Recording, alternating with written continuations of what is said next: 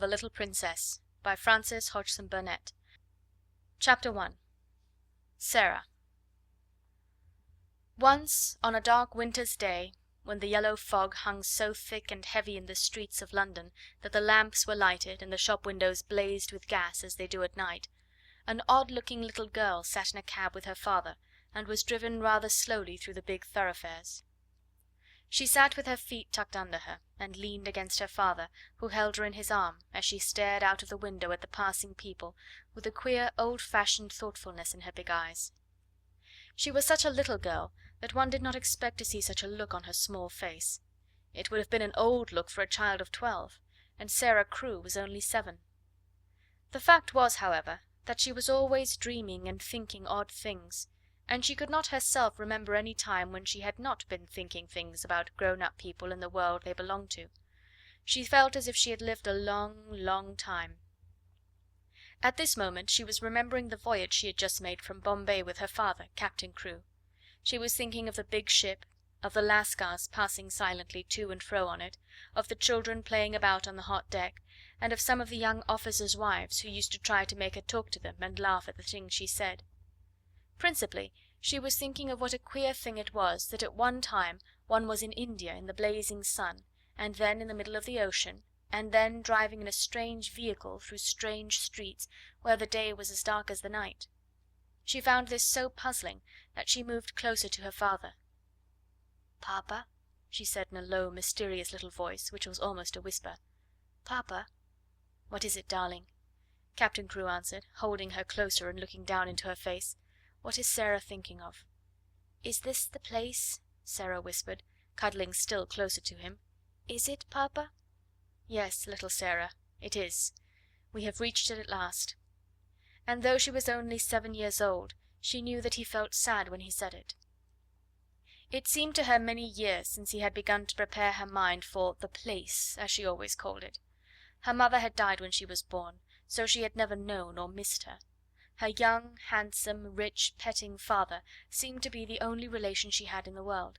They had always played together and been fond of each other. She only knew he was rich because she had heard people say so when they thought she was not listening, and she had also heard them say that when she grew up she would be rich too. She did not know all that being rich meant. She had always lived in a beautiful bungalow, and had been used to seeing many servants who made salams to her and called her Missy Sahib, and gave her her own way in everything. She had had toys and pets and an ayah who worshipped her, and she had gradually learned that people who were rich had these things. That, however, was all she knew about it. During her short life only one thing had troubled her, and that thing was the place she was to be taken to some day. The climate of India was very bad for children, and as soon as possible they were sent away from it, generally to England and to school. She had seen other children go away, and had heard their fathers and mothers talk about the letters they received from them. She had known that she would be obliged to go also, and though sometimes her father's stories of the voyage and the new country had attracted her, she had been troubled by the thought that he could not stay with her. "Couldn't you go to that place with me, Papa?" she had asked when she was 5 years old. "Couldn't you go to school too? I would help you with your lessons." "But you will not have to stay for a very long time, little Sarah," he had always said. "You will go to a nice house where there will be a lot of little girls, and you will play together, and I will send you plenty of books, and you will grow so fast that it will seem scarcely a year before you are big enough and clever enough to come back and take care of Papa." She had liked to think of that, to keep the house for her father, to ride with him and sit at the head of his table when he had dinner parties, to talk to him and read his books. That would be what she would like most in the world, and if one must go away to the place in England to attain it, she must make up her mind to go. She did not care very much for other little girls, but if she had plenty of books she could console herself. She liked books more than anything else, and was, in fact, always inventing stories of beautiful things and telling them to herself. Sometimes she had told them to her father, and he had liked them as much as she did. "Well, Papa," she said softly, "if we are here, I suppose we must be resigned." He laughed at her old-fashioned speech and kissed her. He was really not at all resigned himself, though he knew he must keep that a secret. His quaint little Sarah had been a great companion to him, and he felt he would be a lonely fellow when, on his return to India, he went into his bungalow, knowing he need not expect to see the small figure in its white frock come forward to meet him. So he held her very closely in his arms as the cab rolled into the big, dull square in which stood the house which was their destination. It was a big, dull brick house, exactly like all the others in its row, but that on the front door there shone a brass plate on which was engraved in black letters, "Miss Minchin, Select Seminary for Young Ladies." "Here we are, Sarah," said Captain Crewe, making his voice sound as cheerful as possible. Then he lifted her out of the cab, and they mounted the steps and rang the bell. Sarah often thought afterward that the house was somehow exactly like Miss Minchin. It was respectable and well furnished, but everything in it was ugly, and the very armchairs seemed to have hard bones in them. In the hall everything was hard and polished, even the red cheeks of the moon face on the tall clock in the corner had a severe varnished look. The drawing room into which they were ushered was covered by a carpet with a square pattern upon it, the chairs were square, and a heavy marble timepiece stood upon the heavy marble mantel. As she sat down in one of the stiff mahogany chairs, Sarah cast one of her quick looks about her. "I don't like it, Papa," she said, "but then I dare say soldiers, even brave ones, don't really like going into battle." Captain Crewe laughed outright at this. He was young and full of fun, and he never tired of hearing Sarah's queer speeches. "Oh, little Sarah," he said, "what shall I do when I have no one to say solemn things to me? No one else is as solemn as you are." "But why do solemn things make you laugh so?" inquired Sarah. "Because you are such fun when you say them," he answered, laughing still more. And then suddenly he swept her into his arms and kissed her very hard, stopping laughing all at once, and looking almost as if tears had come into his eyes. It was just then that Miss Minchin entered the room. She was very like her house, Sarah felt, tall and dull and respectable and ugly. She had large, cold, fishy eyes, and a large, cold, fishy smile. It spread itself into a very large smile when she saw Sarah and Captain Crewe. She had heard a great many desirable things of the young soldier from the lady who had recommended her school to him. Among other things, she had heard that he was a rich father who was willing to spend a great deal of money on his little daughter. "It will be a great privilege to have charge of such a beautiful and promising child, Captain Crewe," she said, taking Sarah's hand and stroking it. "Lady Meredith has told me of her unusual cleverness. A clever child is a great treasure in an establishment like mine." Sarah stood quietly, with her eyes fixed upon Miss Minchin's face. She was thinking something odd as usual. "Why does she say I'm a beautiful child?" she was thinking. "I'm not beautiful at all. Colonel Granger's little girl, Isabel, is beautiful. She has dimples and rose-coloured cheeks, and long hair the colour of gold. I have short black hair and green eyes, besides which I am a thin child and not fair in the least. I am one of the ugliest children I ever saw. She is beginning by telling a story." She was mistaken, however, in thinking she was an ugly child. She was not in the least like Isabel Grange, who had been the beauty of the regiment, but she had an odd charm of her own. She was a slim, supple creature, rather tall for her age, and had an intense, attractive little face. Her hair was heavy and quite black, and only curled at the tips. Her eyes were greenish grey, it is true, but they were big, wonderful eyes, with long black lashes, and though she herself did not like the colour of them, many other people did. Still, she was very firm in her belief that she was an ugly little girl, and she was not at all elated by Miss Minchin's flattery. "I should be telling a story if I said she was beautiful," she thought, "and I should know I was telling a story. I believe I am as ugly as she is, in my way. What did she say that for?"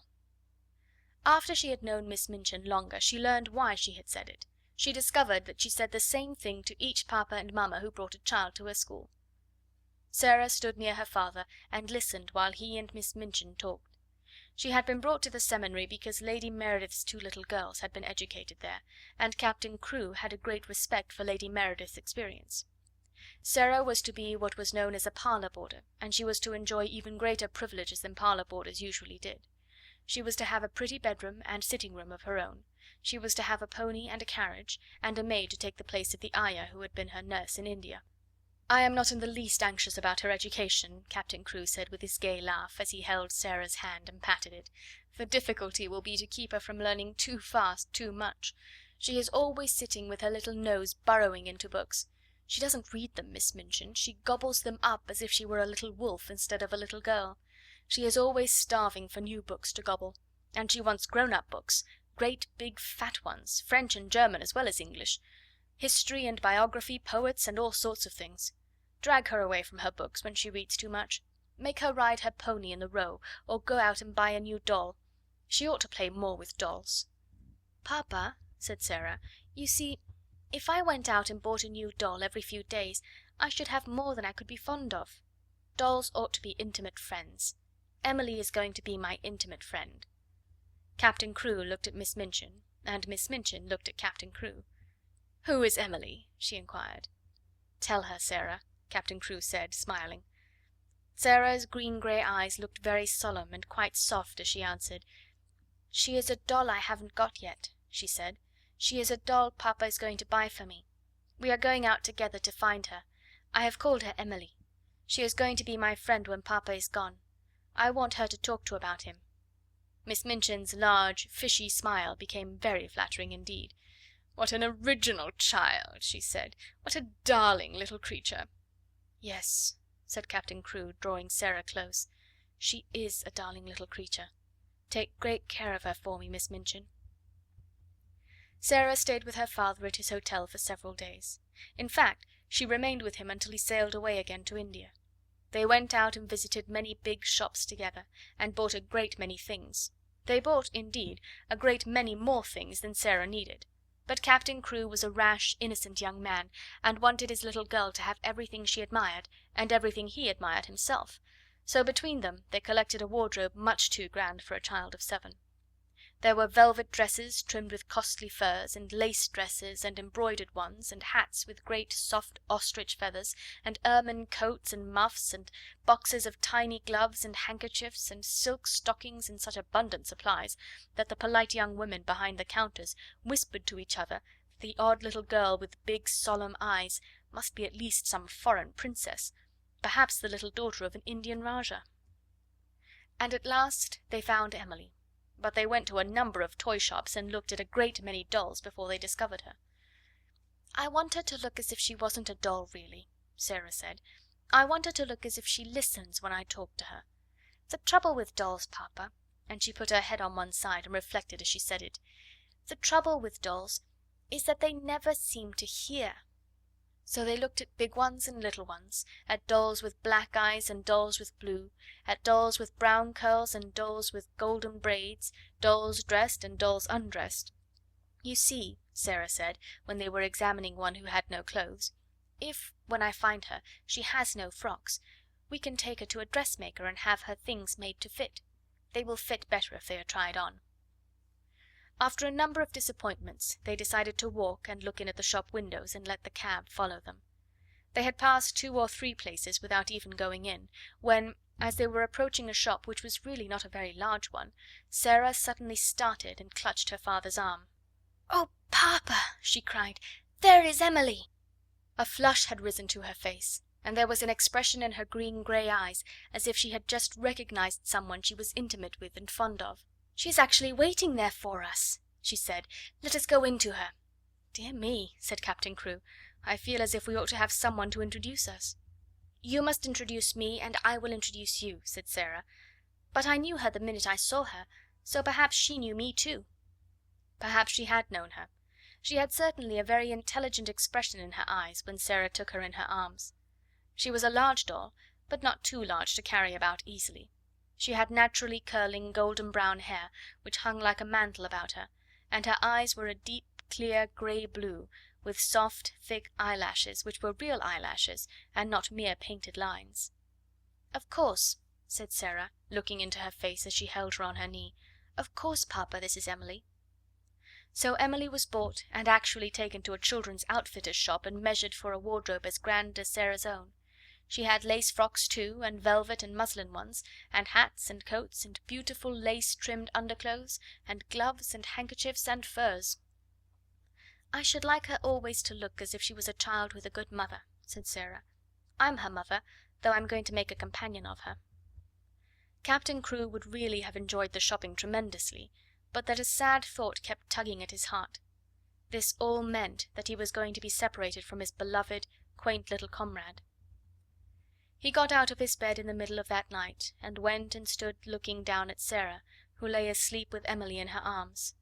Her black hair was spread out on the pillow, and Emily's golden brown hair mingled with it. Both of them had lace-ruffled nightgowns, and both had long eyelashes which lay and curled up on their cheeks. Emily looked so like a real child that Captain Crewe felt glad she was there. He drew a big sigh and pulled his moustache with a boyish expression. "Hey-ho, little Sarah," he said to himself. "I don't believe you know how much your daddy will miss you." The next day he took her to Miss Minchin's and left her there. He was to sail away the next morning. He explained to Miss Minchin that his solicitors, Messrs. Barrow and Skipworth, had charge of his affairs in England, and would give her any advice she wanted, and that they would pay the bill she sent him for Sarah's expenses. He would write to Sarah twice a week, and she was to be given every pleasure she asked for. "She is a sensible little thing, and she never wants anything it isn't safe to give her," he said. Then he went with Sarah into a little sitting room, and they bade each other good-bye. Sarah sat on his knee and held the lapels of his coat in her small hands, and looked long and hard at his face. "Are you learning me by heart, little Sarah?" he said, stroking her hair. "No," she answered. "I know you by heart. You are inside my heart." And they put their arms round each other and kissed as if they would never let each other go. When the cab drove away from the door, Sarah was sitting on the floor of her sitting room, with her hands under her chin, and her eyes following it until it had turned the corner of the square. Emily was sitting by her, and she looked after it too. When Miss Minchin sent her sister, Miss Amelia, to see what the child was doing, she found she could not open the door. "I have locked it," said a queer, polite little voice from inside. "I want to be quite by myself, if you please." Miss Amelia was fat and dumpy, and stood very much in awe of her sister. She was really the better-natured person of the two, but she never disobeyed Miss Minchin. She went downstairs again, looking almost alarmed. "I never saw such a funny, old-fashioned child, sister," she said. "She has locked herself in, and she is not making the least particle of noise." "It is much better than if she kicked and screamed, as some of them do," Miss Minchin answered. "I expected that a child as much spoiled as she is would set the whole house in an uproar. If ever a child was given her own way in everything, she is." "I've been opening her trunks and putting her things away," said Miss Amelia. "I never saw anything like them. Sable and ermine on her coats, and real Valenciennes lace on her underclothing. You have seen some of her clothes. What do you think of them?" "I think they are perfectly ridiculous," replied Miss Minchin sharply. "But they will look very well at the head of the line when we take the school children to church on Sunday.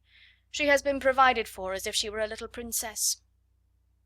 And upstairs in the locked room Sarah and Emily sat on the floor and stared at the corner round which the cab had disappeared, while Captain Crewe looked backward, waving and kissing his hand as if he could not bear to stop. End of chapter 1. Chapter 2. A French Lesson. When Sarah entered the schoolroom the next morning, everybody looked at her with wide, interested eyes. By that time every pupil, from Lavinia Herbert, who was nearly 13 and felt quite grown up, to Lottie Lay, who was only just 4 and the baby of the school, had heard a great deal about her. They knew very certainly that she was Miss Minchin's show pupil, and was considered a credit to the establishment. One or two of them had even caught a glimpse of her French maid, Mariette, who had arrived the evening before. Lavinia had managed to pass Sarah's room when the door was open, and had seen Mariette opening a box which had arrived late from some shop. "It was full of petticoats with lace frills on them, frills and frills," she whispered to her friend Jessie as she bent over her geography. "I saw her shaking them out.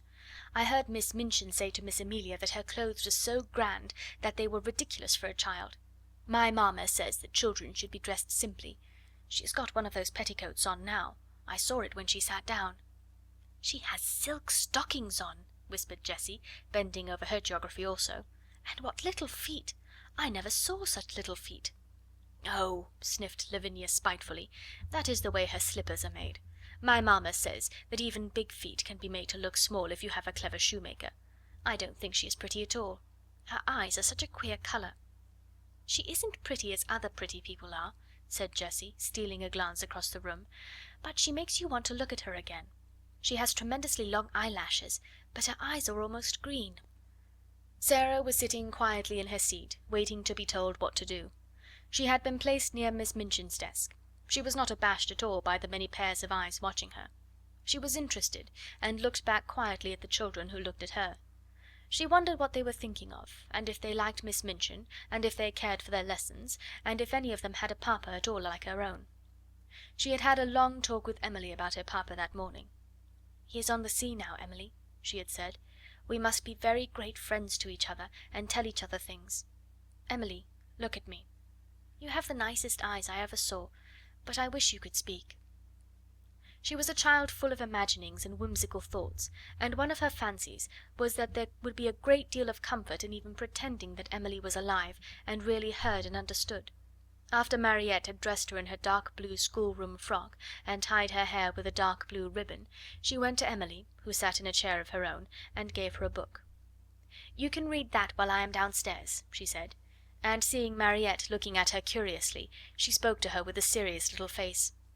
"What I believe about dolls," she said, "is that they can do things they will not let us know about. Perhaps, really, Emily can read and talk and walk, but she will only do it when people are out of the room. That is her secret. You see, if people knew that dolls could do things, they would make them work. So, perhaps, they have promised each other to keep it a secret. If you stay in the room, Emily will just sit there and stare, but if you go out, she will begin to read, perhaps, or go and look out of the window. Then, if she heard either of us coming, she would just run back and jump into her chair and pretend she had been there all the time." "Comme elle est drôle," Mariette said to herself, and when she went downstairs she told the head housemaid about it. But she had already begun to like this odd little girl who had such an intelligent small face and such perfect manners. She had taken care of children before who were not so polite. Sarah was a very fine little person, and had a gentle, appreciative way of saying, "If you please, Mariette," "Thank you, Mariette," which was very charming. Mariette told the head housemaid that she thanked her as if she were thanking a lady. "Elle a l'air d'une princesse, cette petite," she said. Indeed, she was very much pleased with her new little mistress, and liked her place greatly. After Sarah had sat in her seat in the schoolroom for a few minutes, being looked at by the pupils, Miss Minchin rapped in a dignified manner upon her desk. "Young ladies," she said, "I wish to introduce you to your new companion." All the little girls rose in their places, and Sarah rose also. "I shall expect you all to be very agreeable to Miss Crewe. She has just come to us from a great distance, in fact, from India. As soon as lessons are over, you must make each other's acquaintance." The pupils bowed ceremoniously, and Sarah made a little curtsy, and then they sat down and looked at each other again. "Sarah," said Miss Minchin in her schoolroom manner, "come here to me." She had taken a book from the desk, and was turning over its leaves. Sarah went to her politely. "As your papa has engaged a French maid for you," she began, "I conclude that he wishes you to make a special study of the French language." Sarah felt a little awkward. "I think he engaged her," she said, "because he thought I would like her, Miss Minchin." "I am afraid," said Miss Minchin with a slightly sour smile, "that you have been a very spoiled little girl, and always imagine that things are done because you like them. My impression is that your papa wished you to learn French." If Sarah had been older, or less punctilious about being quite polite to people, she could have explained herself in a very few words. But as it was, she felt a flush rising on her cheeks. Miss Minchin was a very severe and imposing person, and she seemed so absolutely sure that Sarah knew nothing whatever of French that she felt as if it would be almost rude to correct her. The truth was that Sarah could not remember the time when she had not seemed to know French. Her father had often spoken it to her when she had been a baby. Her mother had been a French woman, and Captain Crewe had loved her language, so it happened that Sarah had always heard and been familiar with it.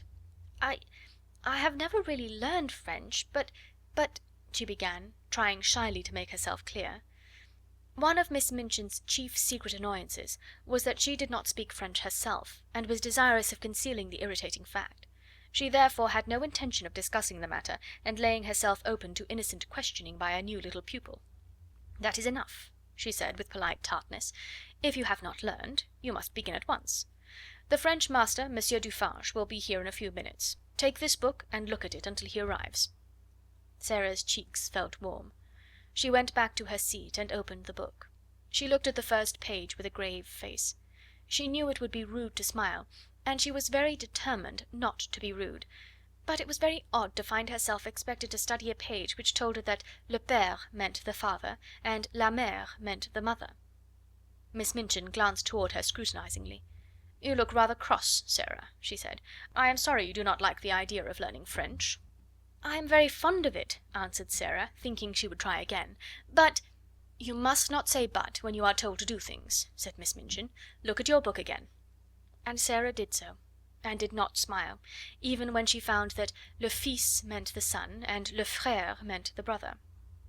"When Monsieur Dufarge comes," she thought, "I can make him understand." Monsieur Dufarge arrived very shortly afterward. He was a very nice, intelligent, middle-aged Frenchman, and he looked interested when his eyes fell upon Sarah, trying politely to seem absorbed in her little book of phrases. "Is this a new pupil for me, madame?" he said to Miss Minchin. "I hope that is my good fortune. Her papa, Captain Crewe, is very anxious that she should begin the language, but I am afraid she has a childish prejudice against it. She does not seem to wish to learn," said Miss Minchin. "I am sorry of that, mademoiselle," he said kindly to Sarah. "Perhaps when we begin to study together I may show you that it is a charming tongue." Little Sarah rose in her seat. She was beginning to feel rather desperate, as if she were almost in disgrace. She looked up into Monsieur Dufarge's face with her big green grey eyes, and they were quite innocently appealing. She knew that he would understand as soon as she spoke. She began to explain quite simply in pretty and fluent French. Madame had not understood.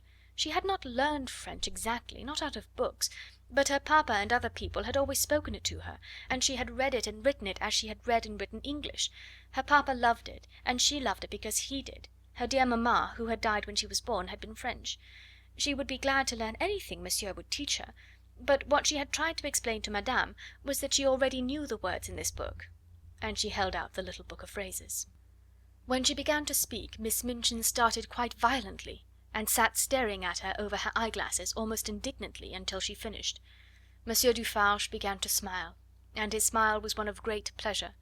To hear this pretty childish voice speaking his own language so simply and charmingly made him feel almost as if he were in his native land, which in dark, foggy days in London sometimes seemed worlds away. When she had finished, he took the phrase book from her, with a look almost affectionate, but he spoke to Miss Minchin. "Ah, madame," he said, "there is not much I can teach her. She has not learned French. She is French. Her accent is exquisite." "You ought to have told me," exclaimed Miss Minchin, much mortified, turning to Sarah. I tried," said Sarah. I suppose I did not begin right." Miss Minchin knew she had tried, and that it had not been her fault that she was not allowed to explain. And when she saw that the pupils had been listening, and that Lavinia and Jessie were giggling behind their French grammars, she felt infuriated. "Silence, young ladies," she said severely, rapping upon the desk. "Silence at once." And she began from that minute to feel rather a grudge against her show pupil. End of chapter 2. Chapter 3. Ermengarde. On that first morning, when Sarah sat at Miss Minchin's side, aware that the whole schoolroom was devoting itself to observing her, she had noticed very soon one little girl, about her own age, who looked at her very hard with a pair of light, rather dull blue eyes. She was a fat child, who did not look as if she were in the least clever, but she had a good-naturedly pouting mouth. Her flaxen hair was braided in a tight pigtail, tied with a ribbon, and she had pulled this pigtail round her neck, and was biting the end of the ribbon, resting her elbows on the desk, as she stared wonderingly at the new pupil. When Monsieur Dufarge began to speak to Sarah, she looked a little frightened, and when Sarah stepped forward and, looking at him with the innocent appealing eyes, answered him, without any warning, in French, the fat little girl gave a startled jump, and grew quite red in her awed amazement. Having wept hopeless tears for weeks in her efforts to remember that la mère meant the mother and le père the father, when one spoke sensible English, it was almost too much for her suddenly to find herself listening to a child her own age, who seemed not only quite familiar with these words, but apparently knew any number of others, and could mix them up with verbs as if they were mere trifles. She stared so hard and bit the ribbon on her pigtail so fast that she attracted the attention of Miss Minchin, who, feeling extremely cross at the moment, immediately pounced upon her. "Miss St. John!" she exclaimed severely, "what do you mean by such conduct? Remove your elbows, take your ribbon out of your mouth, sit up at once." Upon which Miss St. John gave another jump, and when Lavinia and Jessie tittered, she became redder than ever. so red indeed that she almost looked as if tears were coming into her poor dull childish eyes. And Sarah saw her, and was so sorry for her that she began rather to like her and to want to be her friend. It was a way of hers to always want to spring into any fray in which someone was made uncomfortable or unhappy. If Sarah had been a boy, and lived a few centuries ago, her father used to say, she would have gone about the country with her sword drawn, rescuing and defending everyone in distress. She always wants to fight when she sees people in trouble. So she took rather a fancy to fat, slow little Miss St. John, and kept glancing toward her through the morning. She saw that lessons were no easy matter to her, and that there was no danger of her ever being spoiled by being treated as a show pupil. Her French lesson was a pathetic thing. Her pronunciation made even Monsieur Dufarge smile in spite of himself, and Lavinia and Jessie, and the more fortunate girls, either giggled or looked at her in wondering disdain. But Sarah did not laugh. She tried to look as if she did not hear when Miss St. John called le bon pain li bon pain. She had a fine, hot little temper of her own, and it made her feel rather savage when she heard the titters and saw the poor, stupid, distressed child's face. "It isn't funny, really," she said between her teeth, as she bent over her book. "They ought not to laugh." When lessons were over, and the pupils gathered together in groups to talk, Sarah looked for Miss St. John, and finding her bundled rather disconsolately in a window seat, she walked over to her and spoke. She only said the kind of thing little girls always say to each other by way of beginning an acquaintance, but there was something friendly about Sarah, and people always felt it. "What is your name?" she said. To explain Miss St. John's amazement, one must recall that a new pupil is, for a short time, a somewhat uncertain thing, and of this new pupil the entire school had talked the night before, until it fell asleep quite exhausted by excitement and contradictory stories. A new pupil with a carriage and a pony and a maid and a voyage from India to discuss was not an ordinary acquaintance. "My name's Ermengarde St. John," she answered. "Mine is Sarah Crewe," said Sarah. "Yours is very pretty. It sounds like a story book." "Do you like it?" fluttered Ermengarde. I like yours." Miss St. John's chief trouble in life was that she had a clever father. Sometimes this seemed to her a dreadful calamity. If you have a father who knows everything, who speaks 7 or 8 languages, and has thousands of volumes which he has apparently learned by heart, he frequently expects you to be familiar with the contents of your lesson books at least, and it is not improbable that he will feel you ought to be able to remember a few incidents of history and to write a French exercise. Ermengarde was a severe trial to Mr. St. John. He could not understand how a child of his could be a notably and unmistakably dull creature who never shone in anything.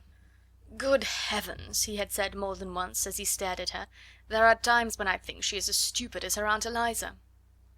If her Aunt Eliza had been slow to learn and quick to forget a thing entirely when she had learned it, Ermengarde was strikingly like her.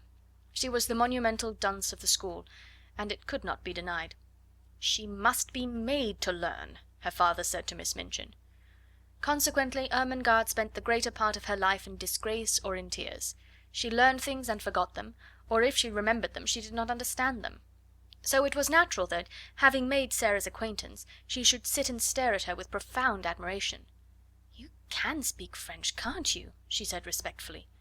Sarah got on to the window seat, which was a big deep one, and tucking up her feet, sat with her hands clasped around her knees. "I can speak it because I have heard it all my life," she answered. "You could speak it if you had always heard it." "Oh no, I couldn't," said Ermengarde. "I never could speak it." "Why?" inquired Sarah curiously. Ermengarde shook her head so that the pigtail wobbled. "You heard me just now," she said. "I'm always like that. I can't say the words. They're so queer." She paused a moment, and then added with a touch of awe in her voice, "You're clever, aren't you?"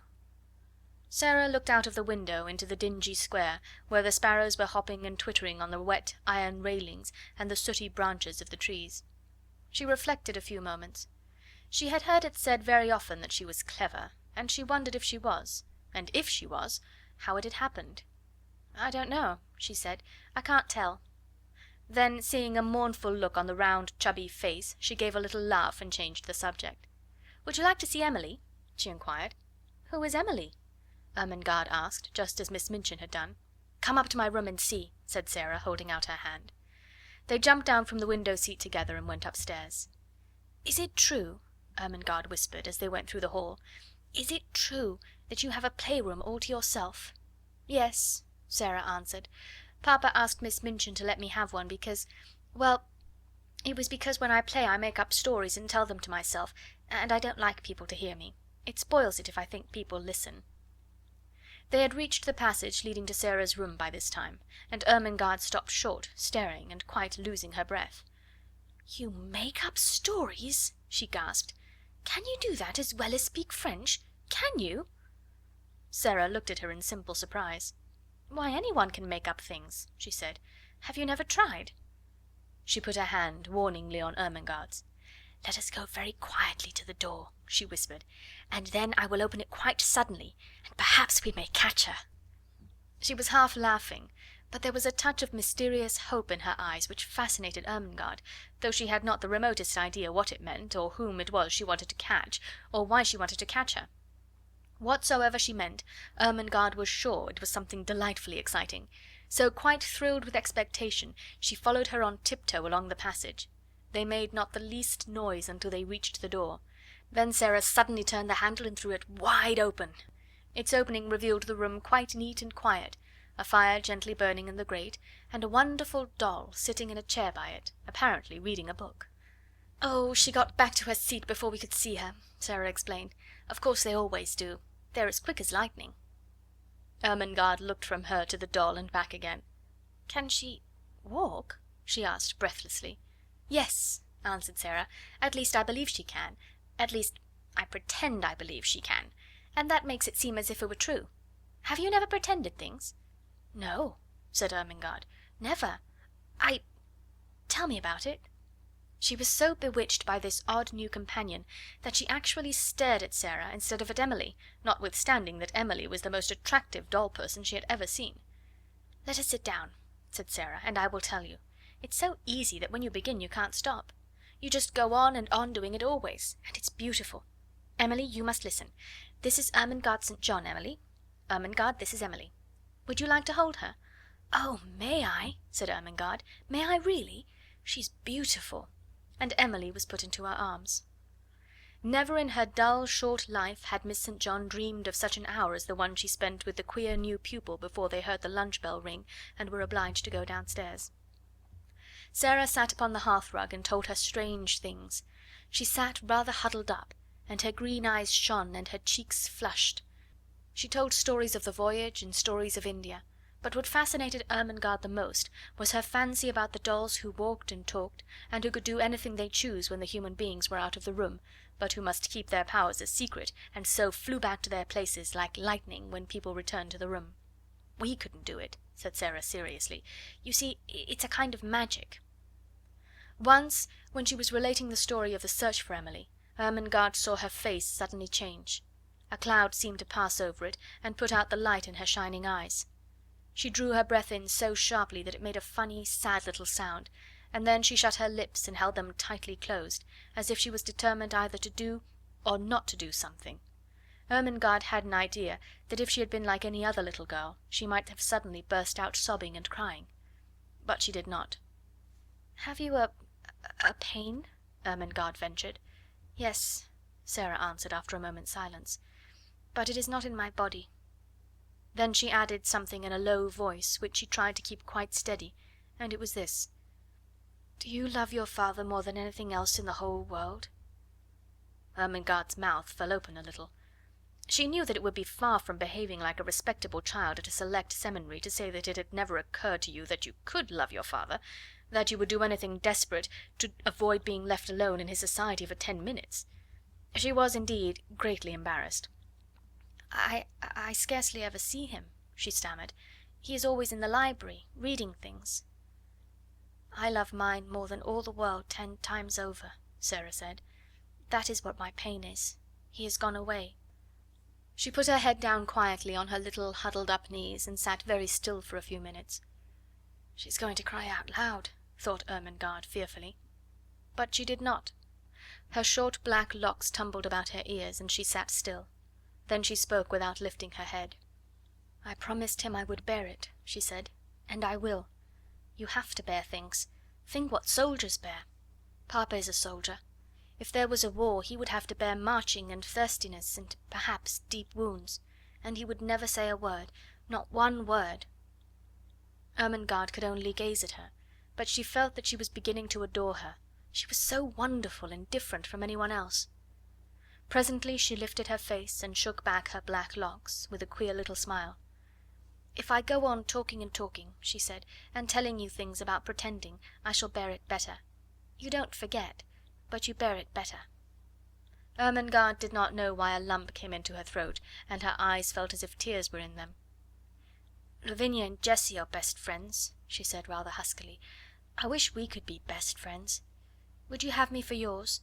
You're clever, and I'm the stupidest child in the school, but I do so like you." "I'm glad of that," said Sarah. "It makes you thankful when you are liked. Yes, we will be friends. And I'll tell you what," a sudden gleam lighting her face, "I can help you with your French lessons." End of chapter 3. Chapter 4. Lottie. If Sarah had been a different kind of child, the life she led at Miss Minchin's select seminary for the next few years would not have been at all good for her. She was treated more as if she were a distinguished guest at the establishment than as if she were a mere little girl. If she had been a self-opinionated, domineering child, she might have become disagreeable enough to be unbearable through being so much indulged and flattered. If she had been an indolent child, she would have learned nothing. Privately Miss Minchin disliked her, but she was far too worldly a woman to do or say anything which might make such a desirable pupil wish to leave her school. She knew quite well that if Sarah wrote to her papa to tell him she was uncomfortable or unhappy, Captain Crewe would remove her at once. Miss Minchin's opinion was that if a child were continually praised and never forbidden to do what she liked, she would be sure to be fond of the place where she was so treated. Accordingly, Sarah was praised for her quickness at her lessons, for her good manners, for her amiability to her fellow pupils, for her generosity if she gave sixpence to a beggar out of her full little purse. The simplest thing she did was treated as if it were a virtue, and if she had not had a disposition and a clever little brain, she might have been a very self-satisfied young person. But the clever little brain told her a great many sensible and true things about herself and her circumstances, and now and then she talked these things over to Ermengarde as time went on. "Things happen to people by accident," she used to say. "A lot of nice accidents have happened to me. It just happened that I always liked lessons and books, and could remember things when I learned them. It just happened that I was born with a father who was beautiful and nice and clever, and could give me everything I liked. Perhaps I have not really a good temper at all, but if you have everything you want, and everyone is kind to you, how can you help but be good-tempered? I don't know," looking quite serious, "how I shall ever find out whether I am really a nice child or a horrid one. Perhaps I am a hideous child, and no one will ever know, just because I never have any trials." "Lavinia has no trials," said Ermengarde stolidly, "and she is horrid enough." Sarah rubbed the end of her little nose reflectively as she thought the matter over. "Well," she said at last, perhaps that is because Lavinia is growing." This was the result of a charitable recollection of having heard Miss Melia say that Lavinia was growing so fast that she believed it affected her health and temper. Lavinia, in fact, was spiteful. She was inordinately jealous of Sarah. Until the new pupil's arrival she had felt herself the leader in the school. She had led because she was capable of making herself extremely disagreeable if the others did not follow her. She domineered over the little children, and assumed grand airs with those big enough to be her companions. She was rather pretty, and had been the best dressed pupil in the procession when the select seminary walked out 2 by 2, until Sarah's velvet coats and sable muffs appeared, combined with drooping ostrich feathers, and were led by Miss Minchin at the head of the line. This, at the beginning, had been bitter enough, but as time went on it became apparent that Sarah was a leader too, and not because she could make herself disagreeable, but because she never did. "There's one thing about Sarah Crewe," Jessie had enraged her best friend by saying honestly, "she's never grand about herself the least bit, and you know she might be, Lavvy. I believe I couldn't help being, just a little, if I had so many fine things and was made such a fuss over. It's disgusting the way Miss Minchin shows her off when parents come." "Dear Sarah must come into the drawing-room and talk to Mrs. Musgrave about India," mimicked Lavinia in her most highly flavoured imitation of Miss Minchin. "Dear Sarah must speak French to Lady Pitkin. Her accent is so perfect." "She didn't learn her French at the seminary, at any rate. And there's nothing so clever in her knowing it. She says herself she didn't learn it at all, she just picked it up because she always heard her papa speak it. And as to her papa, there is nothing so grand in being an Indian officer." "Well," said Jessie slowly. "He's killed tigers. He killed the one in the skin Sarah has in her room. That's why she likes it so. She lies on it and strokes its head and talks to it as if it was a cat." "She's always doing something silly," snapped Lavinia. "My mamma says that way of hers of pretending things is silly. She says she will grow up eccentric." It was quite true that Sarah was never grand. She was a friendly little soul, and shared her privileges and belongings with a free hand. The little ones, who were accustomed to being disdained and ordered out of the way by mature ladies aged 10 and 12, were never made to cry by this most envied of them all. She was a motherly young person, and when people fell down and scraped their knees, she ran and helped them up and patted them, or found in her pocket a bonbon or some other article of soothing nature. She never pushed them out of her way, or alluded to their years as a humiliation and a blot upon their small characters. "If you are 4, you are 4," she said severely to Lavinia on an occasion of her having, it must be confessed, slapped Lottie and called her a brat. "But you will be 5 next year, and 6 the year after that. And," opening large convicting eyes, "it takes 16 years to make you 20. "Dear me," said Lavinia, "how we can calculate!" In fact, it was not to be denied that 16 and 4 made 20, and 20 was an age the most daring were scarcely bold enough to dream of. So the younger children adored Sarah. More than once she had been known to have a tea party made up of these despised ones in her own room, and Emily had been played with, and Emily's own tea service used, the one with cups which held quite a lot of much sweetened weak tea and had blue flowers on them. No one had seen such a very real doll's tea set before. From that afternoon Sarah was regarded as a goddess and a queen by the entire alphabet class. Lottie Lay worshipped her to such an extent that if Sarah had not been a motherly person she would have found her tiresome. Lottie had been sent to school by a rather flighty young papa, who could not imagine what else to do with her. Her young mother had died, and as the child had been treated like a favourite doll, or a very spoiled pet monkey or lap dog ever since the first hour of her life, she was a very appalling little creature. When she wanted anything, or did not want anything, she wept and howled, and as she always wanted the things she could not have, and did not want the things that were best for her, her shrill little voice was usually to be heard uplifted in wails in one part of the house or another. Her strongest weapon was that in some mysterious way she had found out that a very small girl who had lost her mother was a person who ought to be pitied and made much of. She had probably heard some grown-up people talking her over in the early days after her mother's death. So it became her habit to make great use of this knowledge. The first time Sarah took her in charge was one morning when, on passing a sitting-room, she heard both Miss Minchin and Miss Amelia trying to suppress the angry wails of some child who, evidently, refused to be silenced. She refused so strenuously, indeed, that Miss Minchin was obliged to almost shout, in a stately and severe manner, to make herself heard. "What is she crying for?" she almost yelled. "Oh, oh, oh!" Sarah heard. "Haven't got any ma." "Oh, Lottie!" screamed Miss Amelia. "Do stop, darling! Don't cry! Please don't! Oh, oh, oh, oh, oh!" Lottie howled tempestuously. "Haven't got any ma." "She ought to be whipped," Miss Minchin proclaimed. "You shall be whipped, you naughty child!" Lottie wailed more loudly than ever. Miss Amelia began to cry. Miss Minchin's voice rose until it almost thundered. Then suddenly she sprang up from her chair in impotent indignation and flounced out of the room, leaving Miss Amelia to arrange the matter. Sarah had paused in the hall, wondering if she ought to go into the room, because she had recently begun a friendly acquaintance with Lottie, and might be able to quiet her. When Miss Minchin came out and saw her, she looked rather annoyed. She realised that her voice, as heard from inside the room, could not have sounded either dignified or amiable. "Oh, Sarah!" she exclaimed, endeavouring to produce a suitable smile.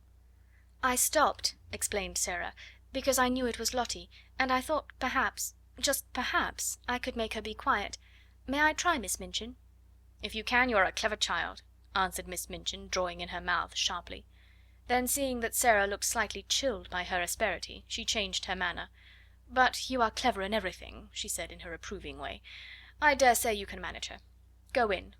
And she left her.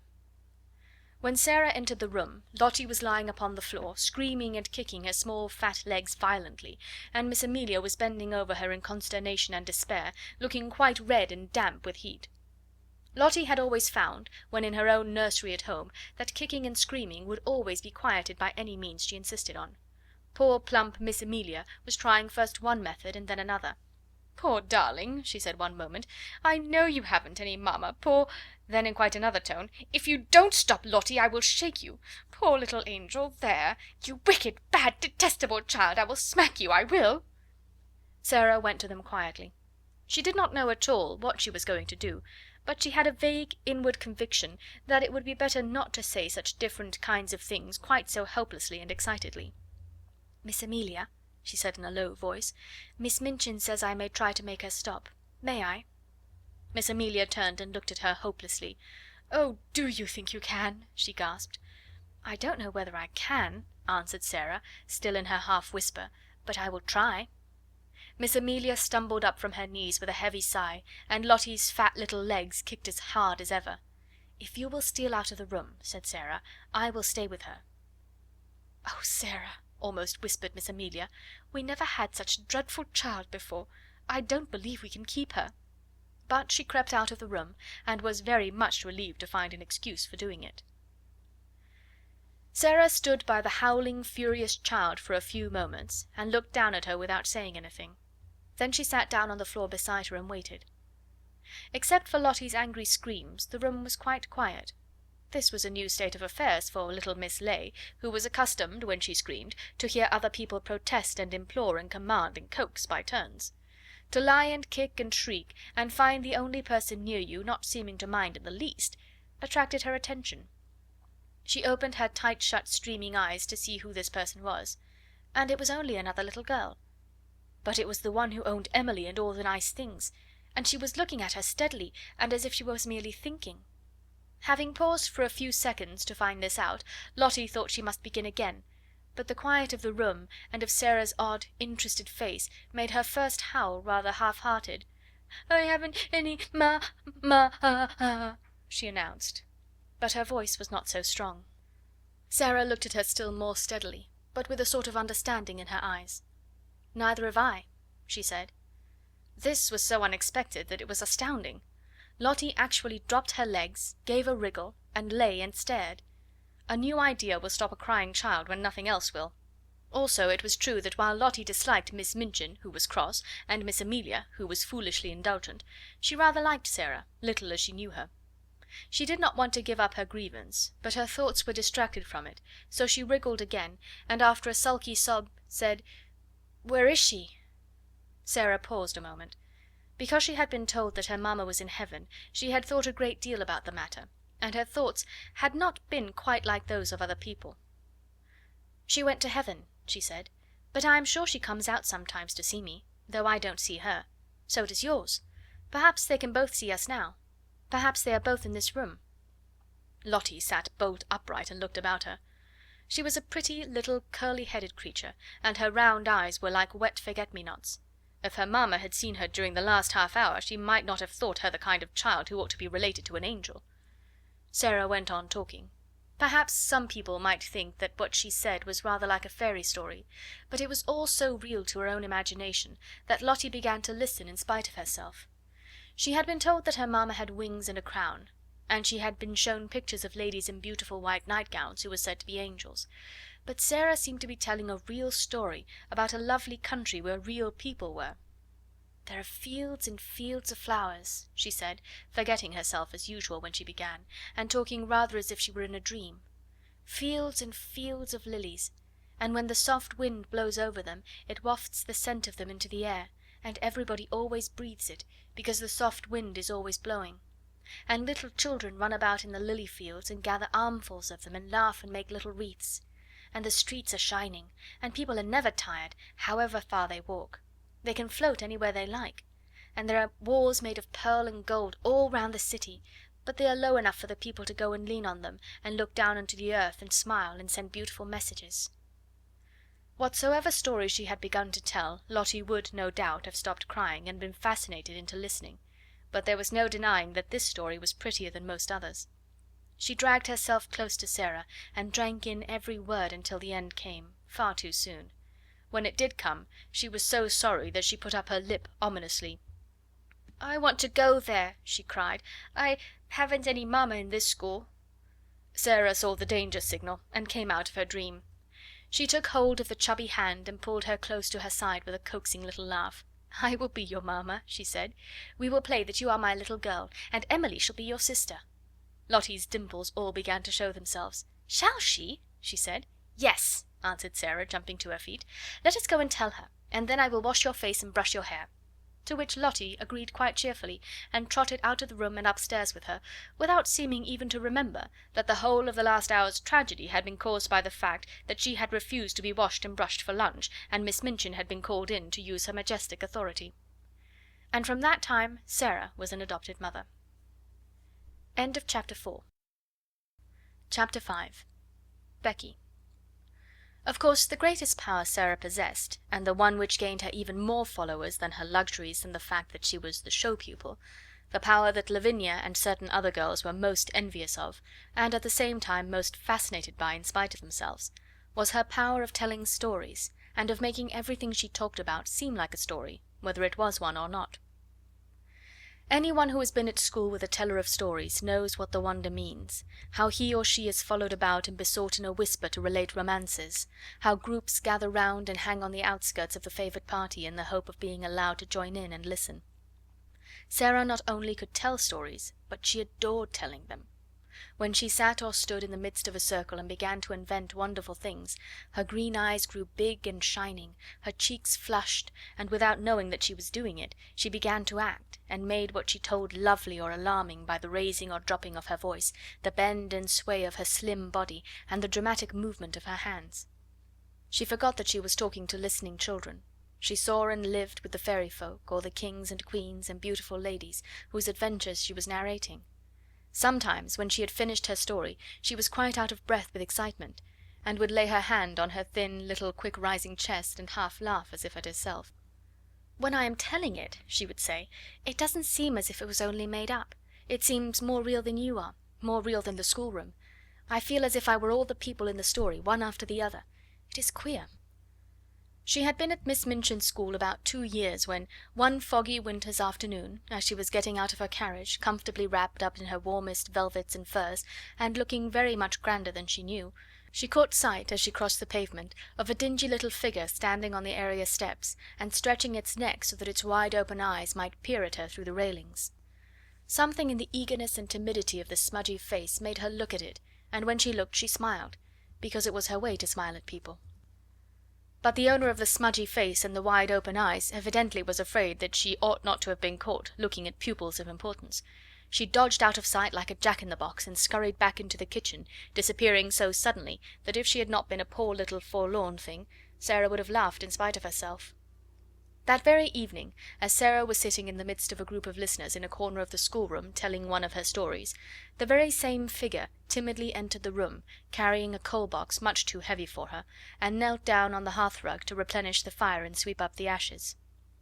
She was cleaner than she had been when she peeped through the area railings, but she looked just as frightened. She was evidently afraid to look at the children, or seemed to be listening. She put on pieces of coal cautiously with her fingers, so that she might make no disturbing noise, and she swept about the fire-irons very softly. But Sarah saw in 2 minutes that she was deeply interested in what was going on, and that she was doing her work slowly, in the hope of catching a word here and there, and realizing this, she raised her voice and spoke more clearly. "The mermaids swam softly about in the crystal green water, and dragged after them a fishing net woven of deep sea pearls," she said. "The princess sat on a white rock and watched them." It was a wonderful story about a princess who was loved by a prince merman, and went to live with him in shining caves under the sea. The small drudge before the grate swept the hearth once more, and then swept it again. Having done it twice, she did it 3 times, and as she was doing it the 3rd time, the sound of the story so lured her to listen that she fell under the spell and actually forgot that she had no right to listen at all, and also forgot everything else. She sat upon her heels as she knelt on the hearth-rug, and the brush hung idly in her fingers.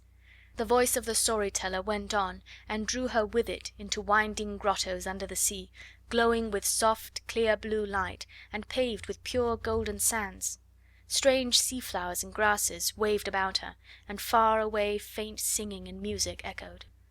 The hearth-brush fell from the work-roughened hand, and Lavinia Herbert looked round. "That girl has been listening," she said. The culprit snatched up her brush and scrambled to her feet. She caught at the coal-box and simply scuttled out of the room like a frightened rabbit. Sarah felt rather hot-tempered. "I knew she was listening," she said. "Why shouldn't she?" Lavinia tossed her head with great elegance. "Well," she remarked, "I do not know whether your mamma would like you to tell stories to servant girls, but I know my mamma wouldn't like me to do it." "My mamma?" said Sarah, looking odd.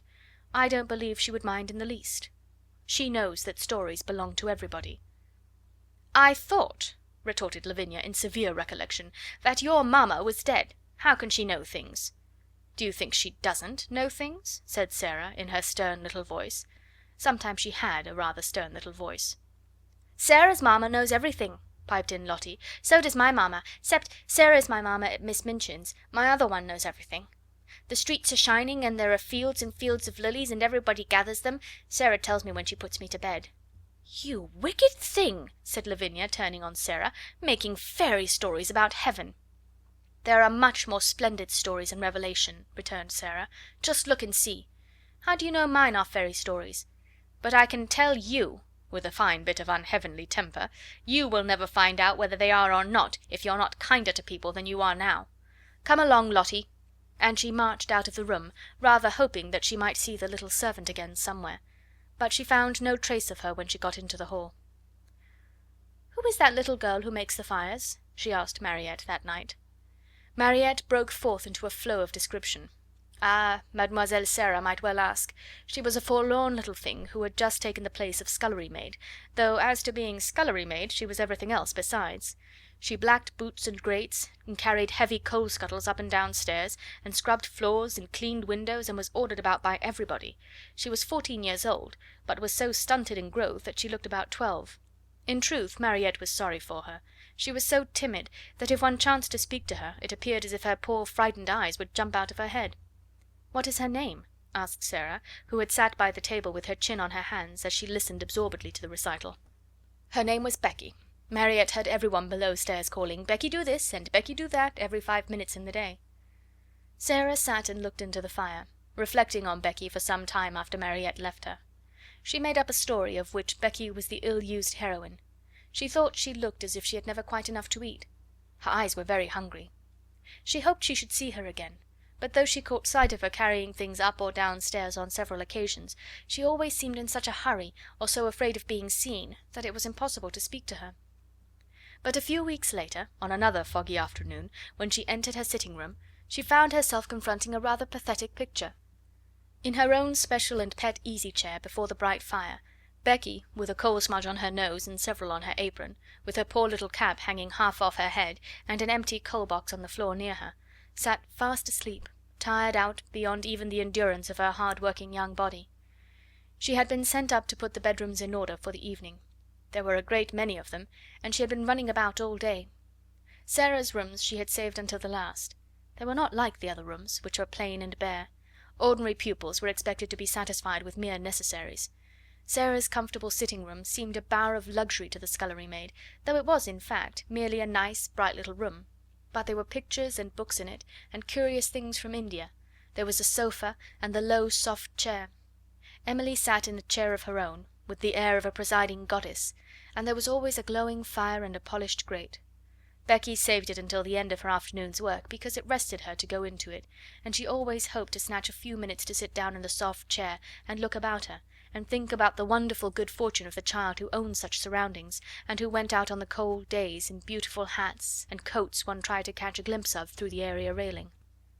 On this afternoon, when she had sat down, the sensation of relief to her short, aching legs had been so wonderful and delightful that it had seemed to soothe her whole body, and the glow of warmth and comfort from the fire had crept over her like a spell, until, as she looked at the red coals, a tired, slow smile stole over her smudged face, her head nodded forward without her being aware of it, her eyes drooped, and she fell fast asleep. She had really been only about 10 minutes in the room when Sarah entered, but she was in as deep a sleep as if she had been, like the Sleeping Beauty, slumbering for 100 years. But she did not look, poor Becky, like a Sleeping Beauty at all.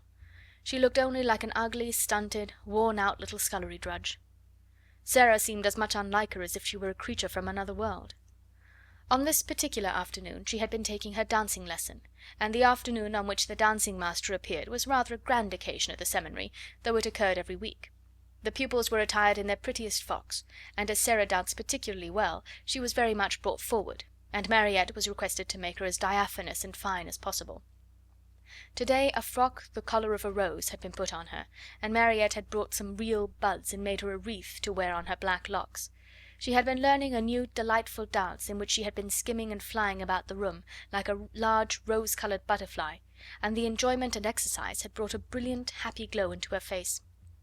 When she entered the room she floated in with a few of the butterfly steps, and there sat Becky, nodding her cap sideways off her head. "Oh!" cried Sarah softly when she saw her. "That poor thing!" It did not occur to her to feel cross at finding her pet chair occupied by the small dingy creature. To tell the truth, she was quite glad to find it there. When the ill-used heroine of her story wakened, she could talk to her. She crept toward her quietly and stood looking at her. Becky gave a little snore. "I wish she'd waken herself," Sarah said. "I don't like to waken her, but Miss Minchin would be cross if she found out. I'll just wait a few minutes." She took a seat on the edge of the table, and sat swinging her slim, rose-coloured legs, and wondering what it would be best to do. Miss Amelia might come in at any moment, and if she did, Becky would be sure to be scolded. "But she is so tired," she thought. "She is so tired." A piece of flaming coal ended her perplexity for her that very moment. It broke off from a large lump and fell on to the fender. Becky started and opened her eyes with a frightened gasp. She did not know that she had fallen asleep. She had only sat down for one moment and felt the beautiful glow, and here she found herself staring in wild alarm at the wonderful pupil who sat perched quite near her, like a rose-coloured fairy with interested eyes. She sprang up and clutched at her cap. She felt it dangling over her ear, and tried wildly to put it straight. Oh, she had got herself into trouble now with a vengeance. To have impudently fallen asleep on such a young lady's chair! She would be turned out of doors without wages. She made a sound like a big breathless sob. "Oh, miss! Oh, miss!" she stuttered. "I ask your pardon, miss. Oh, I do, miss." Sarah jumped down and came quite close to her. "Don't be frightened," she said, quite as if she had been speaking to a little girl like herself. "It doesn't matter the least bit." "I didn't go to do it, miss," protested Becky. "It was the warm fire and me being so tired. It wasn't impertience." Sarah broke into a friendly little laugh and put her hand on her shoulder. "You were tired," she said. "You could not help it. You're not really awake yet." How poor Becky stared at her. In fact, she had never heard such a nice friendly sound in anyone's voice before. She was used to being ordered about and scolded and having her ears boxed, and this one, in her rose-coloured dancing afternoon splendour, was looking at her as if she was not a culprit at all, as if she had a right to be tired, even to fall asleep. The touch of the soft, slim little paw on her shoulder was the most amazing thing she had ever known. Ain't you angry, miss?" she gasped. "Ain't you going to tell the missus?" "No," cried out Sarah. "Of course I'm not." The woeful fright in the coal-smutted face made her suddenly so sorry that she could scarcely bear it. One of her queer thoughts rushed into her mind. She put her hand against Becky's cheek. "Why," she said, "we are just the same. I'm only a little girl like you. It's just an accident that I'm not you and you're not me." Becky did not understand in the least. Her mind could not grasp such amazing thoughts, and an accident meant to her a calamity in which someone was run over or fell off a ladder and was carried to the hospital. Accident, miss," she fluttered respectfully. "Is it?" "Yes," Sarah answered, and she looked at her dreamily for a moment. But the next she spoke in a different tone. She realised that Becky did not know what she meant. "Have you done your work?" she asked. "Dare you stay here a few minutes?" Becky lost her breath again. "Here, miss? Me?" Sarah ran to the door and opened it, and looked out and listened. "No one is anywhere about," she explained. "If your bedrooms are finished, perhaps you might stay a tiny while. I thought, perhaps, you might like a piece of cake." The next 10 minutes seemed to Becky like a sort of delirium. Sarah opened a cupboard and gave her a thick slice of cake. She seemed to rejoice when it was devoured in hungry bites. She talked and asked questions and laughed until Becky's fears actually began to calm themselves, and she once or twice gathered boldness enough to ask a question or so herself, daring as she felt it to be. "Is that," she ventured, looking longingly at the rose-coloured frock, and she asked it almost in a whisper, "is that there your best?" "It is one of my dancing frocks," answered Sarah. "I like it, don't you?" For a few seconds Becky was almost speechless with admiration. Then she said in an awed voice, "Once I see a princess. I was standing in the street with the crowd outside Covent Garden, watching the swells go into the opera. And there was one everyone stared at most, and they says to each other, 'That's the Princess.' She was a growed-up young lady, but she was pink all over, and gowned and cloak and flowers and all. I called her to mind the minute I see you sitting there on the table, miss. You look like her." "I've often thought," said Sarah in her reflecting voice, "that I should like to be a princess. I wonder what it feels like. I believe I will begin pretending I am one." Becky stared at her admiringly, and, as before, did not understand her in the least. She watched her with a sort of adoration. Very soon Sarah left her reflections and turned to her with a new question. "Becky," she said, "weren't you listening to that story?" "Yes, miss," confessed Becky, a little alarmed again. "I knowed I hadn't ought to, but it was that beautiful I couldn't help it." "I liked you to listen to it," said Sarah. "If you tell stories, you like nothing so much as to tell them to people who want to listen. I don't know why it is. Would you like to hear the rest?" Becky lost her breath again. "Me hear it?" she cried. "Like as if I was a pupil, miss? All about the Prince, and the little white mer-babies swimming about and laughing, with the stars in their hair?" Sarah nodded. "You haven't time to hear it now, I'm afraid," she said, "but if you will tell me just what time you come to do my rooms, I will try to be here and tell you a bit of it every day until it is finished. It's a lovely long one, and I'm always putting new bits to it." "Then," breathed Becky devoutly, "I wouldn't mind how heavy the coal boxes was, or what the cook done to me, if I might have that to think of." "You may," said Sarah. "I'll tell it all to you." When Becky went downstairs she was not the same Becky who had staggered up, loaded down by the weight of the coal scuttle. She had an extra piece of cake in her pocket, and she had been fed and warmed, not only by cake and fire. Something else had warmed and fed her, and the something else was Sarah. When she was gone, Sarah sat on her favourite perch on the end of her table. Her feet were on a chair, her elbows on her knees, and her chin was in her hands. "If I was a princess, a real princess," she murmured, "I could scatter largesse to the populace. But even if I am only a pretend princess, I can invent little things to do for people. Things like this. She was just as happy as if it was largesse. I'll pretend that to do things people like is scattering largesse. I've scattered largesse." End of chapter 5. Chapter 6. The Diamond Mines. Not very long after this a very exciting thing happened. Not only Sarah but the entire school found it exciting, and made it the chief subject of conversation for weeks after it occurred. In one of his letters Captain Crewe told a most interesting story.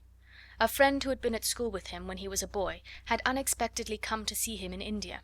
He was the owner of a large tract of land, upon which diamonds had been found, and he was engaged in developing the mines. If all went as was confidently expected, he would become possessed of such wealth as made one dizzy to think of; and because he was fond of the friend of his school days, he had given him an opportunity to share in this enormous fortune by becoming a partner in his scheme. This, at least, was what Sarah gathered from his letters. It is true that any other business scheme, however magnificent, would have had but small attraction for her or for the schoolroom, but diamond mines sounded so like the Arabian Nights that no one could be indifferent. Sarah thought them enchanting and painted pictures for Ermengarde and Lottie of labyrinthine passages in the bowels of the earth, where sparkling stones studded the walls and roofs and ceilings, and strange dark men dug them out with heavy picks. Ermengarde delighted in the story, and Lottie insisted on its being retold to her every evening. Lavinia was very spiteful about it, and told Jessie that she didn't believe such things as diamond mines existed. "My mamma has a diamond ring which cost £40," she said, "and it is not a big one either. If there were mines full of diamonds, people would be so rich it would be ridiculous." "Perhaps Sarah will be so rich she will be ridiculous," giggled Jessie. "She's ridiculous without being rich," Lavinia sniffed. "I believe you hate her," said Jessie. "No, I don't," snapped Lavinia, "but I don't believe in mines full of diamonds." "Well, people have to get them from somewhere," said Jessie. "Lavinia," with a new giggle, "what do you think Gertrude says?" "I don't know, I'm sure, and I don't care if it's something more about that everlasting Sarah." "Well, it is. One of her pretends is that she is a princess. She plays it all the time, even in school. She says it makes her learn her lessons better. She wants Ermengarde to be one too, but Ermengarde says she is too fat." "She is too fat," said Lavinia, "and Sarah is too thin." Naturally Jessie giggled again. "She says it has nothing to do with what you look like or what you have, it has only to do with what you think of and what you do. "I suppose she thinks she could be a princess if she was a beggar," said Lavinia. "Let us begin to call her your Royal Highness." Lessons for the day were over, and they were sitting before the schoolroom fire, enjoying the time they liked best. It was the time when Miss Minchin and Miss Amelia were taking their tea in the sitting room sacred to themselves. At this hour a great deal of talking was done, and a great many secrets changed hands, particularly if the younger pupils behaved themselves well, and did not squabble or run about noisily, which it must be confessed they usually did. When they made an uproar the older girls usually interfered with scolding and shakes. They were expected to keep order, and there was danger that if they did not, Miss Minchin or Miss Amelia would appear and put an end to festivities. Even as Lavinia spoke, the door opened and Sarah entered with Lottie, whose habit was to trot everywhere after her like a little dog. "There she is with that horrid child!" exclaimed Lavinia in a whisper. "If she's so fond of her, why doesn't she keep her in her own room? She will begin howling about something in 5 minutes." It happened that Lottie had been seized with a sudden desire to play in the schoolroom, and had begged her adopted parent to come with her. She joined a group of little ones who were playing in a corner. Sarah curled herself up in the window seat, opened a book, and began to read. It was a book about the French Revolution, and she was soon lost in a harrowing picture of the prisoners in the Bastille, men who had spent so many years in dungeons that when they were dragged out by those who rescued them, their long grey hair and beards almost hid their faces, and they had forgotten that an outside world existed at all, and they were like beings in a dream. She was so far away from the schoolroom that it was not agreeable to be dragged back suddenly by a howl from Lottie. Never did she find anything so difficult as to keep herself from losing her temper when she was suddenly disturbed while absorbed in a book. People who are fond of books know the feeling of irritation which sweeps over them at such a moment. The temptation to be unreasonable and snappish is one not easy to manage. "It makes me feel as if someone had hit me," Sarah had told Ermengarde once in confidence, "and as if I want to hit back. I have to remember things quickly to keep from saying something ill-tempered." She had to remember things quickly when she laid her book down on the window seat and jumped down from a comfortable corner. Lottie had been sliding across the schoolroom floor, and having first irritated Lavinia and Jessie by making a noise, had ended by falling down and hurting her fat knee. She was screaming and dancing up and down in the midst of a group of friends and enemies, who were alternately coaxing and scolding her. "Stop this minute, you cry-baby! Stop this minute!" Lavinia commanded. "I'm not a cry-baby! I'm not!" wailed Lottie. "Sarah! Sarah!" "If she doesn't stop, Miss Minchin will hear her," cried Jessie. "Lottie, darling, I'll give you a penny." "I don't want your penny," sobbed Lottie, and she looked down at the fat knee, and seeing a drop of blood on it, burst forth again. Sarah flew across the room, and kneeling down, put her arms around her. "Now, Lottie," she said. "Now, Lottie, you promised Sarah."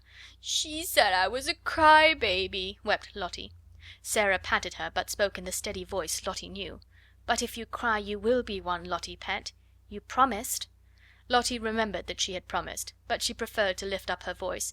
"I haven't any mamma," she proclaimed. "I haven't a bit of mamma." "Yes, you have," said Sarah cheerfully. "Have you forgotten? Don't you know that Sarah is your mamma? Don't you want Sarah for your mamma?" Lottie cuddled up to her with a consoled sniff. "Come and sit in the window seat with me," Sarah went on, "and I'll whisper a story to you." "Will you?" whimpered Lottie. "Will you tell me about the diamond mines?" "The diamond mines!" broke out Lavinia. "Nasty little spoiled thing! I should like to slap her." Sarah got up quickly on her feet. It must be remembered that she had been very deeply absorbed in the book about the Bastille, and she had had to recall several things rapidly when she realised that she must go and take care of her adopted child. She was not an angel, and she was not fond of Lavinia. "Well," she said with some fire, "I should like to slap you, but I don't want to slap you," restraining herself. "At least, I both want to slap you, and I should like to slap you, but I won't slap you. We are not little gutter children. We are both old enough to know better." Here was Lavinia's opportunity. "Ah, yes, your Royal Highness," she said. "We are princesses, I believe. At least one of us is. The school ought to be very fashionable now Miss Minchin has a princess for a pupil." Sarah started toward her. She looked as if she were going to box her ears. Perhaps she was. Her trick of pretending things was the joy of her life. She never spoke of it to girls she was not fond of. Her new pretend about being a princess was very near to her heart, and she was shy and sensitive about it. She had meant it to be rather a secret, and here was Lavinia deriding it before nearly all the school. She felt the blood rush up into her face and tingle in her ears. She only just saved herself. If you were a princess you did not fly into rages. Her hand dropped, and she stood quite still a moment. When she spoke it was in a quiet, steady voice. She held her head up, and everybody listened to her. "It's true," she said. "Sometimes I do pretend I am a princess. I pretend I am a princess so that I can try and behave like one." Lavinia could not think of exactly the right thing to say. Several times she had found that she could not think of a satisfactory reply when she was dealing with Sarah. The reason for this was that, somehow, the rest always seemed to be vaguely in sympathy with her opponent. She saw now that they were pricking up their ears interestedly. The truth was, they liked princesses, and they all hoped they might hear something more definite about this one, and drew nearer Sarah accordingly. Lavinia could only invent one remark, and it fell rather flat. "Dear me," she said, "I hope when you ascend the throne you won't forget us." "I won't," said Sarah, and she did not utter another word, but stood quite still and stared at her steadily as she saw her take Jessie's arm and turn away. After this, the girls who were jealous of her used to speak of her as Princess Sarah whenever they wished to be particularly disdainful, and those who were fond of her gave her the name among themselves as a term of affection. No one called her Princess instead of Sarah, but her adorers were much pleased with the picturesqueness and grandeur of the title, and Miss Minchin, hearing of it, mentioned it more than once to visiting parents, feeling that it rather suggested a sort of royal boarding school. To Becky it seemed the most appropriate thing in the world. The acquaintance begun on the foggy afternoon when she had jumped up terrified from her sleep in the comfortable chair had ripened and grown, though it must be confessed that Miss Minchin and Miss Amelia knew very little about it. They were aware that Sarah was kind to the scullery maid, but they knew nothing of certain delightful moments snatched perilously when, the upstairs rooms being set in order with lightning rapidity, Sarah's sitting room was reached and the heavy coal box set down with a sigh of joy. At such times stories were told by instalments, things of a satisfying nature were either produced and eaten, or hastily tucked into pockets to be disposed of at night, when Becky went upstairs to her attic to bed. "But I has to eat them careful, miss," she said once, "'cause if I leaves crumbs the rats comes out to get them." "Rats!" exclaimed Sarah in horror. "Are there rats there?" "Lots of 'em, miss," Becky answered in quite a matter-of-fact manner. "There mostly is rats and mice in attics. You gets used to the noise they make scuttling about. I've got so I don't mind 'em as long as they don't run over my pillar." "Ugh!" said Sarah. "You gets used to anything after a bit," said Becky. "You have to, miss, if you're born a scullery maid. I'd rather have rats than cockroaches." "So would I," said Sarah. "I suppose you might make friends with a rat in time, but I don't believe I should like to make friends with a cockroach."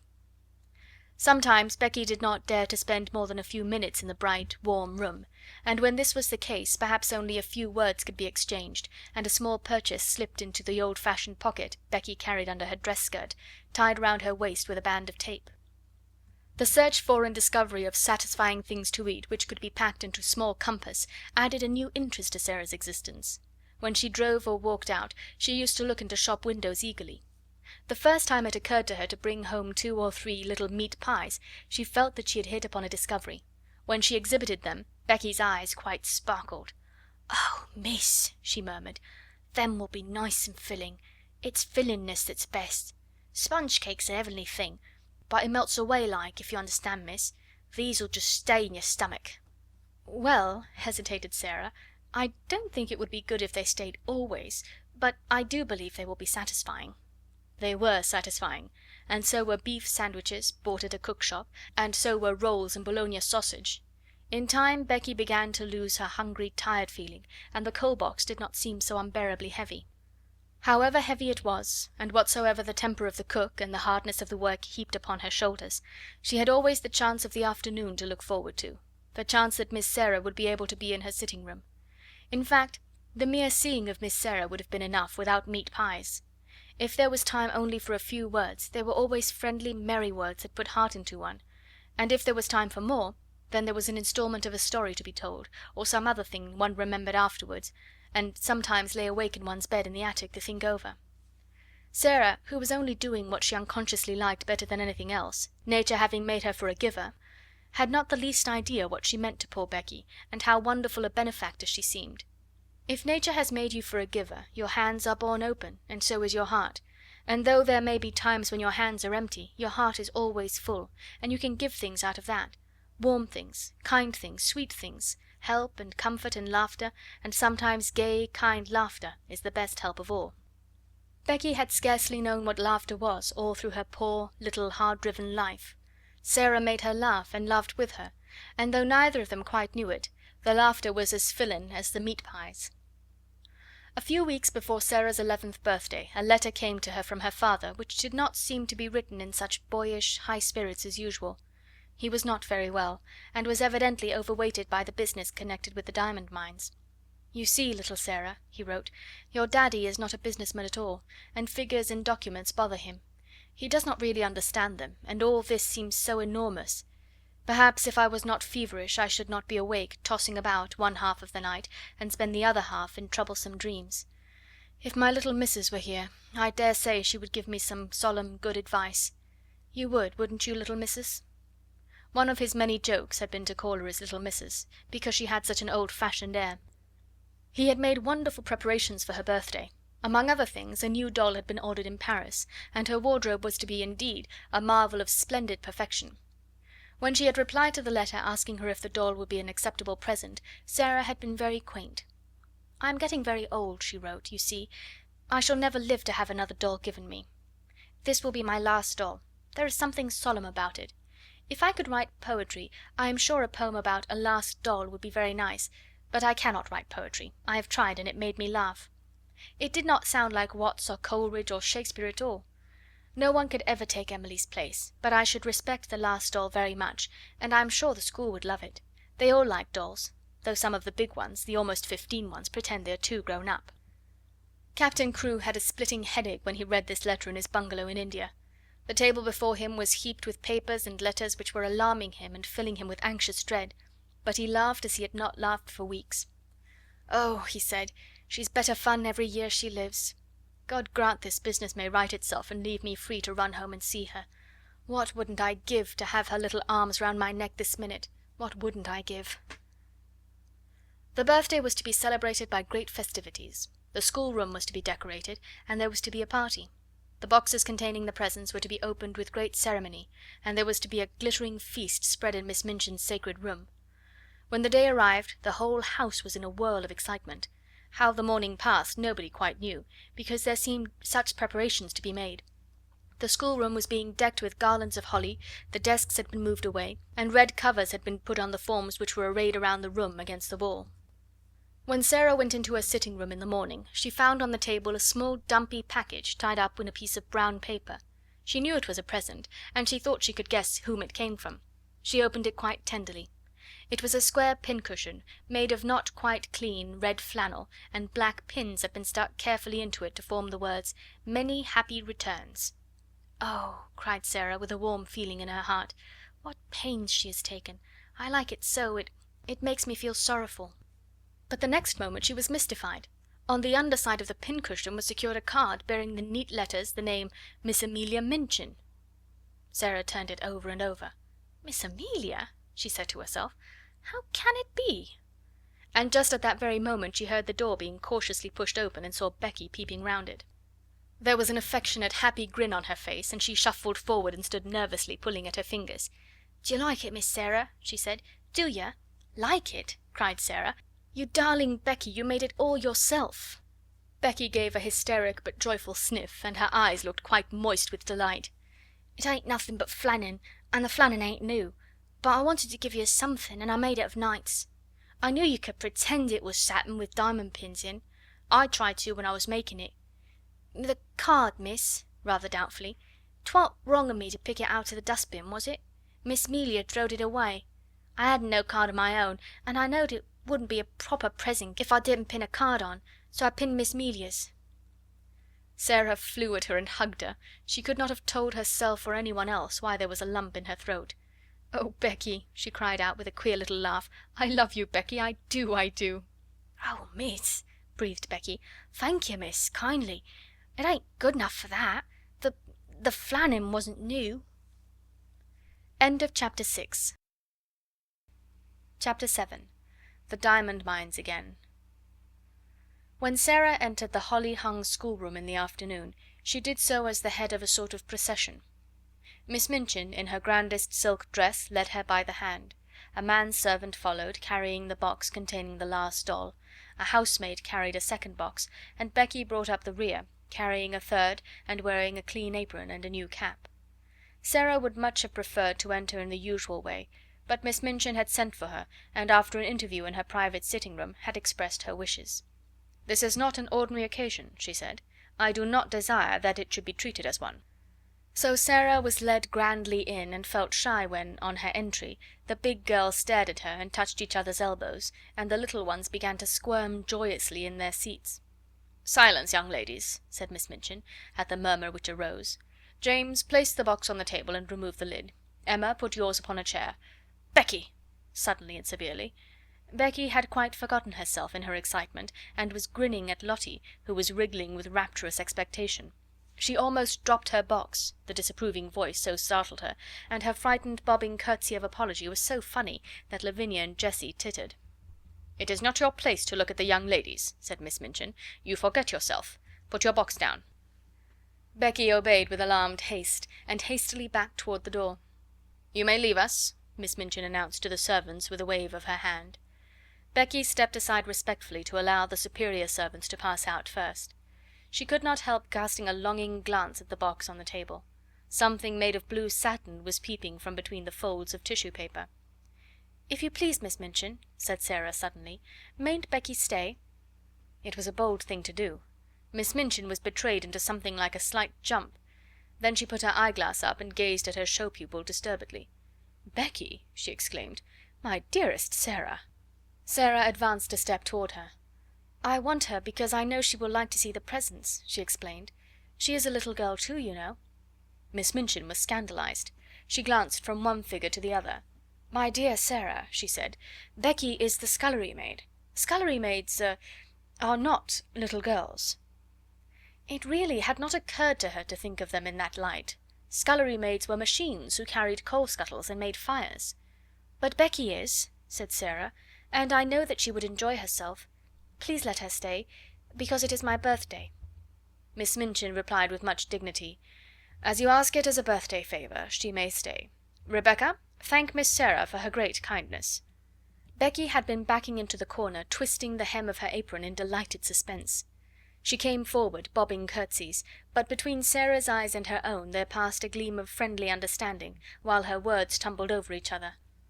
"Oh, if it please, miss, I'm that grateful, miss. I did want to see the doll, miss, that I did. Thank you, miss, and thank you, ma'am," turning and making an alarmed bob to Miss Minchin, "for letting me take the liberty." Miss Minchin waved her hand again. This time it was in the direction of the corner near the door. "Go and stand there," she commanded, "not too near the young ladies." Becky went to her place grinning. She did not care where she was sent, so that she might have the luck of being inside the room instead of being downstairs in the scullery while these delights were going on. She did not even mind when Miss Minchin cleared her throat ominously and spoke again.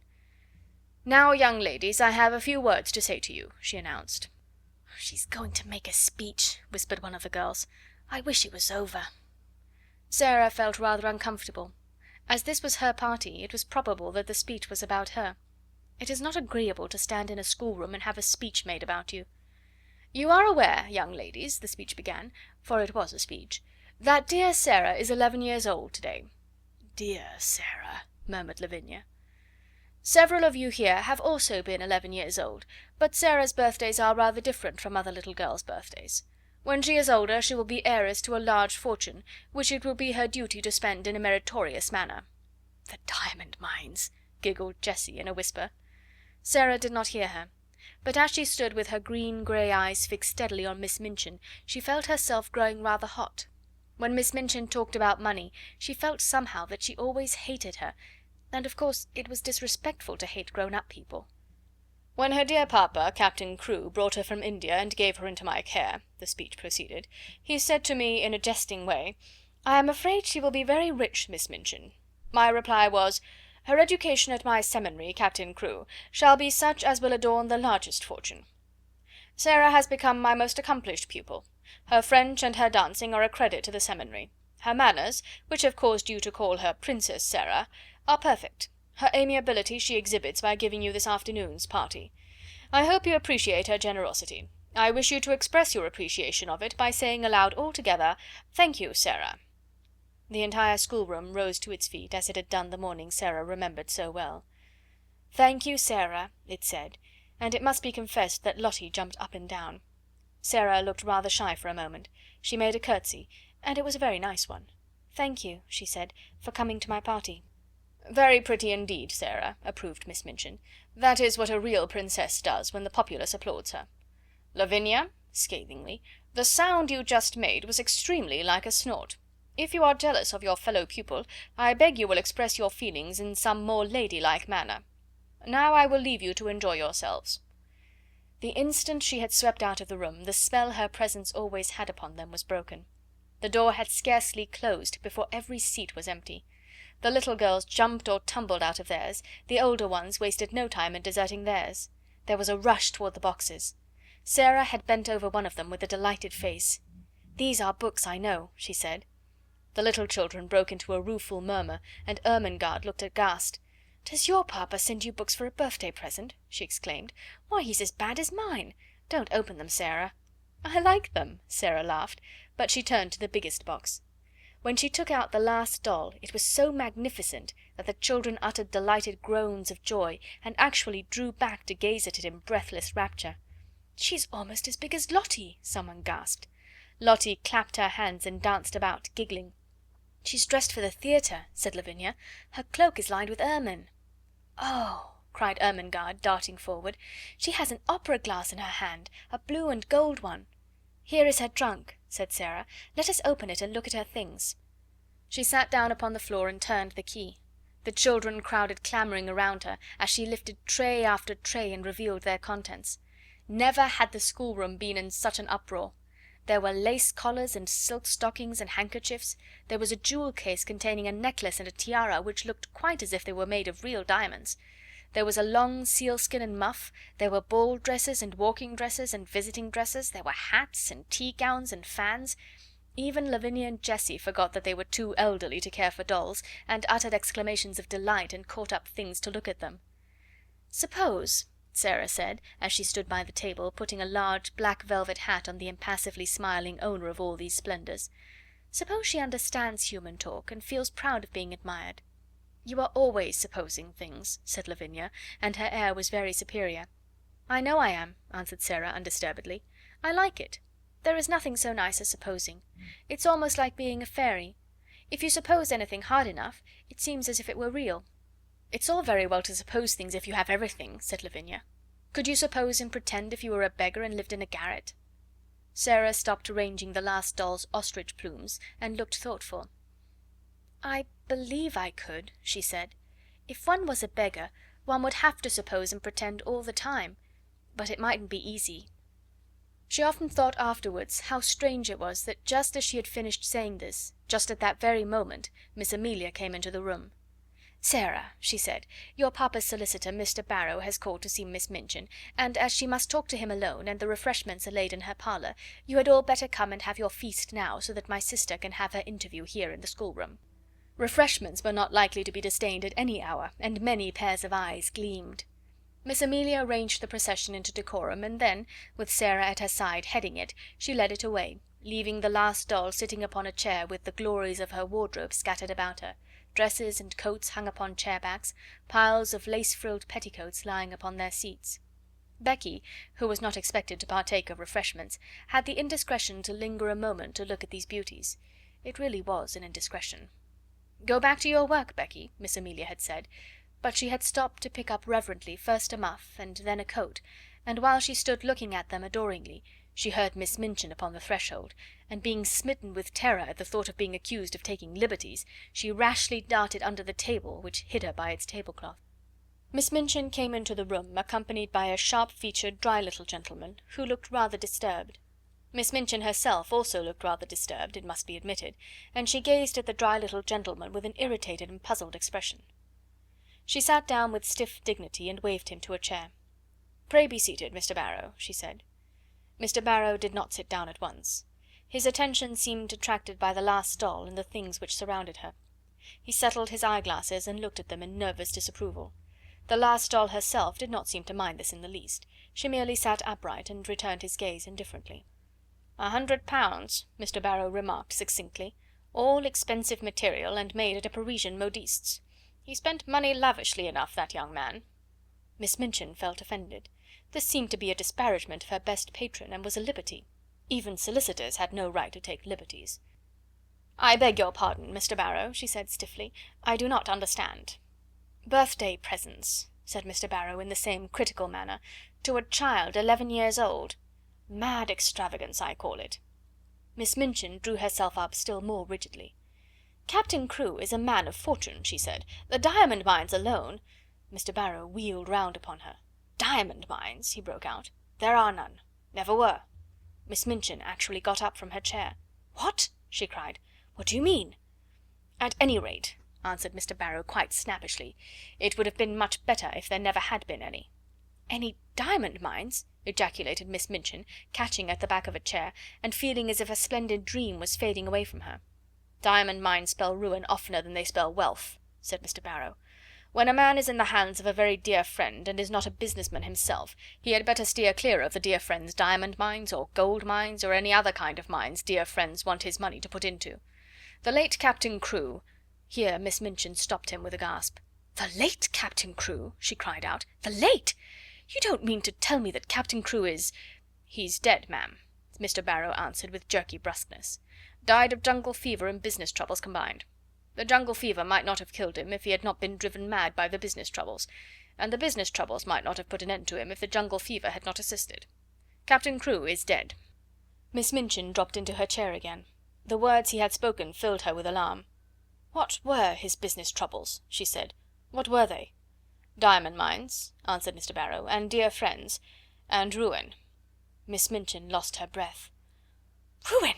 she gasped out. "Lost every penny. That young man had too much money. The dear friend was mad on the subject of the diamond mine. He put all his own money into it, and all Captain Crewe's. Then the dear friend ran away. Captain Crewe was already stricken with fever when the news came. The shock was too much for him. He died delirious, raving about his little girl, and didn't leave a penny." Now Miss Minchin understood, and never had she received such a blow in her life. Her show pupil, her show patron, swept away from the select seminary at one blow. She felt as if she had been outraged and robbed, and that Captain Crewe and Sarah and Mr. Barrow were equally to blame. "Do you mean to tell me," she cried out, "that he left nothing? That Sarah will have no fortune? That the child is a beggar? That she is left on my hands a little pauper instead of an heiress?" Mr. Barrow was a shrewd businessman, and felt it as well to make his own freedom from responsibility quite clear without any delay. "She is certainly left a beggar," he replied, "and she is certainly left on your hands, ma'am, as she hasn't a relation in the world that we know of." Miss Minchin started forward. She looked as if she was going to open the door and rush out of the room to stop the festivities going on joyfully and rather noisily that moment over the refreshments. "It is monstrous," she said. "She is sitting in my sitting room at this moment, dressed in silk gauze and lace petticoats, giving a party at my expense." "She is giving it at your expense, madam, if she's giving it," said Mr. Barrow calmly. "Barrow and Skipworth are not responsible for anything. There never was a cleaner sweep made of a man's fortune. Captain Crewe died without paying our last bill, and it was a big one." Miss Minchin turned back from the door in increased indignation. This was worse than anyone could have dreamed of its being. "That is what has happened to me," she cried. "I was always so sure of his payments that I went to all sorts of ridiculous expenses for the child. I paid the bills for that ridiculous doll and her ridiculous fantastic wardrobe. The child was to have anything she wanted. She has a carriage and a pony and a maid, and I've paid for all of them since the last cheque came." Mr. Barrow evidently did not intend to remain to listen to the story of Miss Minchin's grievances after he had made the position of his firm clear and related the mere dry facts. He did not feel any particular sympathy for irate keepers of boarding schools. "You had better not pay for anything more, ma'am," he remarked, "unless you want to make presents to the young lady. No one will remember you. She hasn't a brass farthing to call her own." "But what am I to do?" demanded Miss Minchin, as if she felt it entirely his duty to make the matter right. "What am I to do?" "There isn't anything to do," said Mr. Barrow, folding up his eyeglasses and slipping them into his pocket. "Captain Crewe is dead. The child is left a pauper. Nobody is responsible for her but you." "I am not responsible for her, and I refuse to be made responsible." Miss Minchin became quite white with rage. Mr. Barrow turned to go. "I have nothing to do with that, madam," he said uninterestedly. "Barrow and Skipworth are not responsible. Very sorry the thing has happened, of course." "If you think she is to be foisted off on me, you are greatly mistaken," Miss Minchin gasped. "I have been robbed and cheated. I will turn her into the street." If she had not been so furious, she would have been too discreet to say quite so much. She saw herself burdened with an extravagantly brought up child whom she had always resented, and she lost all self-control. Mr. Barrow undisturbedly moved toward the door. "I wouldn't do that, madam," he commented. "It wouldn't look well. Unpleasant story to get about in connection with the establishment. Pupil bundled out penniless and without friends." He was a clever businessman, and he knew what he was saying. He also knew that Miss Minchin was a business woman, and would be shrewd enough to see the truth. She could not afford to do a thing which would make people speak of her as cruel and hard-hearted. "Better keep her and make use of her," he added. "She's a clever child, I believe. You can get a good deal out of her as she grows older." "I will get a good deal out of her before she grows older," exclaimed Miss Minchin. "I am sure you will, ma'am," said Mr. Barrow with a little sinister smile. "I am sure you will. Good morning." End of chapter 7, part 1. Chapter 7. Continued. He bowed himself out and closed the door, and it must be confessed that Miss Minchin stood for a few moments and glared at it. What he had said was quite true, she knew it. She had absolutely no redress. Her show pupil had melted into nothingness, leaving only a friendless, beggared little girl. Such money as she herself had advanced was lost and could not be regained. And as she stood there breathless under her sense of injury, there fell upon her ears a burst of gay voices from her own sacred room, which had actually been given up to the feast. She could at least stop this. But as she started toward the door, it was opened by Miss Amelia, who, when she caught sight of the changed, angry face, fell back a step in alarm.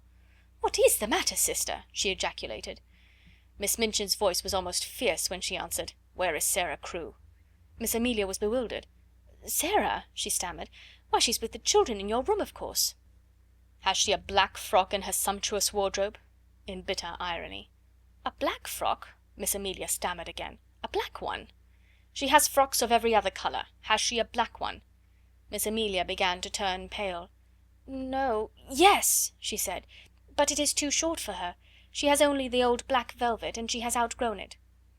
"Go and tell her to take off that preposterous pink silk gauze, and put the black one on, whether it is too short or not. She has done with finery." Then Miss Amelia began to wring her fat hands and cry. "Oh, sister!" she sniffed. "Oh, sister, what can have happened?" Miss Minchin wasted no words. "Captain Crewe is dead," she said. "He has died without a penny. That spoiled, pampered, fanciful child is left a pauper on my hands." Miss Amelia sat down quite heavily in the nearest chair. "Hundreds of pounds have I spent on nonsense for her, and I shall never see a penny of it. Put a stop to this ridiculous party of hers. Go and make her change her frock at once." "I?" panted Miss Amelia. "Must I go and tell her now?"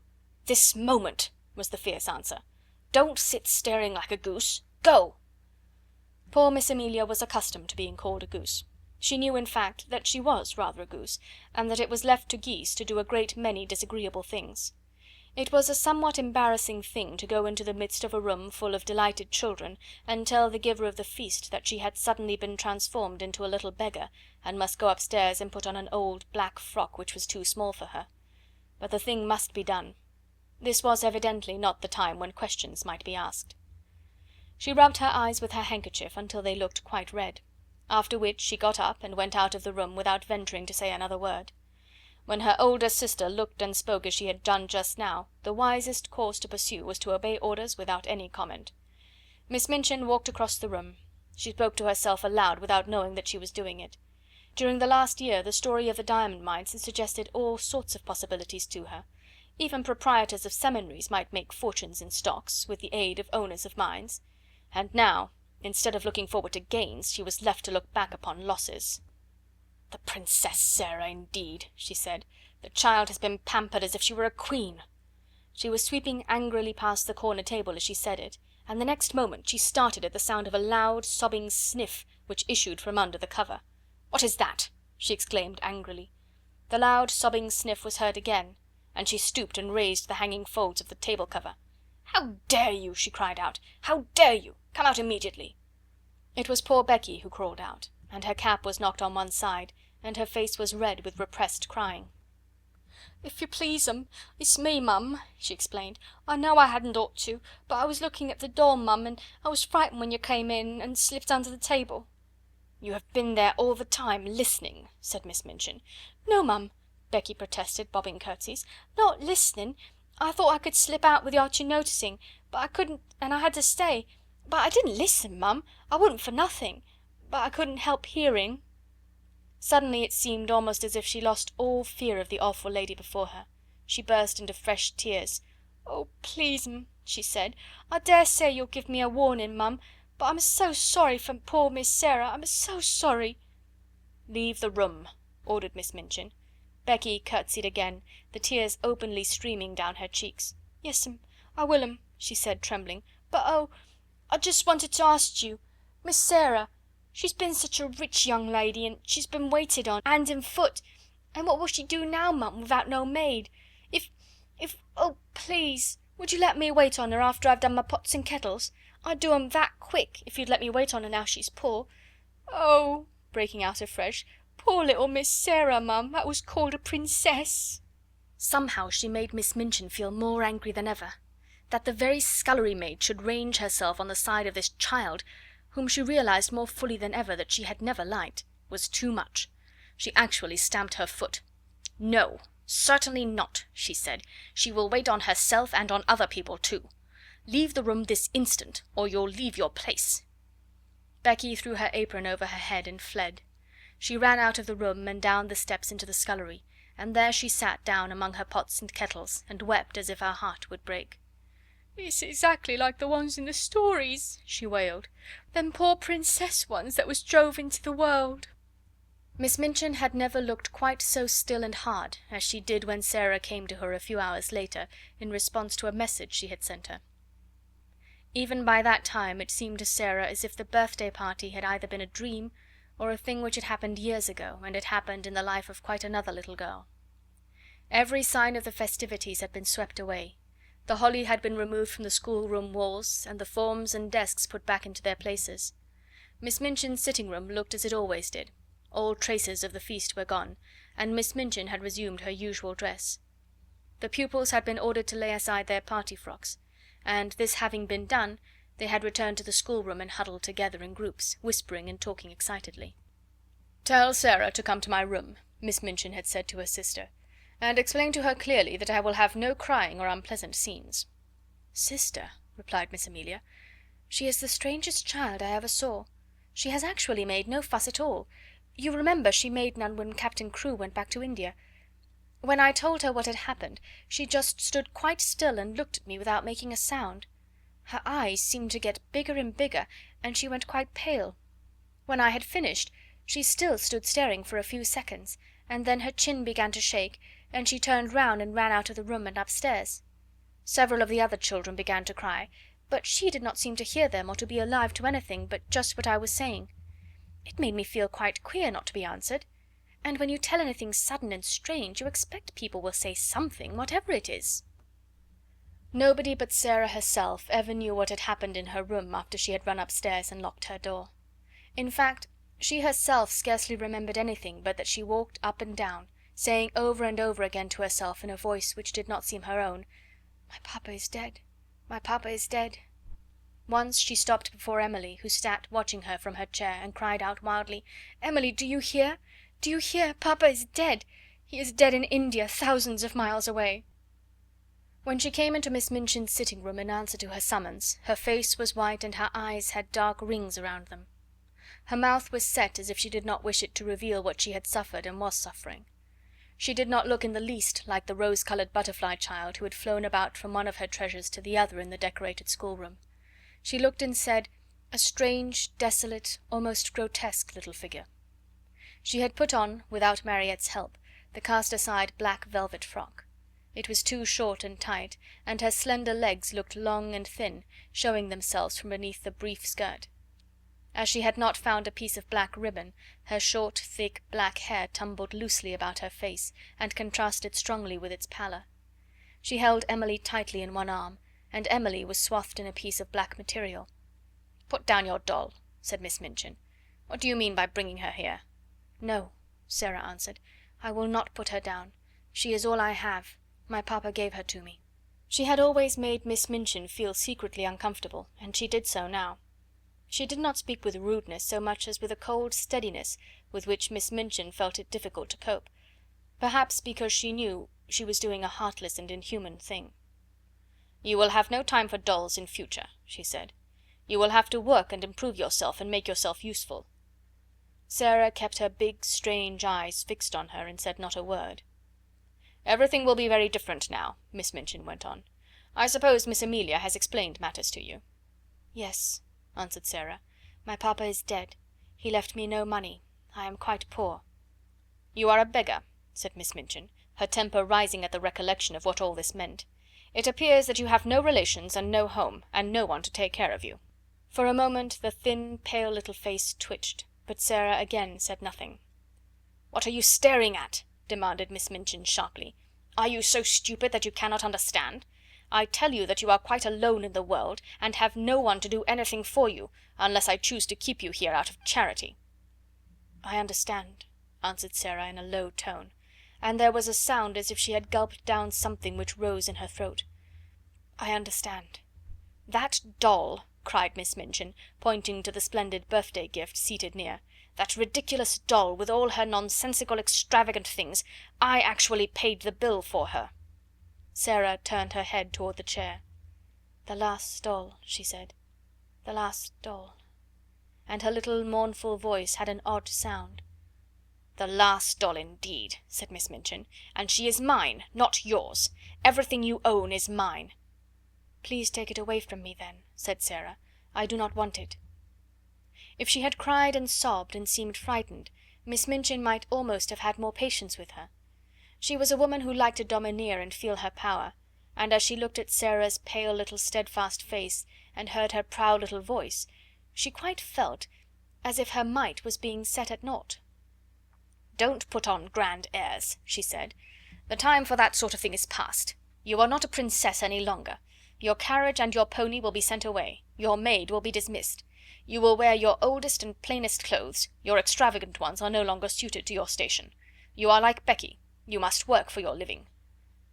To her surprise, a faint gleam of light came into the child's eyes, a shade of relief. "Can I work?" she said. "If I can work it will not matter so much. What can I do?"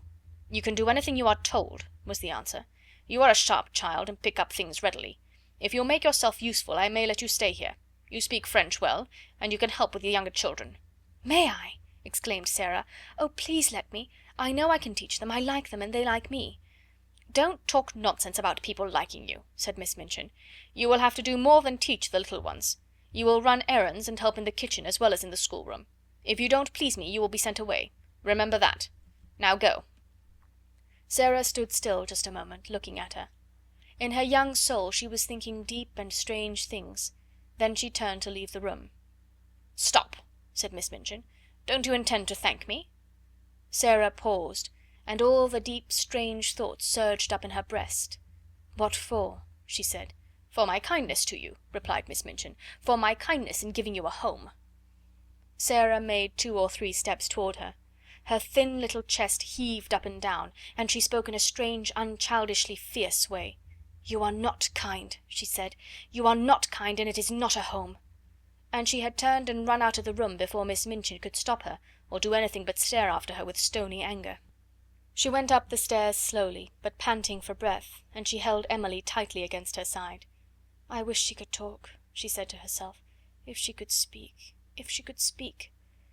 She meant to go to her room and lie down on the tiger skin, with her cheek upon the great cat's head, and look into the fire and think and think and think.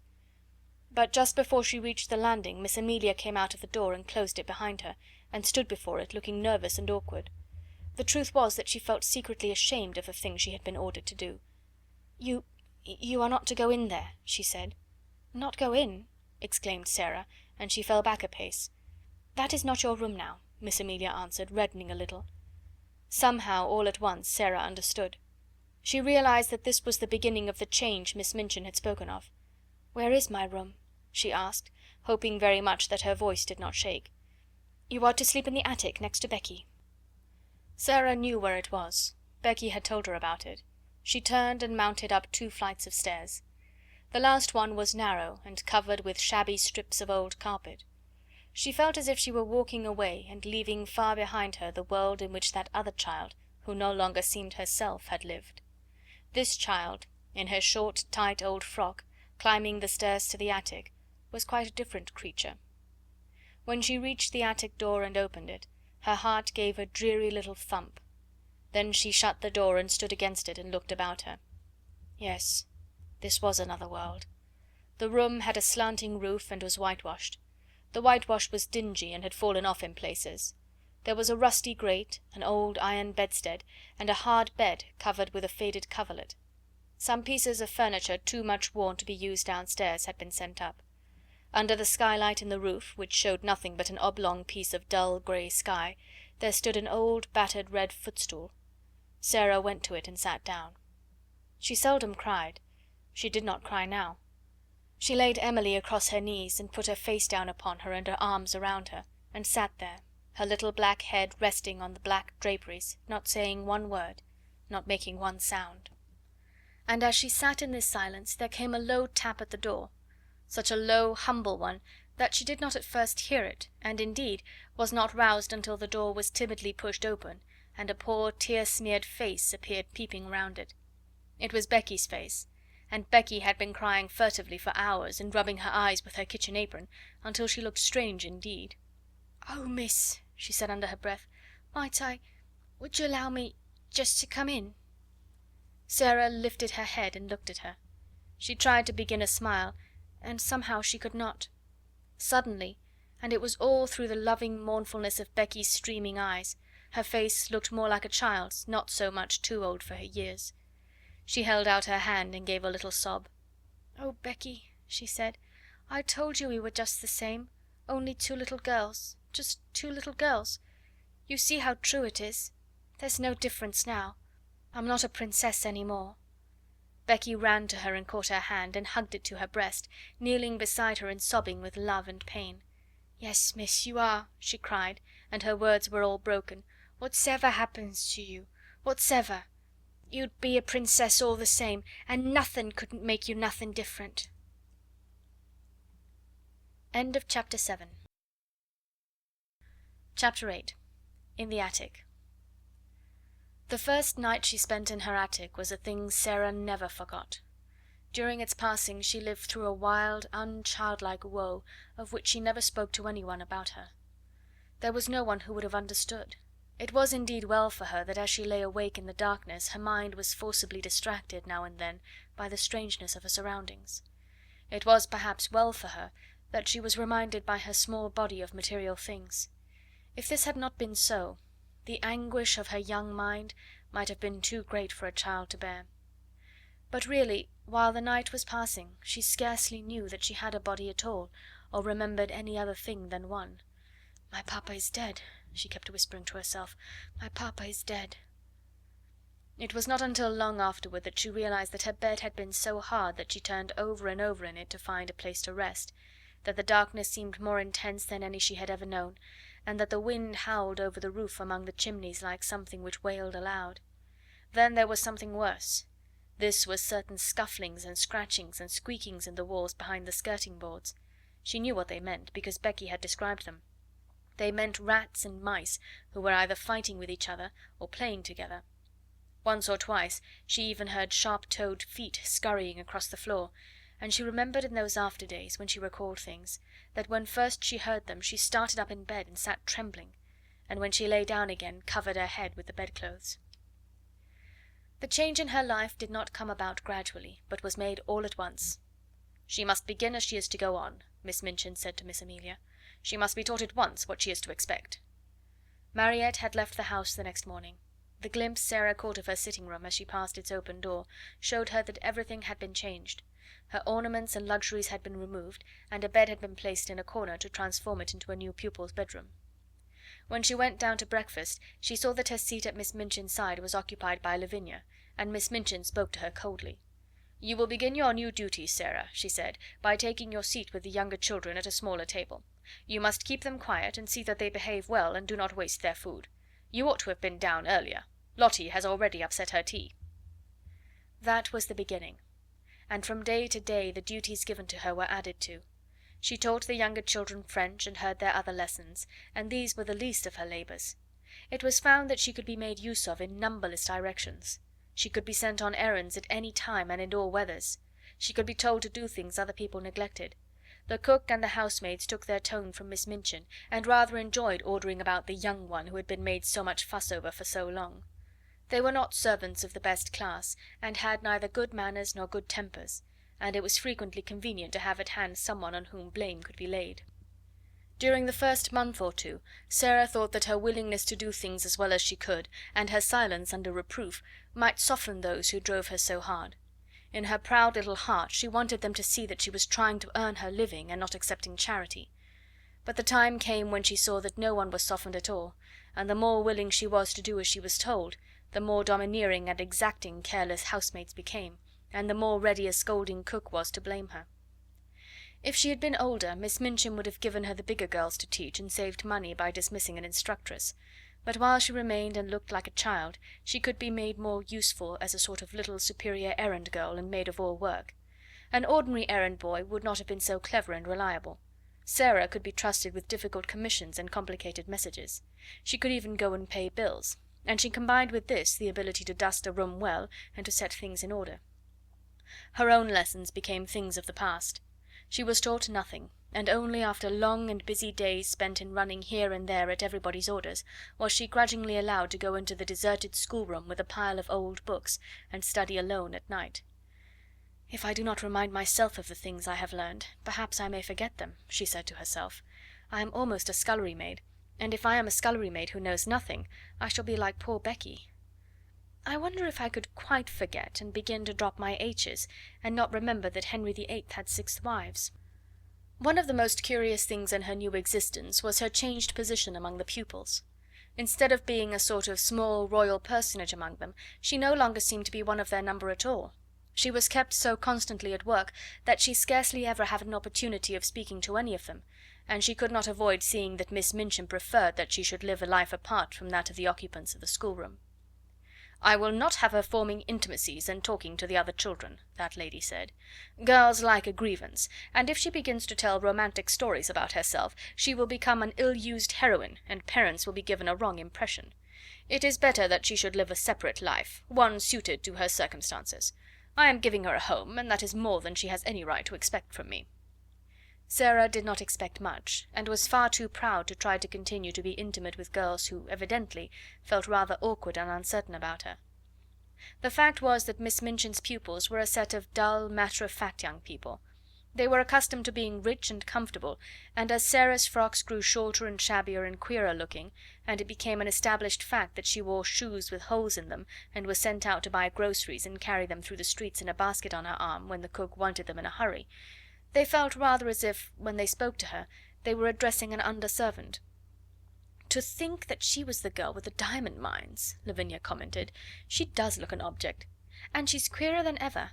I never liked her much, but I can't bear that way she has now of looking at people without speaking, just as if she was finding them out." "I am," said Sarah promptly, when she heard of this. "That's what I look at some people for. I like to know about them. I think them over afterward." The truth was that she had saved herself annoyance several times by keeping her eye on Lavinia, who was quite ready to make mischief, and would have been rather pleased to have made it for the ex-show pupil. Sarah never made any mischief herself, or interfered with anyone. She worked like a drudge.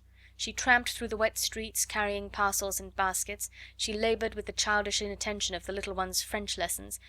As she became shabbier and more forlorn-looking, she was told that she had better take her meals downstairs. She was treated as if she was nobody's concern, and her heart grew proud and sore, but she never told anyone what she felt. "Soldiers don't complain," she would say between her small shut teeth. "I am not going to do it. I will pretend this is part of a war." But there were hours when her child heart might almost have broken with loneliness, but for 3 people. The first, it must be owned, was Becky. Just Becky.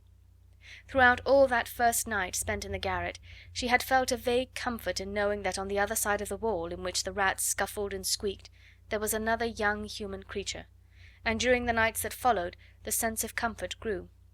They had little chance to speak to each other during the day. Each had her own tasks to perform, and any attempt at conversation would have been regarded as a tendency to loiter and lose time. "Don't mind me, miss," whispered Becky during the first morning, "if I don't say nothing polite. Someone 'ud be down on us if I did. I means please and thank you and beg pardon, but I dasn't take time to say it." But before daybreak she used to slip into Sarah's attic and button her dress and give her such help as she required before she went downstairs to light the kitchen fire. And when night came, Sarah always heard the humble knock at her door, which meant that her handmaid was ready to help her again if she was needed. During the first weeks of her grief, Sarah felt as if she were too stupefied to talk, so it happened that some time passed before they saw each other much or exchanged visits. Becky's heart told her that it was best that people in trouble should be left alone. The second of the trio of comforters was Ermengarde, but odd things happened before Ermengarde found her place. When Sarah's mind seemed to awaken again to the life about her, she realized that she had forgotten that an Ermengarde lived in the world. The two had always been friends, but Sarah had felt as if she were years the older. It could not be contested that Ermengarde was as dull as she was affectionate. She clung to Sarah in a simple, helpless way. She brought her lessons to her that she might be helped. She listened to her every word and besieged her with requests for stories. But she had nothing interesting to say herself, and she loathed books of every description. She was, in fact, not a person one would remember when one was caught in the storm of a great trouble, and Sarah forgot her. It had been all the easier to forget her because she had been suddenly called home for a few weeks. When she came back she did not see Sarah for a day or two, and when she met her for the first time she encountered her coming down a corridor with her arms full of garments which were to be taken downstairs to be mended. Sarah herself had already been taught to mend them. She looked pale and unlike herself, and she was attired in the queer outgrown frock whose shortness showed so much thin black leg. Ermengarde was too slow a girl to be equal to such a situation. She could not think of anything to say. She knew what had happened, but somehow she had never imagined Sarah could look like this, so odd and poor, and almost like a servant.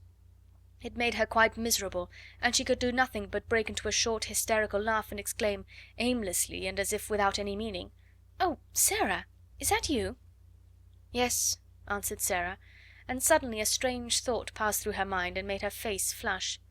She held the pile of garments in her arms, and her chin rested upon the top of it to keep it steady. Something in the look of her straight gazing eyes made Ermengarde lose her wits still more. She felt as if Sarah had changed into a new kind of girl, and she had never known her before. Perhaps it was because she had suddenly grown poor and had to mend things and work like Becky. "Oh," she stammered, how are you?" "I don't know," Sarah replied. "How are you?" I'm quite well," said Ermengarde, overwhelmed with shyness. Then, spasmodically, she thought of something to say which seemed more intimate. Are you very unhappy?" she said in a rush. Then Sarah was guilty of an injustice. Just at that moment her torn heart swelled within her, and she felt that if any one was as stupid as that, one had better get away from her. "What do you think?" she said. "Do you think I am very happy?" And she marched past her without another word. In course of time she realized that if her wretchedness had not made her forget things, she would have known that poor dull Ermengarde was not to be blamed for her unready, awkward ways. She was always awkward, and the more she felt, the more stupid she was given to being. But the sudden thought which had flashed upon her had made her over-sensitive. "She is like the others," she had thought. "She does not really want to talk to me. She knows no one does." So for several weeks a barrier stood between them. When they met by chance Sarah looked the other way, and Ermengarde felt too stiff and embarrassed to speak.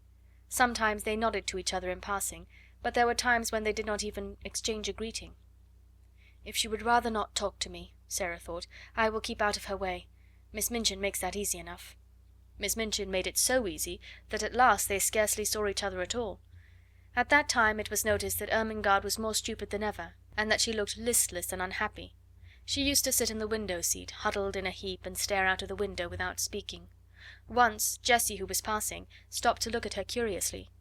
"What are you crying for, Ermengarde?" she asked. "I'm not crying," answered Ermengarde in a muffled, unsteady voice. "You are," said Jessie. "A great big tear just rolled down the bridge of your nose and dropped off at the end of it.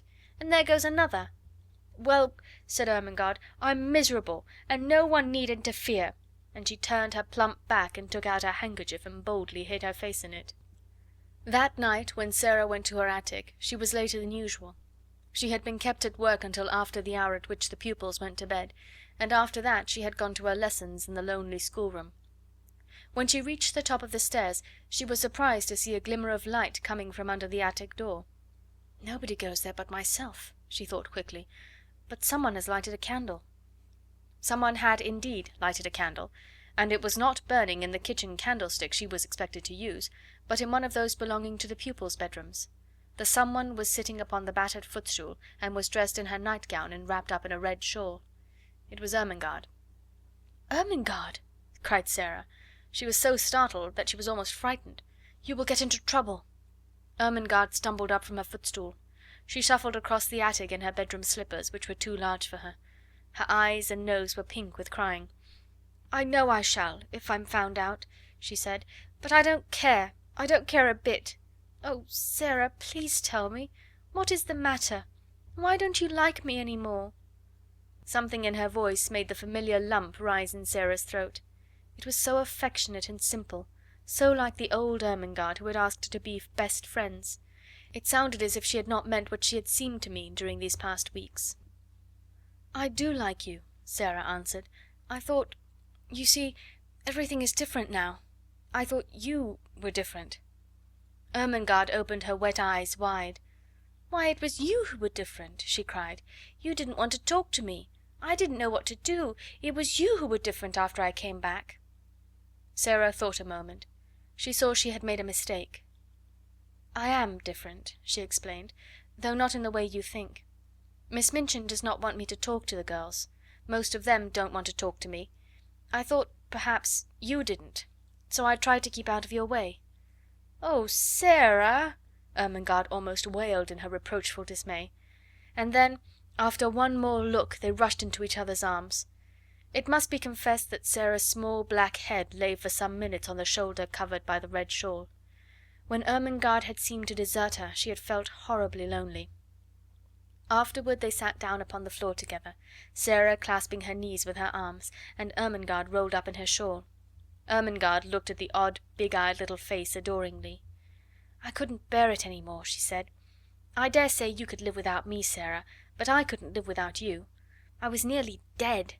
So tonight, when I was crying under the bedclothes, I thought all at once of creeping up here and just begging you to let us be friends again." "You're nicer than I am," said Sarah. "I was too proud to try and make friends. You see, now that trials have come, they have shown that I am not a nice child. I was afraid they would. Perhaps," wrinkling her forehead wisely, "that is what they were sent for." "I don't see any good in them," said Ermengarde stoutly. "Neither do I, to speak the truth," admitted Sarah frankly. "But I suppose there might be good in things, even if we don't see it. There might," doubtfully, "be good in Miss Minchin." Ermengarde looked round the attic with a rather fearsome curiosity. "Sarah," she said, "do you think you can bear living here?" Sarah looked round also. "If I pretend it's quite different, I can," she answered. "Or if I pretend it is a place in a story." She spoke slowly. Her imagination was beginning to work for her. It had not worked for her at all since her troubles had come upon her. She had felt as if it had been stunned. "Other people have lived in worse places. Think of the Count of Monte Cristo in the dungeons of the Chateau d'If, and think of the people in the Bastille." "The Bastille!" half whispered Ermengarde, watching her and beginning to be fascinated. She remembered stories of the French Revolution which Sarah had been able to fix in her mind by her dramatic relation of them. No one but Sarah could have done it. A well-known glow came into Sarah's eyes. "Yes," she said, hugging her knees, "that will be a good place to pretend about. I am a prisoner in the Bastille. I have been here for years and years and years, and everybody has forgotten about me. Miss Minchin is the jailer, and Becky," a sudden light adding itself to the glow in her eyes, "Becky is the prisoner in the next cell." She turned to Ermengarde, looking quite like the old Sarah.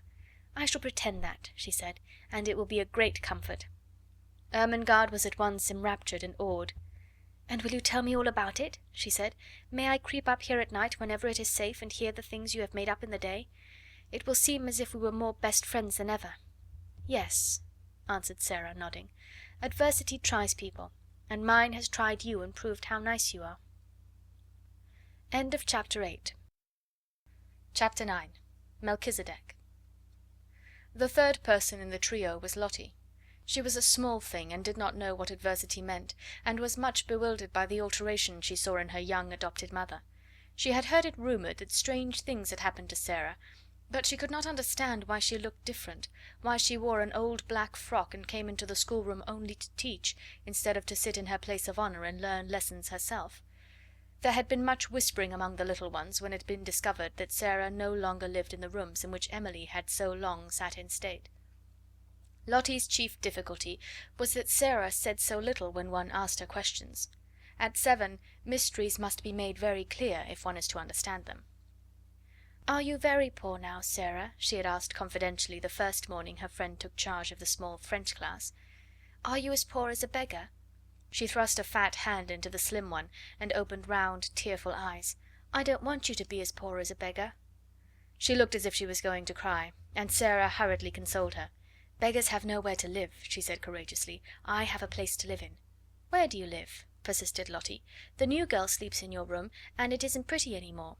"I live in another room," said Sarah. "Is it a nice one?" inquired Lottie. "I want to go and see it." "You must not talk," said Sarah. "Miss Minchin is looking at us. She will be angry with me for letting you whisper." She had found out already that she was to be held accountable for everything which was objected to. If the children were not attentive, if they talked, if they were restless, it was she who would be reproved. But Lottie was a determined little person. If Sarah would not tell her where she lived, she would find out in some other way. She talked to her small companions, and hung about the elder girls, and listened when they were gossiping, and acting upon certain information they had unconsciously let drop, she started late one afternoon on a voyage of discovery, climbing stairs she had never known the existence of, until she reached the attic floor. There she found 2 doors near each other, and opening one, she saw her beloved Sarah standing upon an old table and looking out of a window. "Sarah!" she cried aghast. "Mamma Sarah!" She was aghast because the attic was so bare and ugly, and seemed so far away from all the world. Her short legs had seemed to have been mounting hundreds of stairs. Sarah turned round at the sound of her voice. It was her turn to be aghast. What would happen now? If Lottie began to cry, and any one chanced to hear, they were both lost. She jumped down from her table and ran to the child. "Don't cry and make a noise," she implored. "I shall be scolded if you do, and I have been scolded all day. It's not such a bad room, Lottie." "Isn't it?" gasped Lottie, and as she looked round it she bit her lip. She was a spoiled child yet, but she was fond enough of her adopted parent to make an effort to control herself for her sake. Then, somehow, it was quite possible that any place in which Sarah lived might turn out to be nice. "Why isn't it, Sarah?" she almost whispered. Sarah hugged her close and tried to laugh. There was a sort of comfort in the warmth of the plump, childish body. She had had a hard day, and had been staring out of the windows with hot eyes. "You can see all sorts of things that you can't see downstairs," she said. "What sort of things?" demanded Lottie, with that curiosity Sarah could always awaken even in the bigger girls. "Chimneys quite close to us, with smoke curling up in wreaths and clouds and going up into the sky, and sparrows hopping about and talking to each other, just as if they were people, and other attic windows where heads may pop out any minute, and you can wonder who they belong to. And it all feels as high up as if it was another world." "Oh, let me see it!" cried Lottie. "Lift me up." Sarah lifted her up, and they stood on the old table together and leaned on the edge of the flat window in the roof, and looked out. Anyone who has not done this does not know what a different world they saw. The slate spread out on either side of them, and slanted down into the rain gutter pipes. The sparrows, being at home here, twittered and hopped about quite without fear. 2 of them perched on the chimney top nearest, and quarrelled with each other fiercely, until one pecked the other and drove him away. The garret window next to theirs was shut, because the house next door was empty. "I wish someone lived there," Sarah said. "It is so close that if there was a little girl in the attic, we could talk to each other through the windows and climb over to see each other, if we were not afraid of falling." The sky seemed so much nearer than when one saw it from the street that Lottie was enchanted. From the attic window, among the chimney pots, the things which were happening in the world below seemed almost unreal. One scarcely believed in the existence of Miss Minchin and Miss Amelia and the schoolroom, and the roll of wheels in the square seemed a sound belonging to another existence. "Oh, Sarah!" cried Lottie, cuddling in her guarding arm. "I like this attic, I like it. It's nicer than downstairs." "Look at that sparrow," whispered Sarah. "I wish I had some crumbs to throw to him." "I have some," came in a little shriek from Lottie. "I have part of a bun in my pocket. I bought it with my penny yesterday, and I saved a bit." When they threw out a few crumbs, the sparrow jumped and flew away to an adjacent chimney top. He was evidently not accustomed to intimates in attics, and unexpected crumbs startled him. But when Lottie remained quite still, and Sarah chirped very softly, almost as if she were a sparrow herself, he saw that the thing which had alarmed him represented hospitality after all. He put his head on one side, and from his perch on the chimney looked down at the crumbs with twinkling eyes. Lottie could scarcely keep still. "Will he come? Will he come?" she whispered. "His eyes look as if he would," Sarah whispered back. "He is thinking and thinking whether he dare. Yes, he will. Yes, he's coming." He flew down and hopped toward the crumbs, but stopped a few inches away from them, putting his head on one side again, as if reflecting on the chances that Sarah and Lottie might turn out to be big cats and jump on him. At last his heart told him they were really nicer than they looked, and he hopped nearer and nearer, darted at the biggest crumb with a lightning peck, seized it, and carried it away to the other side of his chimney. "Now he knows," said Sarah, "and he will come back for the others." He did come back, and even brought a friend, and the friend went away and brought a relative, and among them they made a hearty meal over which they twittered and chatted and exclaimed, stopping every now and then to put their heads on one side and examine Lottie and Sarah. Lottie was so delighted that she quite forgot her first shocked impression of the attic. In fact, when she was lifted down from the table and returned to earthly things, as it were, Sarah was able to point out to her many beauties in the room which she herself would not have suspected the existence of. "It is so little and so high above everything," she said, "that it is almost like a nest in a tree. The slanting ceiling is so funny. See, you can scarcely stand up at this end of the room, and when the morning begins to come I can lie in bed and look right up into the sky through that flat window in the roof. It is like a square patch of light. If the sun is going to shine, little pink clouds float about, and I feel as if I could touch them, and if it rains, the drops patter and patter as if they were saying something nice. Then if there are stars, you can lie and try to count how many go into the patch. It takes such a lot. And just look at that tiny rusty grate in the corner. If it was polished and there was a fire in it, just think how nice it would be. You see, it's really a beautiful little room." She was walking around the small place, holding Lottie's hand and making gestures which described all the beauties she was making herself see. She quite made Lottie see them too. Lottie could always believe in the things Sarah made pictures of. "You see," she said, "there could be a thick, soft blue Indian rug on the floor, and in that corner there could be a soft little sofa with cushions to curl up on, and just over it could be a shelf full of books so that one could reach them easily, and there could be a fur rug before the fire, and hangings on the wall to cover up the whitewash and pictures. They would have to be little ones, but they could be beautiful, and there could be a lamp with a deep rose-coloured shade, and a table in the middle with things to have tea with, and a little fat copper kettle singing on the hob, and the bed could be quite different. It could be made soft and covered with a lovely silk coverlet. It could be beautiful. And perhaps we could coax the sparrows until we made such friends with them that they would come and peck at the window and ask to be let in." "Oh, Sarah!" cried Lottie, "I should like to live here." When Sarah had persuaded her to go downstairs again, and, after setting her on her way, had come back into her attic, she stood in the middle of it and looked about her. The enchantment of her imaginings for Lottie had died away. The bed was hard and covered with its dingy quilt. The whitewashed wall showed its broken patches, the floor was cold and bare, the grate was broken and rusty, and the battered footstool, tilted sideways on its injured leg, the only seat in the room. She sat down on it for a few minutes and let her head drop in her hands. The mere fact that Lottie had come and gone away again made things seem a little worse, just as perhaps prisoners feel a little more desolate after visitors come and go, leaving them behind. "It's a lonely place," she said. "Sometimes it's the loneliest place in the world." She was sitting in this way when her attention was attracted by a slight sound near her. She lifted her head to see where it came from, and if she had been a nervous child she would have left her seat on the battered footstool in a great hurry. A large rat was sitting up on his hindquarters and sniffing the air in an interested manner. Some of Lottie's crumbs had dropped upon the floor, and their scent had drawn him out of his hole. He looked so queer and so like a grey-whiskered dwarf or gnome that Sarah was rather fascinated. He looked at her with his bright eyes as if he were asking a question. He was evidently so doubtful that one of the child's queer thoughts came into her mind. "I dare say it's rather hard to be a rat," she mused. "Nobody likes you. People jump and run away and scream out, 'Oh, a horrid rat!'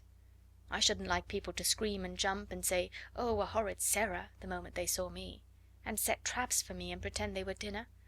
It's so different to be a sparrow. But nobody asked this rat if he wanted to be a rat when he was made. Nobody said, "Wouldn't you rather be a sparrow?" She had sat so quietly that the Rat had begun to take courage. He was very much afraid of her, but perhaps he had a heart like the sparrow, and it told him that she was not a thing which pounced. He was very hungry. He had a wife and a large family in the wall, and they had had frightfully bad luck for several days. He had left the children crying bitterly, and felt he would risk a good deal for a few crumbs, so he cautiously dropped upon his feet. "Come on," said Sarah. "I'm not a trap.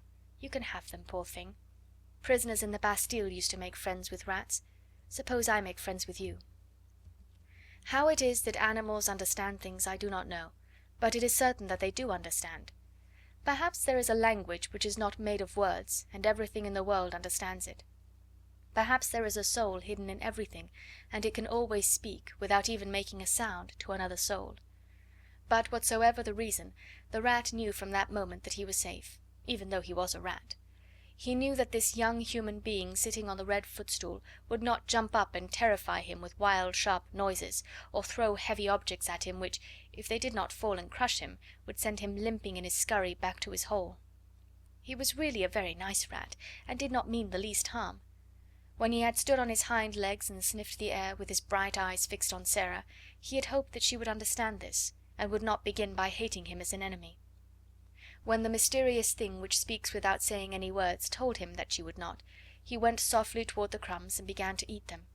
As he did it, he glanced every now and then at Sarah, just as the sparrows had done, and his expression was so very apologetic that it touched her heart.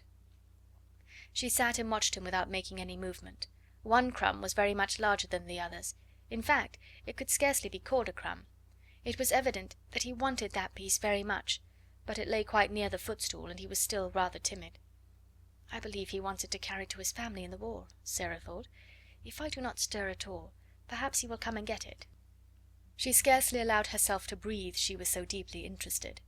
The Rat shuffled a little nearer, and ate a few more crumbs. Then he stopped and sniffed delicately, giving a side glance at the occupant of the footstool.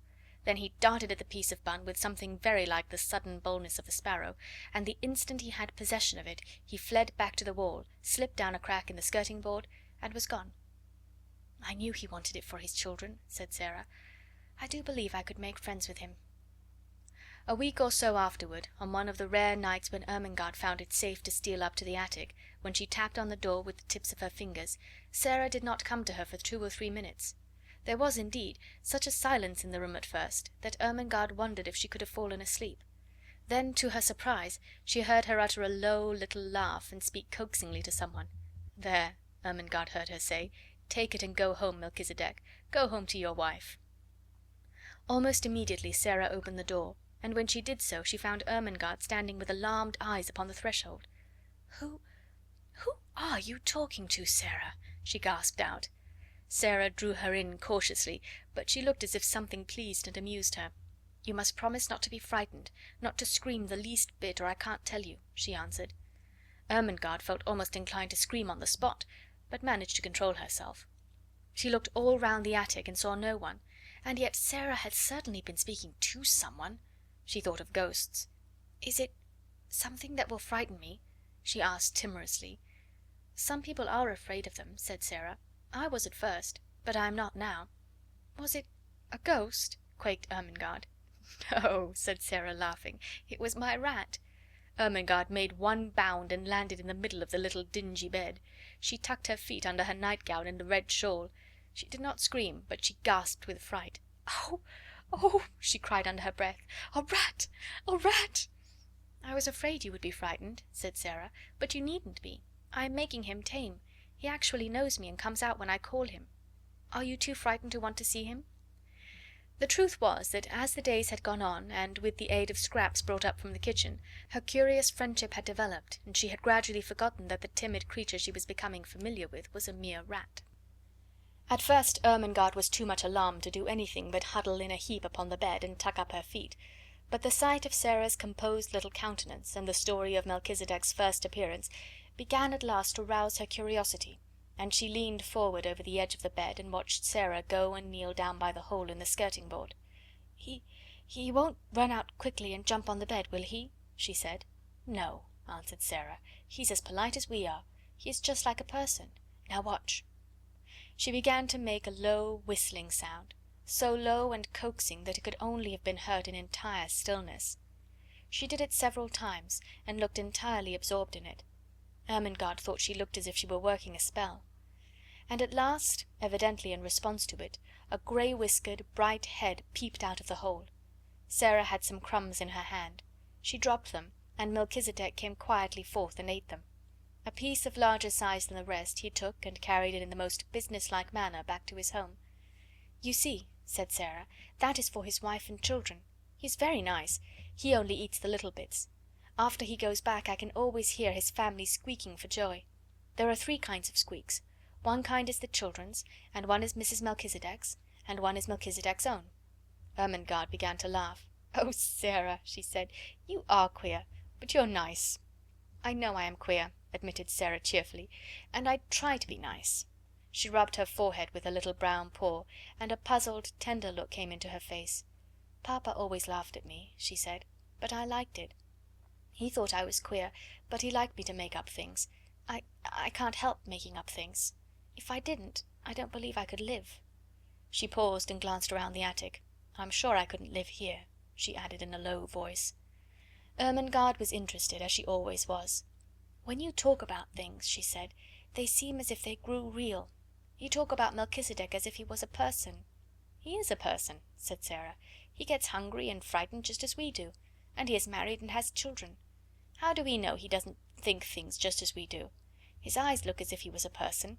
That was why I gave him a name." She sat down on the floor in her favourite attitude, holding her knees. "Besides," she said, "he is a Bastille rat sent to be my friend. I can always get a bit of bread the cook has thrown away, and it is quite enough to support him." "Is it the Bastille yet?" asked Ermengarde eagerly. "Do you always pretend it is the Bastille?" "Nearly always," answered Sarah. "Sometimes I try to pretend it is another kind of place, but the Bastille is generally easiest, particularly when it's cold." Just at that moment Ermengarde almost jumped off the bed, she was so startled by a sound she heard. It was like 2 distinct knocks on the wall. "What is that?" she exclaimed. Sarah got up from the floor and answered quite dramatically, "It is the prisoner in the next cell."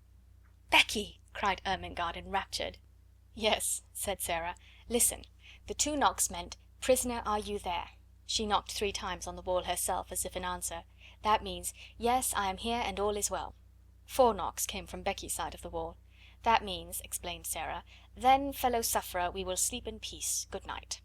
Ermengarde quite beamed with delight. "Oh, Sarah," she whispered joyfully, "it is like a story." "It is a story," said Sarah. "Everything's a story. You are a story, I am a story, Miss Minchin is a story." And she sat down again and talked until Ermengarde forgot that she was a sort of escaped prisoner herself, and had to be reminded by Sarah that she could not remain in the Bastille all night, but must steal noiselessly downstairs again and creep back into her deserted bed. Chapter 10. The Indian Gentleman. But it was a perilous thing for Ermengarde and Lottie to make pilgrimages to the attic. They could never be quite sure when Sarah would be there, and they could scarcely ever be certain that Miss Amelia would not make a tour of inspection through the bedrooms after the pupils were supposed to be asleep. So their visits were rare ones, and Sarah lived a strange and lonely life. It was a lonelier life when she was downstairs than she was in her attic. She had no one to talk to, and when she was sent out on errands and walked through the streets, a forlorn little figure carrying a basket or a parcel, trying to hold her hat on when the wind was blowing, and feeling the water soak through her shoes when it was raining, she felt as if the crowds hurrying past her made her loneliness greater.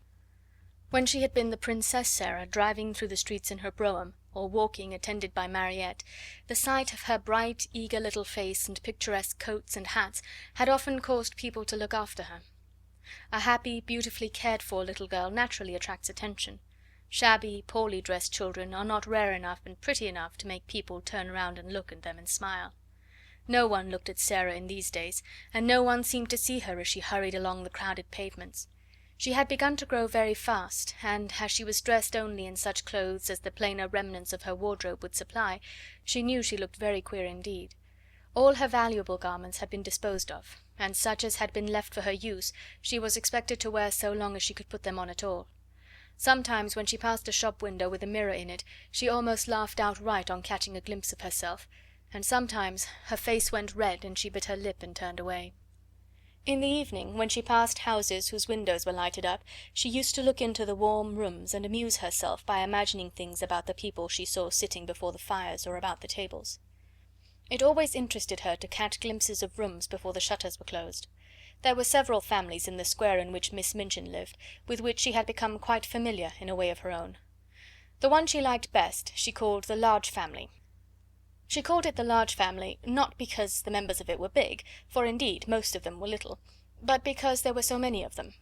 There were 8 children in the Large Family, and a stout rosy mother, and a stout rosy father, and a stout rosy grandmother, and any number of servants. The 8 children were always either being taken out to walk or to ride in perambulators by comfortable nurses, or they were going to drive with their mamma, or they were flying to the door in the evening to meet their papa and kiss him and dance around him and drag off his overcoat and look in the pockets for packages, or they were crowding about the nursery windows and looking out and pushing each other and laughing. In fact, they were always doing something enjoyable and suited to the tastes of a large family. Sarah was quite fond of them, and had given them names out of books, quite romantic names. She called them the Montmorencys, when she did not call them the Large Family. The fat, fair baby with the lace cap was Ethelberta Beauchamp Montmorency. The next baby was Violet Cholmondeley Montmorency. The little boy who could just stagger and who had such round legs was Sidney Cecil Vivian Montmorency, and then came Lilian Evangeline Maud Marian, Rosalind Gladys, Guy Clarence, Veronica Eustasia, and Claude Harold Hector. One evening a very funny thing happened, though perhaps in one sense it was not a funny thing at all. Several of the Montmorencys were evidently going to a children's party, and just as Sarah was about to pass the door, they were crossing the pavement to get into the carriage which was waiting for them. Veronica Eustasia and Rosalind Gladys, in white lace frocks and lovely sashes, had just got in, and Guy Clarence, aged 5, was following them. He was such a pretty fellow, and had such rosy cheeks and blue eyes, and such a darling little round head covered with curls, that Sarah forgot her basket and shabby cloak altogether, in fact, forgot everything but that she wanted to look at him for a moment. So she paused and looked. It was Christmas time, and the Large Family had been hearing many stories about children who were poor, and had no mammas and papas to fill their stockings and take them to the pantomime, children who were, in fact, cold and thinly clad and hungry. In the stories, kind people, sometimes little boys and girls with tender hearts, invariably saw the poor children and gave them money or rich gifts, or took them home to beautiful dinners. Guy Clarence had been affected to tears that very afternoon by the reading of such a story, and he had burned with a desire to find such a poor child and give her a certain sixpence he possessed, and thus provide for her for life. An entire sixpence, he was sure, would mean affluence for evermore. As he crossed the strip of red carpet laid across the pavement from the door to the carriage, he had this very sixpence in the pocket of his very short man-o'-war trousers. And just as Rosalind Gladys got into the vehicle and jumped on the seat in order to feel the cushions spring under her, he saw Sarah standing on the wet pavement in her shabby frock and hat, with her old basket on her arms, looking at him hungrily. He thought that her eyes looked hungry because she had perhaps had nothing to eat for a long time. He did not know that they looked so because she was hungry for the warm, merry life his home held and his rosy face spoke of, and that she had a hungry wish to snatch him in her arms and kiss him. He only knew that she had big eyes and a thin face and thin legs and a common basket and poor clothes. So he put his hand in his pocket and found his sixpence and walked up to her benignly. "Here, poor little girl," he said, "here is a sixpence, I will give it to you." Sarah started, and all at once realized that she looked exactly like poor children she had seen in her better days, waiting on the pavement to watch her as she got out of her brougham. And she had given them pennies many a time. Her face went red, and then it went pale, and for a second she felt as if she could not take the dear little sixpence. "Oh no," she said. "Oh no, thank you. I mustn't take it indeed." Her voice was so unlike an ordinary street child's voice, and her manner was so like the manner of a well-bred little person, that Veronica Eustasia, whose real name was Janet, and Rosalind Gladys, who was really called Nora, leaned forward to listen. But Guy Clarence was not to be thwarted in his benevolence. He thrust the sixpence into her hand. "Yes, you must take it, poor little girl," he insisted stoutly. "You can buy things to eat with it. It is a whole sixpence." There was something so honest and kind in his face, and he looked so likely to be heartbrokenly disappointed if she did not take it, that Sarah knew she must not refuse him. To be as proud as that would be a cruel thing. So she actually put her pride in her pocket, though it must be admitted her cheeks burned. "Thank you," she said, "You're a kind, kind little darling thing." And as he scrambled joyfully into the carriage, she went away trying to smile, though she caught her breath quickly and her eyes were shining through a mist. She had known that she looked odd and shabby, but until now she had not known that she might be taken for a beggar. As the large family's carriage drove away, the children inside it were talking with interested excitement. "Oh, Donald!" This was Guy Clarence's name. Janet exclaimed alarmedly. "Why did you offer that little girl your sixpence? I am sure she is not a beggar." "She didn't speak like a beggar," cried Nora, "and her face didn't really look like a beggar's face." "Besides, she didn't beg," said Janet. "I was so afraid she might be angry with you. You know, it makes people angry to be taken for beggars when they are not beggars." "She wasn't angry," said Donald, a trifle dismayed, but still firm. "She laughed a little, and said I was a kind, kind little darling thing, and I was," stoutly. "It was my whole sixpence." Janet and Nora exchanged glances. "A beggar girl would never have said that," decided Janet. "She would have said, 'Thank you kindly, little gentleman, thank you, sir,' and perhaps she would have bobbed a curtsy." Sarah knew nothing about the fact, but from that time the large family was as profoundly interested in her as she was in it. Faces used to appear at the nursery windows when she passed, and many discussions concerning her were held round the fire. "She is a kind of servant at the Seminary," Janet said. "I don't believe she belongs to anybody. I believe she is an orphan. But she is not a beggar, however shabby she looks." And after that she was called by all of them the little girl who was not a beggar, which was, of course, rather a long name, and sounded very funny sometimes when the youngest one said it in a hurry. Sarah managed to bore a hole in the sixpence and hung it on an old bit of narrow ribbon round her neck. Her affection for the large family increased, as indeed her affection for everything she could love increased. She grew fonder and fonder of Becky, and she used to look forward to the 2 mornings a week when she went into the schoolroom to give the little ones their French lesson. Her small pupils loved her, and strove with each other for the privilege of standing close to her and insinuating their small hands into hers. It fed her hungry heart to feel them nestling up to her. She made such friends with the sparrows that when she stood upon the table, put her head and shoulders out of the attic window and chirped, she heard almost immediately a flutter of wings and answering twitters, and a little flock of dingy town birds appeared and alighted on the slates to talk to her and make much of the crumbs she scattered. With Melchisedec she had become so intimate that he actually brought Mrs. Melchisedec with him sometimes, and now and then 1 or 2 of his children.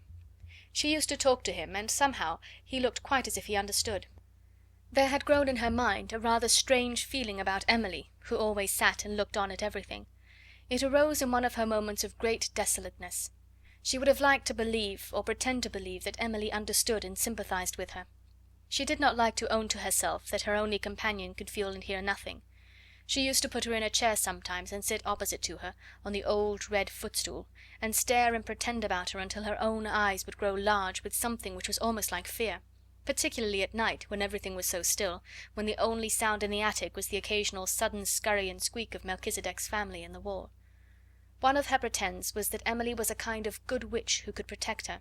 Sometimes, after she had stared at her until she was wrought up to the highest pitch of fancifulness, she would ask her questions, and find herself almost feeling as if she would presently answer, but she never did.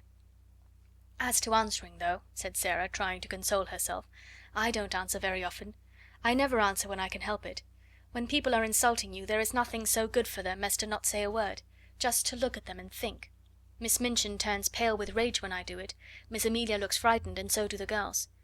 When you will not fly into a passion, people know you are stronger than they are, because you are strong enough to hold in your rage, and they are not, and they say stupid things they wish they hadn't said afterward. There's nothing so strong as rage, except what makes you hold it in. That's stronger. It's a good thing not to answer your enemies. I scarcely ever do. Perhaps Emily is more like me than I am like myself. Perhaps she would rather not answer her friends even. She keeps it all in her heart." But though she tried to satisfy herself with these arguments, she did not find it easy. When, after a long hard day, in which she had been sent here and there, sometimes on long errands through wind and cold and rain, she came in wet and hungry, and was sent out again because nobody chose to remember that she was only a child, and that her slim legs might be tired and her small body might be chilled, when she had been given only harsh words and cold slighting looks for thanks, when the cook had been vulgar and insolent, when Miss Minchin had been in her worst mood, and when she had seen the girls sneering among themselves at her shabbiness, then she was not always able to comfort her sore, proud, desolate heart with fancies, when Emily merely sat upright in her old chair and stared. One of these nights, when she came up to the attic, cold and hungry, with a tempest raging in her young breast, Emily's stare seemed so vacant, her sawdust legs and arms so inexpressive, that Sarah lost all control over herself. There was nobody but Emily, no one in the world, and there she sat. "I shall die presently," she said at first. Emily simply stared. "I can't bear this," said the poor child, trembling. "I know I shall die. I'm cold, I'm wet, I'm starving to death. I've walked 1,000 miles to day, and they have done nothing but scold me from morning until night.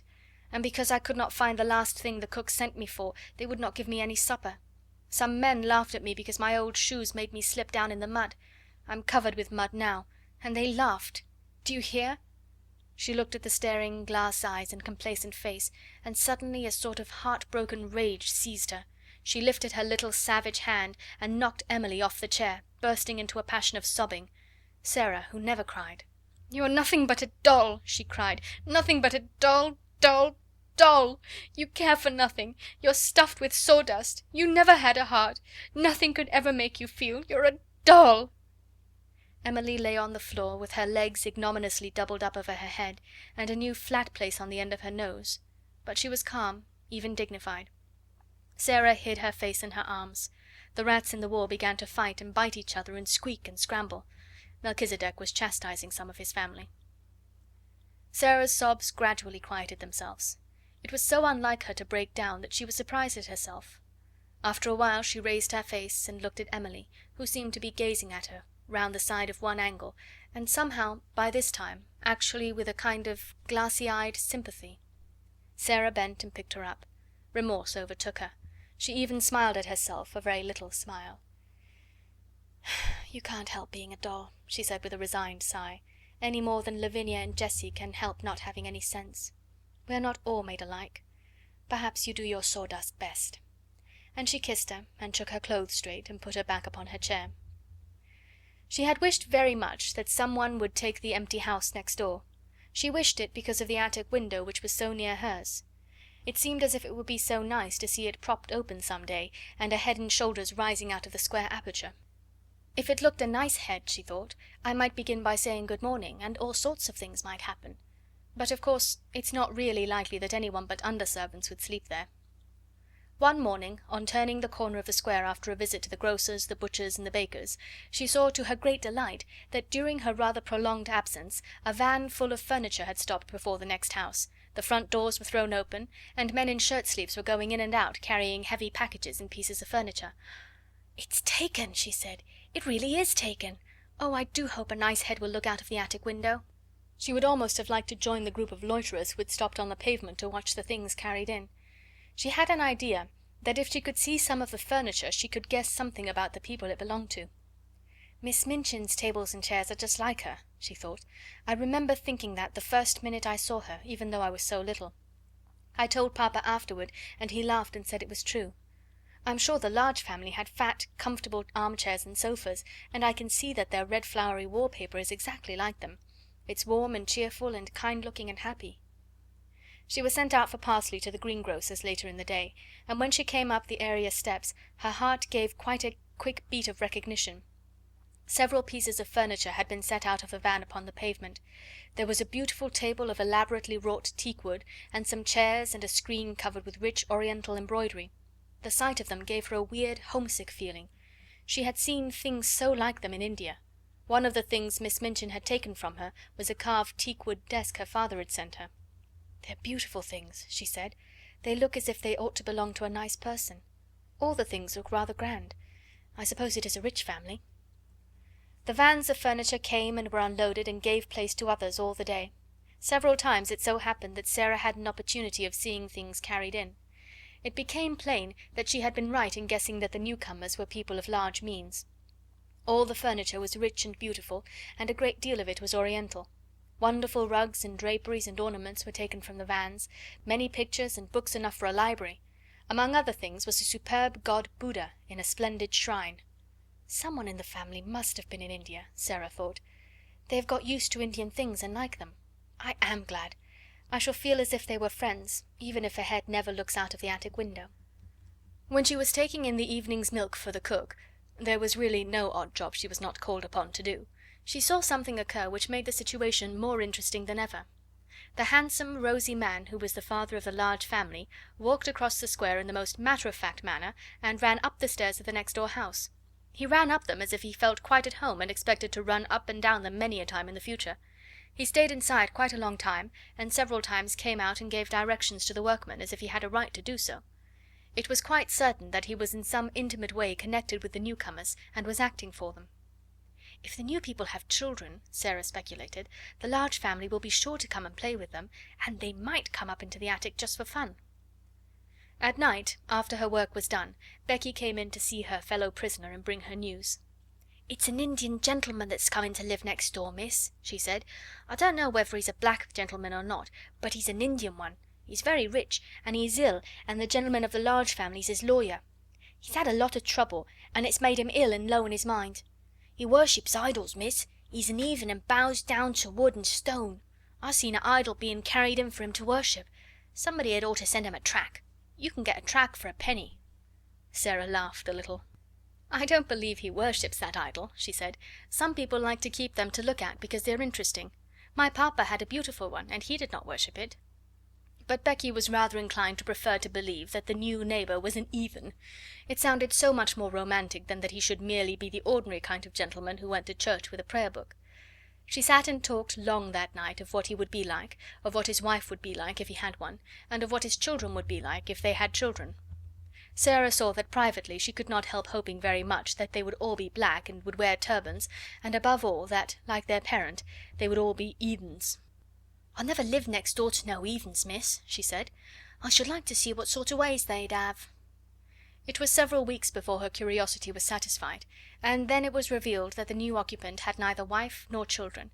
He was a solitary man with no family at all, and it was evident that he was shattered in health and unhappy in mind.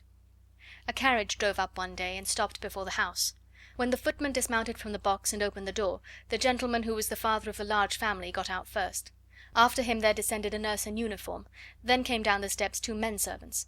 They came to assist their master, who, when he was helped out of the carriage, proved to be a man with a haggard, distressed face, and a skeleton body wrapped in furs. He was carried up the steps, and the head of the large family went with him, looking very anxious. Shortly afterward a doctor's carriage arrived, and the doctor went in, plainly to take care of him.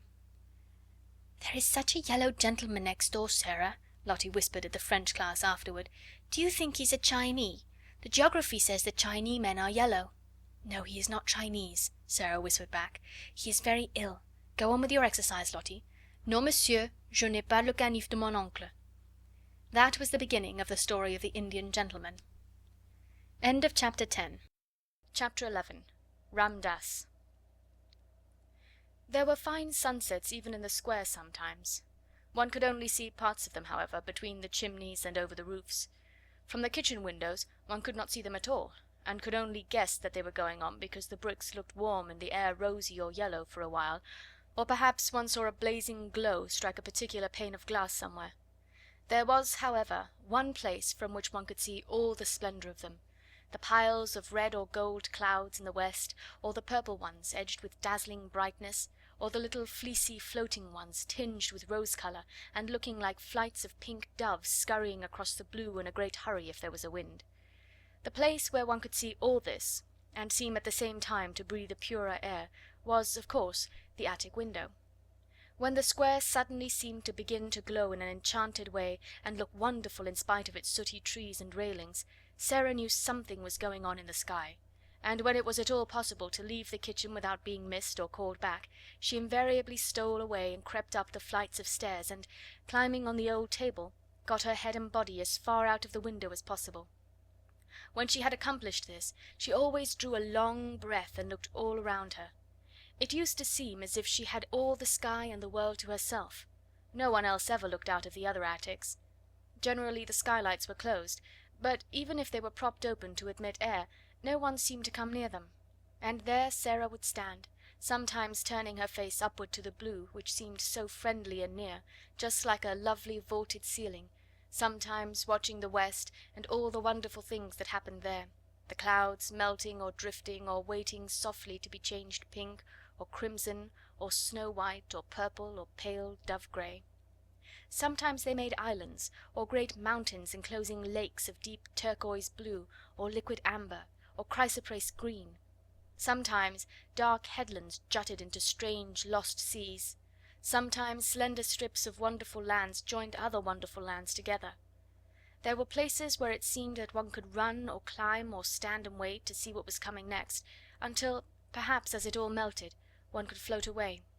At least it seemed so to Sarah, and nothing had ever been quite so beautiful to her as the thing she saw as she stood on the table, her body half out of the skylight, the sparrows twittering with sunset softness on the slates. The sparrows always seemed to her to twitter with a sort of subdued softness just when these marvels were going on. There was such a sunset as this a few days after the Indian gentleman was brought to his new home, and as it fortunately happened that the afternoon's work was done in the kitchen, and nobody had ordered her to go anywhere or perform any task, Sarah found it easier than usual to slip away and go upstairs. She mounted her table and stood looking out. It was a wonderful moment. There were floods of molten gold covering the west, as if a glorious tide was sweeping over the world. A deep, rich yellow light filled the air. The birds flying across the tops of the houses showed quite black against it. "It's a splendid one," said Sarah softly to herself. "It makes me feel almost afraid, as if something strange was just going to happen. The splendid ones always make me feel like that." She suddenly turned her head because she heard a sound a few yards away from her. It was an odd sound, like a queer little squeaky chattering. It came from the window of the next attic.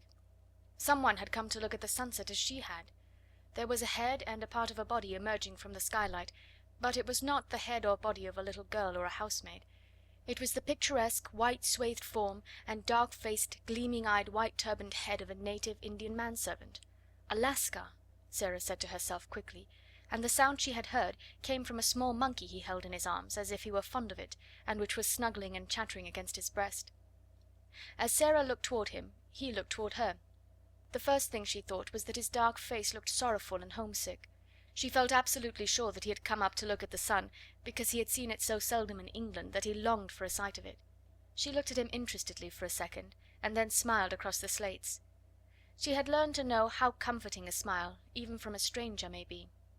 Hers was evidently a pleasure to him. His whole expression altered, and he showed such gleaming white teeth as he smiled back that it was as if a light had been illuminated in his dusky face.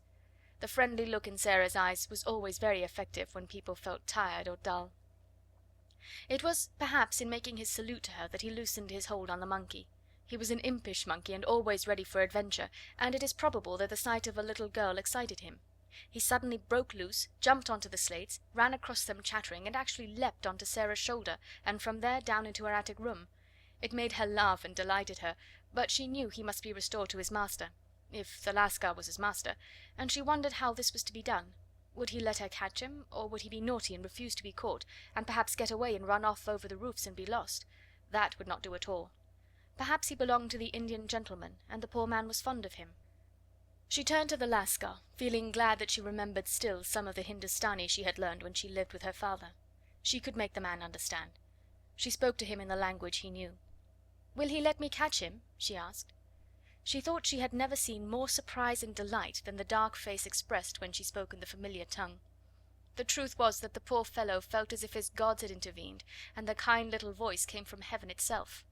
At once Sarah saw that he had been accustomed to European children. He poured forth a flood of respectful thanks. He was the servant of Missy Sahib. The monkey was a good monkey, and would not bite, but unfortunately he was difficult to catch. He would flee from one spot to another like the lightning. He was disobedient, though not evil. Ramdas knew him as if he were his child, and Ramdas he would sometimes obey, but not always. If Missy Sahib would permit Ramdas, he himself could cross the roof to her room, enter the windows, and regain the unworthy little animal. But he was evidently afraid Sarah might think he was taking a great liberty, and perhaps would not let him come. But Sarah gave him leave at once. "Can you get across?" she inquired. "In a moment," he answered her. "Then come," she said. "He is flying from side to side of the room as if he was frightened." Ramdas slipped through his attic window and crossed to hers as steadily and lightly as if he had walked on roofs all his life. He slipped through the skylight and dropped upon his feet without a sound. Then he turned to Sarah and salaamed again. The monkey saw him and uttered a little scream. Ramdas hastily took the precaution of shutting the skylight, and then went in chase of him. It was not a very long chase. The monkey prolonged it a few minutes evidently for the mere fun of it, but presently he sprang chattering onto Ram Dass's shoulder, and sat there chattering and clinging to his neck with a weird little skinny arm. Ram Dass thanked Sarah profoundly. She had seen that his quick native eyes had taken in at a glance all the bare shabbiness of the room, but he spoke to her as if he were speaking to the little daughter of a rajah, and pretended that he observed nothing. He did not presume to remain more than a few moments after he had caught the monkey, and those moments were given to further deep and grateful obeisance to her in return for her indulgence. This little evil one, he said, stroking the monkey, was, in truth, not so evil as he seemed, and his master, who was ill, was sometimes amused by him. He would have been made sad if his favourite had run away and been lost.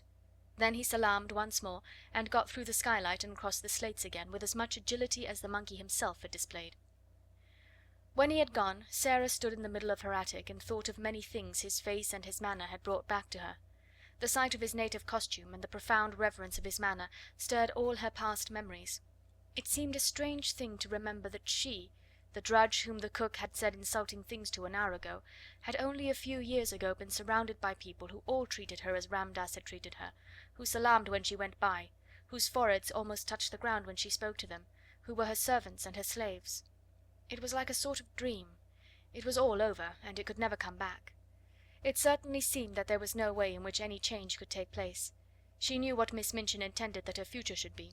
So long as she was too young to be used as a regular teacher, she would be used as an errand girl and servant, and yet expected to remember what she had learned, and in some mysterious way to learn more.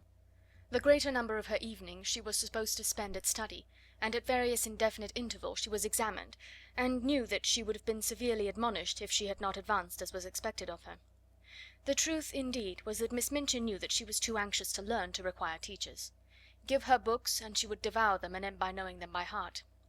She might be trusted to be equal to teaching a good deal in the course of a few years. This was what would happen. When she was older she would be expected to drudge in the schoolroom as she drudged now in various parts of the house.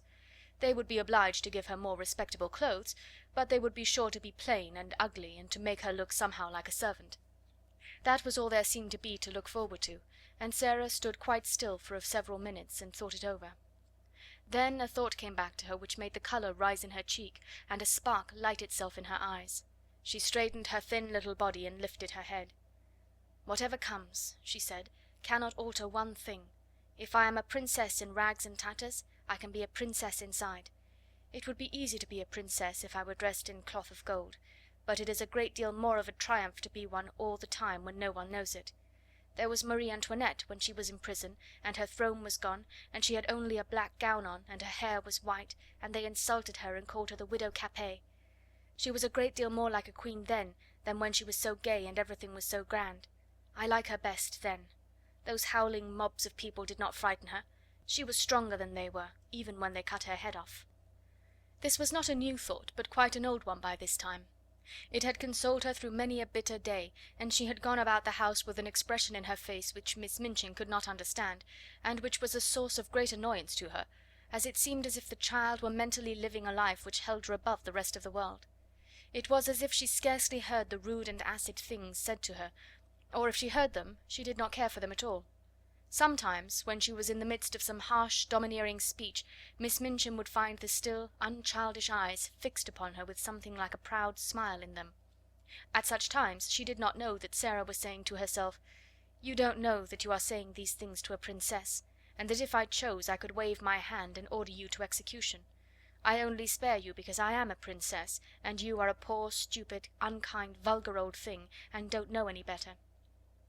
This used to interest and amuse her more than anything else, and queer and fanciful as it was, she found comfort in it, and it was a good thing for her. While the thought held possession of her, she could not be made rude and malicious by the rudeness and malice of those about her. A princess must be polite, she said to herself. And so when the servants, taking their tone from their mistress, were insolent and ordered her about, she would hold her head erect, and reply to them with a quaint civility which often made them stare at her. "She's got more airs and graces than if she come from Buckingham Palace, that young one," said the cook, chuckling a little sometimes. "I lose my temper with her often enough, but I will say she never forgets her manners. If you please, cook, will you be so kind, cook? I beg your pardon, cook. May I trouble you, cook?" She drops them about the kitchen as if they was nothing. The morning after the interview with Ram Dass and his monkey, Sarah was in the schoolroom with her small pupils. Having finished giving them their lessons, she was putting the French exercise books together, and thinking, as she did it, of the various things royal personages in disguise were called upon to do. Alfred the Great, for instance, burning the cakes and getting his ears boxed by the wife of the neatherd. How frightened she must have been when she found out what she had done! If Miss Minchin should find out that she, Sarah, whose toes were almost sticking out of her boots, was a princess, a real one! The look in her eyes was exactly the look which Miss Minchin most disliked. She would not have it. She was quite near her, and was so enraged that she actually flew at her and boxed her ears, exactly as the neatherd's wife had boxed King Alfred's. It made Sarah start. She wakened from her dream at the shock, and, catching her breath, stood still a second. Then, not knowing she was going to do it, she broke into a little laugh. "What are you laughing at, you bold, impudent child?" Miss Minchin exclaimed. It took Sarah a few seconds to control herself sufficiently to remember that she was a princess. Her cheeks were red and smarting from the blows she had received. "I was thinking," she answered. "Beg my pardon immediately," said Miss Minchin. Sarah hesitated a second before she replied. "I will beg your pardon for laughing, if it was rude," she said then, "but I won't beg your pardon for thinking." "What were you thinking?" demanded Miss Minchin. "How dare you think? What were you thinking?" Jessie tittered, and she and Lavinia nudged each other in unison. All the girls looked up from their books to listen. Really, it always interested them a little when Miss Minchin attacked Sarah. Sarah always said something queer, and never seemed the least bit frightened. She was not in the least frightened now, though her boxed ears were scarlet and her eyes were as bright as stars. "I was thinking," she answered grandly and politely, "that you did not know what you were doing." "That I did not know what I was doing?" Miss Minchin fairly gasped. "Yes," said Sarah, "and I was thinking what would happen if I were a princess and you boxed my ears, what I should do to you. And I was thinking that if I were one, you would never dare to do it, whatever I said or did. And I was thinking how surprised and frightened you would be if you suddenly found out—" She had the imagined future so clearly before her eyes that she spoke in a manner which had an effect even upon Miss Minchin. It almost seemed for the moment to her narrow, unimaginative mind that there must be some real power hidden behind this candid daring. "What?" she exclaimed. "Found out what?" "That I really was a princess," said Sarah, "and could do anything, anything I liked." Every pair of eyes in the room widened to its full limit. Lavinia leaned forward on her seat to look. "Go to your room," cried Miss Minchin breathlessly. "This instant! Leave the schoolroom. Attend to your lessons, young ladies." Sarah made a little bow. "Excuse me for laughing if it was impolite," she said, and walked out of the room, leaving Miss Minchin struggling with her rage and the girls whispering over their books. "Did you see her? Did you see how queer she looked?" Jessie broke out. "I shouldn't be at all surprised if she did turn out to be something. Suppose she should." End of chapter 11. Chapter 12. The Other Side of the Wall. When one lives in a row of houses, it is interesting to think of the things which are being done and said on the other side of the wall of the very rooms one is living in. Sarah was fond of amusing herself by trying to imagine the things hidden by the wall which divided the select seminary from the Indian gentleman's house. She knew that the schoolroom was next to the Indian gentleman's study, and she hoped that the wall was thick, so that the noise made sometimes after lesson hours would not disturb him. "I'm growing quite fond of him," she said to Ermengarde. "I should not like him to be disturbed. I have adopted him for a friend. You can do that with people you never speak to at all. You can just watch them, and think about them, and be sorry for them, until they seem almost like relations. I'm quite anxious sometimes when I see the doctor call twice a day." "I have very few relations," said Ermengarde reflectively, "and I'm very glad of it. I don't like those I have. My two aunts are always saying, 'Dear me, Ermengarde, you are very fat, you shouldn't eat sweets,' and my uncle is always asking me things like, 'When did Edward III ascend the throne?' and 'Who died of a surfeit of lampreys?'" Sarah laughed. "People you never speak to can't ask you questions like that," she said, "and I'm sure the Indian gentleman wouldn't, even if he was quite intimate with you. I am fond of him." She had grown fond of the large family because they looked happy, but she had become fond of the Indian gentleman because he looked unhappy.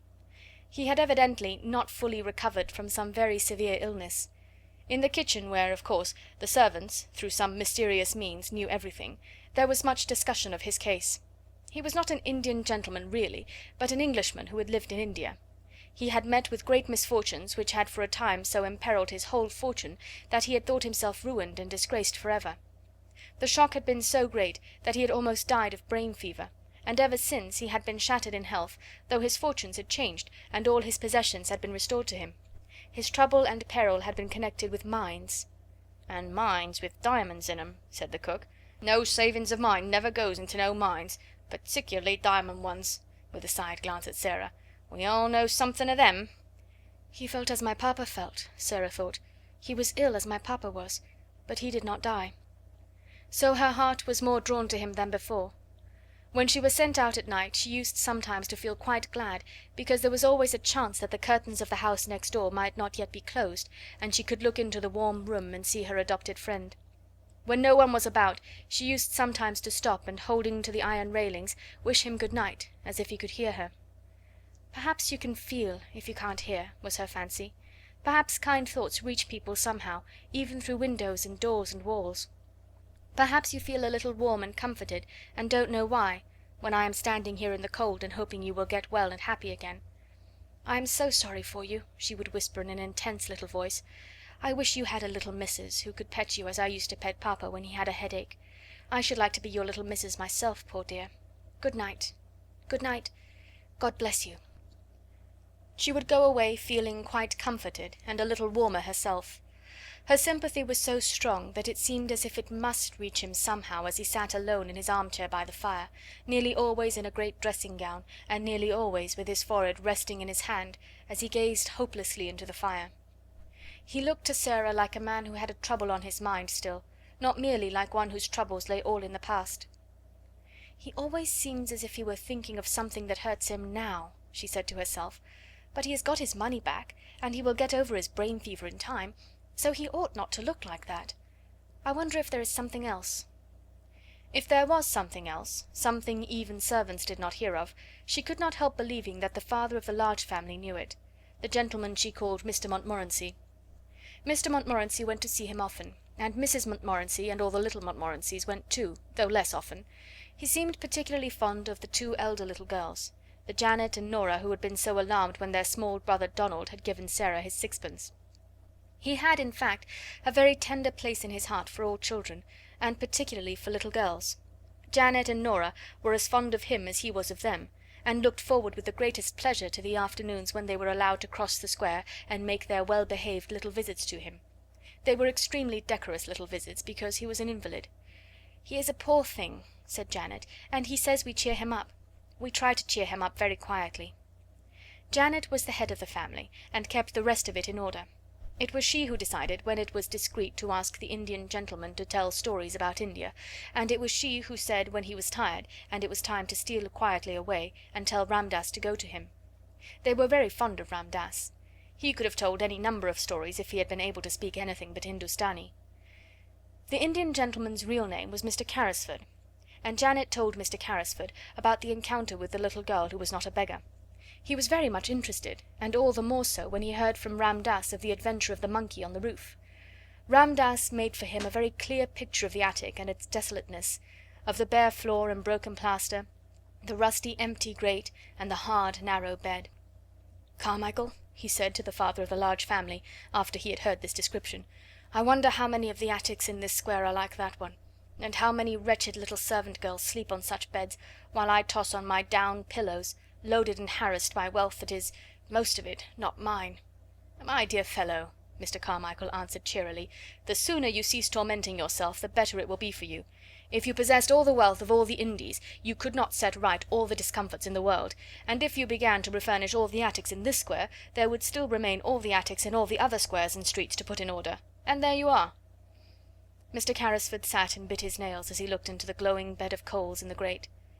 "Do you suppose," he said slowly, after a pause, "do you think it is possible that the other child, the child I never cease thinking of, I believe, could possibly be reduced to any such condition as the poor little soul next door?"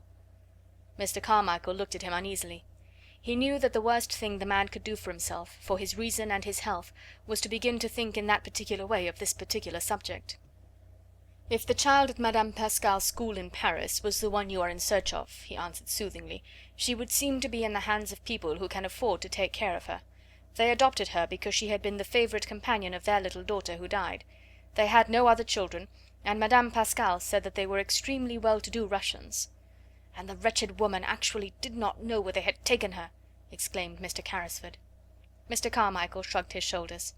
She was a shrewd, worldly Frenchwoman, and was evidently only too glad to get the child so comfortably off her hands when the father's death left her totally unprovided for. Women of her type do not trouble themselves about the futures of children who might prove burdens. The adopted parents apparently disappeared and left no trace. "But you say 'if' the child was the one I am in search of. You say 'if.' We are not sure. There was a difference in the name. Madame Pascal pronounced it as if it were Carew instead of Crewe, but that might be merely a matter of pronunciation.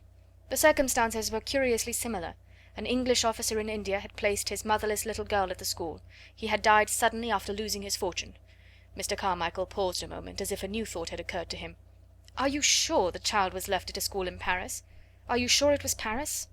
"My dear fellow," broke forth Carrisford with restless bitterness, "I am sure of nothing. I never saw either the child or her mother. Ralph Crewe and I loved each other as boys, but we had not met since our school days, until we met in India. I was absorbed in the magnificent promise of the mines. He became absorbed too. The whole thing was so huge and glittering that we half lost our heads. When we met we scarcely spoke of anything else. I only know that the child had been sent to school somewhere. I do not even remember now how I knew it." He was beginning to be excited. He always became excited when his still weakened brain was stirred by memories of the catastrophes of the past. Mr. Carmichael watched him anxiously. It was necessary to ask some questions, but they must be put quietly and with caution. "But you had reason to think the school was in Paris?" "Yes," was the answer, "because her mother was a Frenchwoman, and I had heard that she wished her child to be educated in Paris. It seemed only likely that she would be there." "Yes," Mr. Carmichael said, "it seems more than probable." The Indian gentleman leaned forward and struck the table with a long wasted hand. "Carmichael," he said, "I must find her. If she is alive, she is somewhere. If she is friendless and penniless, it is through my fault. How is a man to get back his nerve with a thing like that on his mind? This sudden change of luck at the mines has made realities of all our most fantastic dreams, and poor Crewe's child may be begging in the street." "No, no," said Carmichael, "try to be calm. Console yourself with the fact that when she is found you have a fortune to hand over to her." "Why was I not man enough to stand my ground when things looked black?" Carrisford groaned in petulant misery. "I believe I should have stood my ground if I had not been responsible for other people's money as well as my own. Poor Crewe had put into the scheme every penny that he owned. He trusted me, he loved me, and he died thinking I had ruined him. I, Tom Carrisford, who played cricket at Eton with him. What a villain he must have thought me." "Don't reproach yourself so bitterly." "I don't reproach myself because the speculation threatened to fail. I reproach myself for losing my courage. I ran away like a swindler and a thief because I could not face my best friend and tell him I had ruined him and his child." The good-hearted father of the large family put his hand on his shoulder comfortingly. "You ran away because your brain had given way under the strain of mental torture," he said. "You were half delirious already. If you had not been, you would have stayed and fought it out. You were in a hospital, strapped down in bed, raving with brain fever, 2 days after you left the place. Remember that." Carrisford dropped his forehead in his hands. "Good God, yes," he said. "I was driven mad with dread and horror. I had not slept for weeks. The night I staggered out of my house all the air seemed full of hideous things mocking and mouthing at me." "That is explanation enough in itself," said Mr. Carmichael. "How could a man on the verge of brain fever judge sanely?" Carrisford shook his drooping head.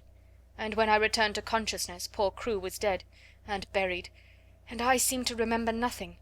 I did not remember the child for months and months. Even when I began to recall her existence, everything seemed in a sort of haze." He stopped a moment and rubbed his forehead. "It sometimes seems so now when I try to remember. Surely I must sometime have heard Crewe speak of the school she was sent to. Don't you think so?" "He might not have spoken of it definitely. You never even seem to have heard her real name." "He used to call her by an odd pet name he had invented. He called her his little missus. But the wretched mines drove everything else out of our heads. We talked of nothing else. If he spoke of the school I forgot, and now I shall never remember." "Come, come," said Carmichael, "we shall find her yet. We will continue to search for Madame Pascal's good-natured Russians. She seemed to have a vague idea that they lived in Moscow. We will take that as a clue. I will go to Moscow." "If I were able to travel I would go with you," said Carrisford, "but I can only sit here wrapped in furs and stare at the fire. And when I look into it I seem to see Crewe's gay young face gazing back at me. He looks as if he were asking me a question. Sometimes I dream of him at night, and he always stands before me and asks the same question in words. Can you guess what he says, Carmichael?" Mr. Carmichael answered him in a rather low voice. "Not exactly," he said. "He says, 'Tom, old man, Tom, where is the little missus?'" He caught at Carmichael's hand and clung to it. "I must be able to answer him, I must," he said. "Help me to find her. Help me." On the other side of the wall Sarah was sitting in her garret talking to Melchisedec, who had come out for his evening meal. "It has been hard to be a princess to-day, Melchisedec," she said. "It has been harder than usual. It gets harder as the weather grows colder and the streets get more sloppy. When Lavinia laughed at my muddy skirt as I passed her in the hall, I thought of something to say all in a flash, and I only just stopped myself in time. You can't sneer back at people like that if you're a princess. But you have to bite your tongue to hold yourself in. I bit mine. It was a cold afternoon, Melchisedec, and it's a cold night." Quite suddenly she put her black head down in her arms, as she often did when she was alone. "Oh, papa," she whispered, "what a long time it seems since I was your little missus." This was what happened that day on both sides of the wall. End of chapter 12.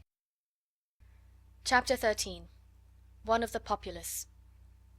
The winter was a wretched one. There were days on which Sarah tramped through snow when she went on her errands. There were worse days when the snow melted and combined itself with mud to form slush. There were others when the fog was so thick that the lamps in the street were lighted all day, and London looked as it had looked the afternoon, several years ago, when the cab had driven through the thoroughfares with Sarah tucked up on its seat, leaning against her father's shoulder. On such days the windows of the house of the Large family always looked delightfully cosy and alluring, and the study in which the Indian gentleman sat glowed with warmth and rich colour. But the attic was dismal beyond words. There were no longer sunsets or sunrises to look at, and scarcely ever any stars, it seemed to Sarah. The clouds hung low over the skylight, and were either grey or mud colour, or dropping heavy rain. At 4 o'clock in the afternoon, even when there was no special fog, the daylight was at an end. If it was necessary to go to her attic for anything, Sarah was obliged to light a candle. The women in the kitchen were depressed, and that made them more ill-tempered than ever. Becky was driven like a little slave. "'Twa'n't for you, miss," she said hoarsely to Sarah one night when she had crept into the attic. "'Twa'n't for you and the Bastille and being the prisoner in the next cell. I should die. That there does seem real now, doesn't it? The missus is more like the head jailer every day she lives. I can jest see them big keys you says she carries. The cook, she's like one of them under jailers. Tell me some more, please, miss. Tell me about the subterranean passage we've dug under the walls." "I'll tell you something warmer," shivered Sarah. "Get your coverlet and wrap it around you, and I'll get mine, and we will huddle close together on the bed, and I'll tell you about the tropical forest where the Indian gentleman's monkey used to live. When I see him sitting on the table near the window and looking out into the street with that mournful expression, I always feel sure that he is thinking about the tropical forest where he used to swing by his tail from coconut trees. I wonder who caught him, and if he left a family behind who had depended on him for coconuts." "That is warmer, miss," said Becky gratefully, "but some ways even the Bastille is sort of heatin' when you gets to tellin' about it." "That is because it makes you think of something else," said Sarah, wrapping the coverlet round her until only her small dark face was to be seen looking out of it. "I've noticed this. What you have to do with your mind when your body is miserable is to make it think of something else." "Can you do it, miss?" faltered Becky, regarding her with admiring eyes. Sarah knitted her brows a moment. "Sometimes I can, and sometimes I can't," she said stoutly. "But when I can I'm all right, and what I believe is that we always could if we practised enough. I've been practising a good deal lately, and it's beginning to be easier than it used to be. When things are horrible, just horrible, I think as hard as ever I can of being a princess. I say to myself, I am a princess, and I am a fairy one, and because I am a fairy nothing can hurt me or make me uncomfortable. You don't know how that makes you forget," with a laugh. She had many opportunities of making her mind think of something else, and many opportunities of proving to herself whether or not she was a princess. But one of the strongest tests she was ever put to came on a certain dreadful day which, she often thought afterward, would never quite fade out of her memory, even in the years to come. For several days it had rained continuously. The streets were chilly and sloppy and full of dreary cold mist. There was mud everywhere, sticky London mud, and over everything the pall of drizzle and fog. Of course there were several long and tiresome errands to be done. There always were on days like this, and Sarah was sent out again and again, until her shabby clothes were damp through. The absurd old feathers on her forlorn hat were more draggled and absurd than ever, and her down-trodden shoes were so wet that they could not hold any more water. Added to this, she had been deprived of her dinner because Miss Minchin had chosen to punish her. She was so cold and hungry and tired that her face began to have a pinched look, and now and then some kind-hearted person passing her in the street glanced at her with sudden sympathy. But she did not know that. She hurried on, trying to make her mind think of something else. It was really very necessary. Her way of doing it was to pretend and suppose with all the strength that was left in her. But really this time it was harder than she had ever found it, and once or twice she thought it almost made her more cold and hungry instead of less so. But she persevered obstinately, and as the muddy water squelched through her broken shoes, and the wind seemed to be trying to drag her thin jacket from her, she talked to herself as she walked, though she did not speak aloud or even move her lips. "Suppose I had dry clothes on," she thought. "Suppose I had good shoes, and a long thick coat, and merino stockings, and a whole umbrella, and suppose, just when I was near a baker's where they sold hot buns, I should find sixpence, which belonged to nobody. Suppose, if I did, I should go into the shop and buy 6 of the hottest buns and eat them all without stopping." Some very odd things happen in this world sometimes. It certainly was an odd thing that happened to Sarah. She had to cross the street just when she was saying this to herself. The mud was dreadful, she almost had to wade.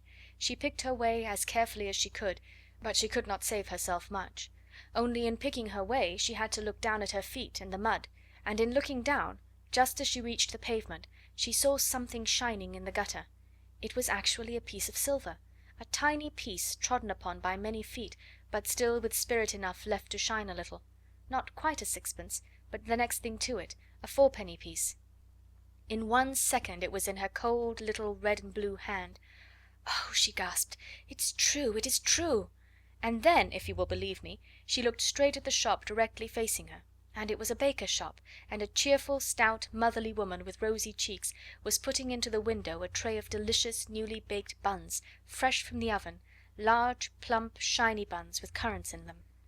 It almost made Sarah feel faint for a few seconds, the shock and the sight of the buns, and the delightful odours of warm bread floating up through the baker's cellar window. She knew she need not hesitate to use the little piece of money. It had evidently been lying in the mud for some time, and its owner was completely lost in the stream of passing people who crowded and jostled each other all day long. "But I'll go and ask the baker woman if she has lost anything," she said to herself rather faintly. So she crossed the pavement and put her wet foot on the step. As she did so, she saw something that made her stop. It was a little figure more forlorn even than herself, a little figure which was not much more than a bundle of rags, from which small, bare, red, muddy feet peeped out, only because the rags with which their owner was trying to cover them were not long enough. Above the rags appeared a shock head of tangled hair, and a dirty face with big, hollow, hungry eyes. Sarah knew they were hungry eyes the moment she saw them, and she felt a sudden sympathy. "This," she said to herself with a little sigh, "is one of the populace, and she is hungrier than I am." The child, this one of the populace, stared up at Sarah and shuffled herself a little aside so as to give her room to pass. She was used to being made to give room to everybody. She knew that if a policeman chanced to see her he would tell her to move on. Sarah clutched her little 4-penny piece and hesitated for a few seconds. Then she spoke to her. "Are you hungry?" she asked. The child shuffled herself and her rags a little more. "Ain't I just?" she said in a hoarse voice. "Just ain't I?" "Haven't you had any dinner?" said Sarah. "No dinner," more hoarsely still, and with more shuffling. "Nor yet no breakfast, nor yet no supper, no nothing." "Since when?" asked Sarah. "Dunno. Never got nothing today, nowhere. I've axed and axed." Just to look at her made Sarah more hungry and faint, but those queer little thoughts were at work in her brain, and she was talking to herself, though she was sick at heart. "If I'm a princess," she was saying, "if I'm a princess, when they were poor and driven from their thrones, they always shared with the populace. If they met one poorer and hungrier than themselves, They always shared. Buns are a penny each. If it had been sixpence I could have eaten 6. It won't be enough for either of us, but it will be better than nothing." "Wait a minute," she said to the beggar child. She went into the shop. It was warm and smelled deliciously. The woman was just going to put some more hot buns into the window. "If you please," said Sarah, "have you lost 4pence, a silver 4pence?" And she held the forlorn little piece of money out to her. The woman looked at it, and then at her intense little face and draggled, once fine clothes. "Bless us, no," she answered. "Did you find it?" "Yes," said Sarah, "in the gutter." "Keep it, then," said the woman. "It may have been there for a week, and goodness knows who lost it. You could never find out." "I know that," said Sarah, "but I thought I would ask you." "Not many would," said the woman, looking puzzled and interested and good natured all at once. "Do you want to buy something?" she added, as she saw Sarah glance at the buns. "4 buns, if you please," said Sarah. "Those at a penny each." The woman went to the window and put some in a paper bag. Sarah noticed that she put in 6. "I said 4, if you please," she explained. "I have only 4pence." "I'll throw in 2 for make weight," said the woman, with her good-natured look. "I dare say you can eat them sometime. Aren't you hungry?" A mist rose before Sarah's eyes. "Yes," she answered, "I'm very hungry, and I am much obliged to you for your kindness, and," she was going to add, "there is a child outside who is hungrier than I am." But just at that moment 2 or 3 customers came in at once, and each one seemed in a hurry, so she could only thank the woman again and go out. The beggar girl was still huddled up in the corner of the step. She looked frightful in her wet and dirty rags. She was staring straight before her with a stupid look of suffering, and Sarah saw her suddenly draw the back of a roughened black hand across her eyes to rub away the tears which seemed to have surprised her by forcing their way from under her lids. She was muttering to herself.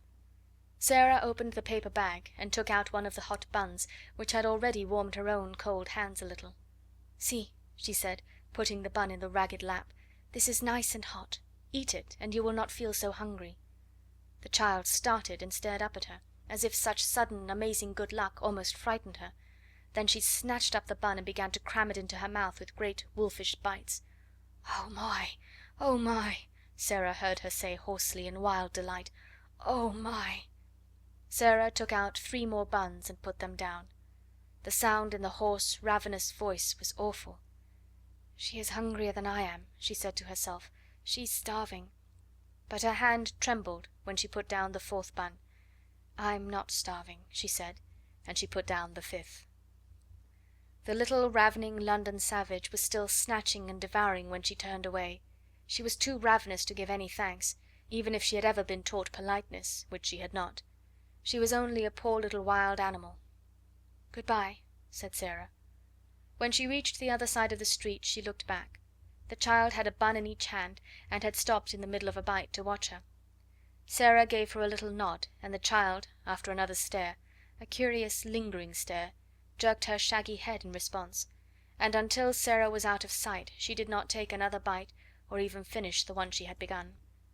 At that moment the baker woman looked out of her shop window. "Well, I never!" she exclaimed. "If that young 'un hasn't given her buns to a beggar child! It wasn't because she didn't want them either.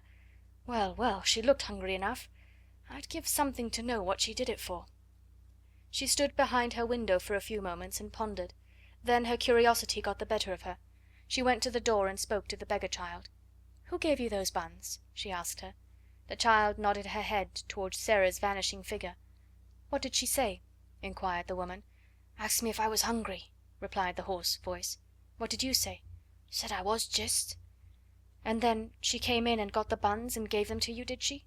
The child nodded. "How many?" "5." The woman thought it over. "Left just 1 for herself," she said in a low voice, "and she could have eaten the whole 6. I saw it in her eyes."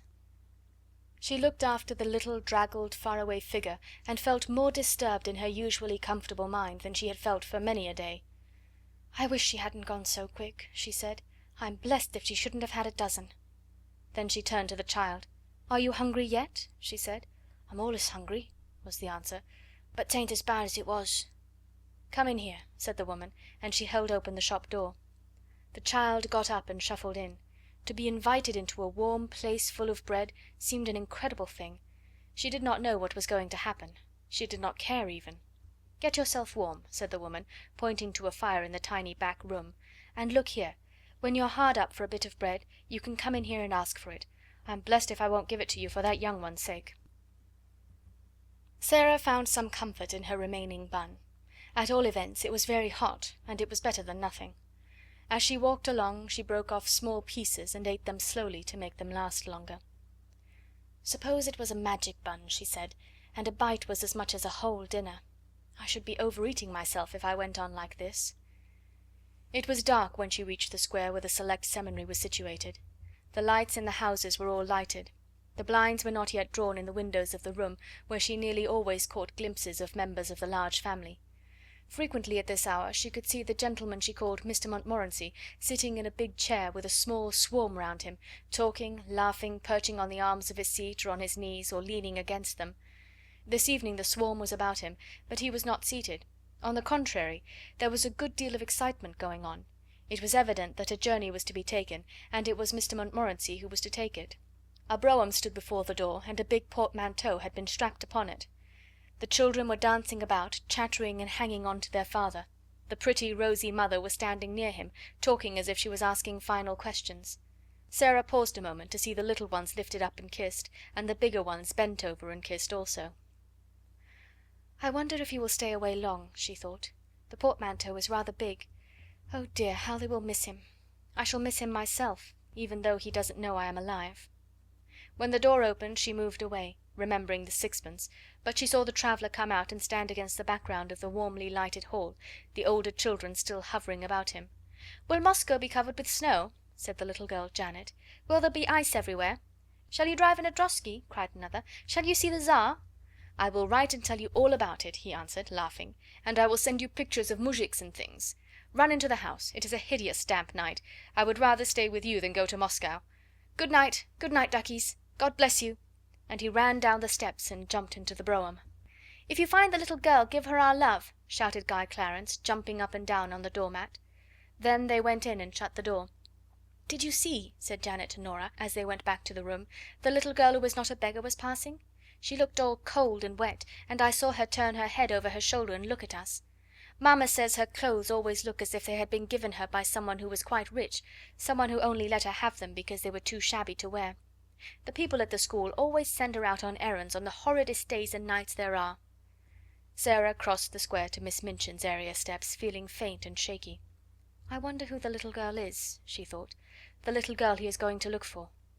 And she went down the area steps, lugging her basket, and finding it very heavy indeed, as the father of the large family drove quickly on his way to the station to take the train which was to carry him to Moscow, where he was to make his best efforts to search for the lost little daughter of Captain Crewe.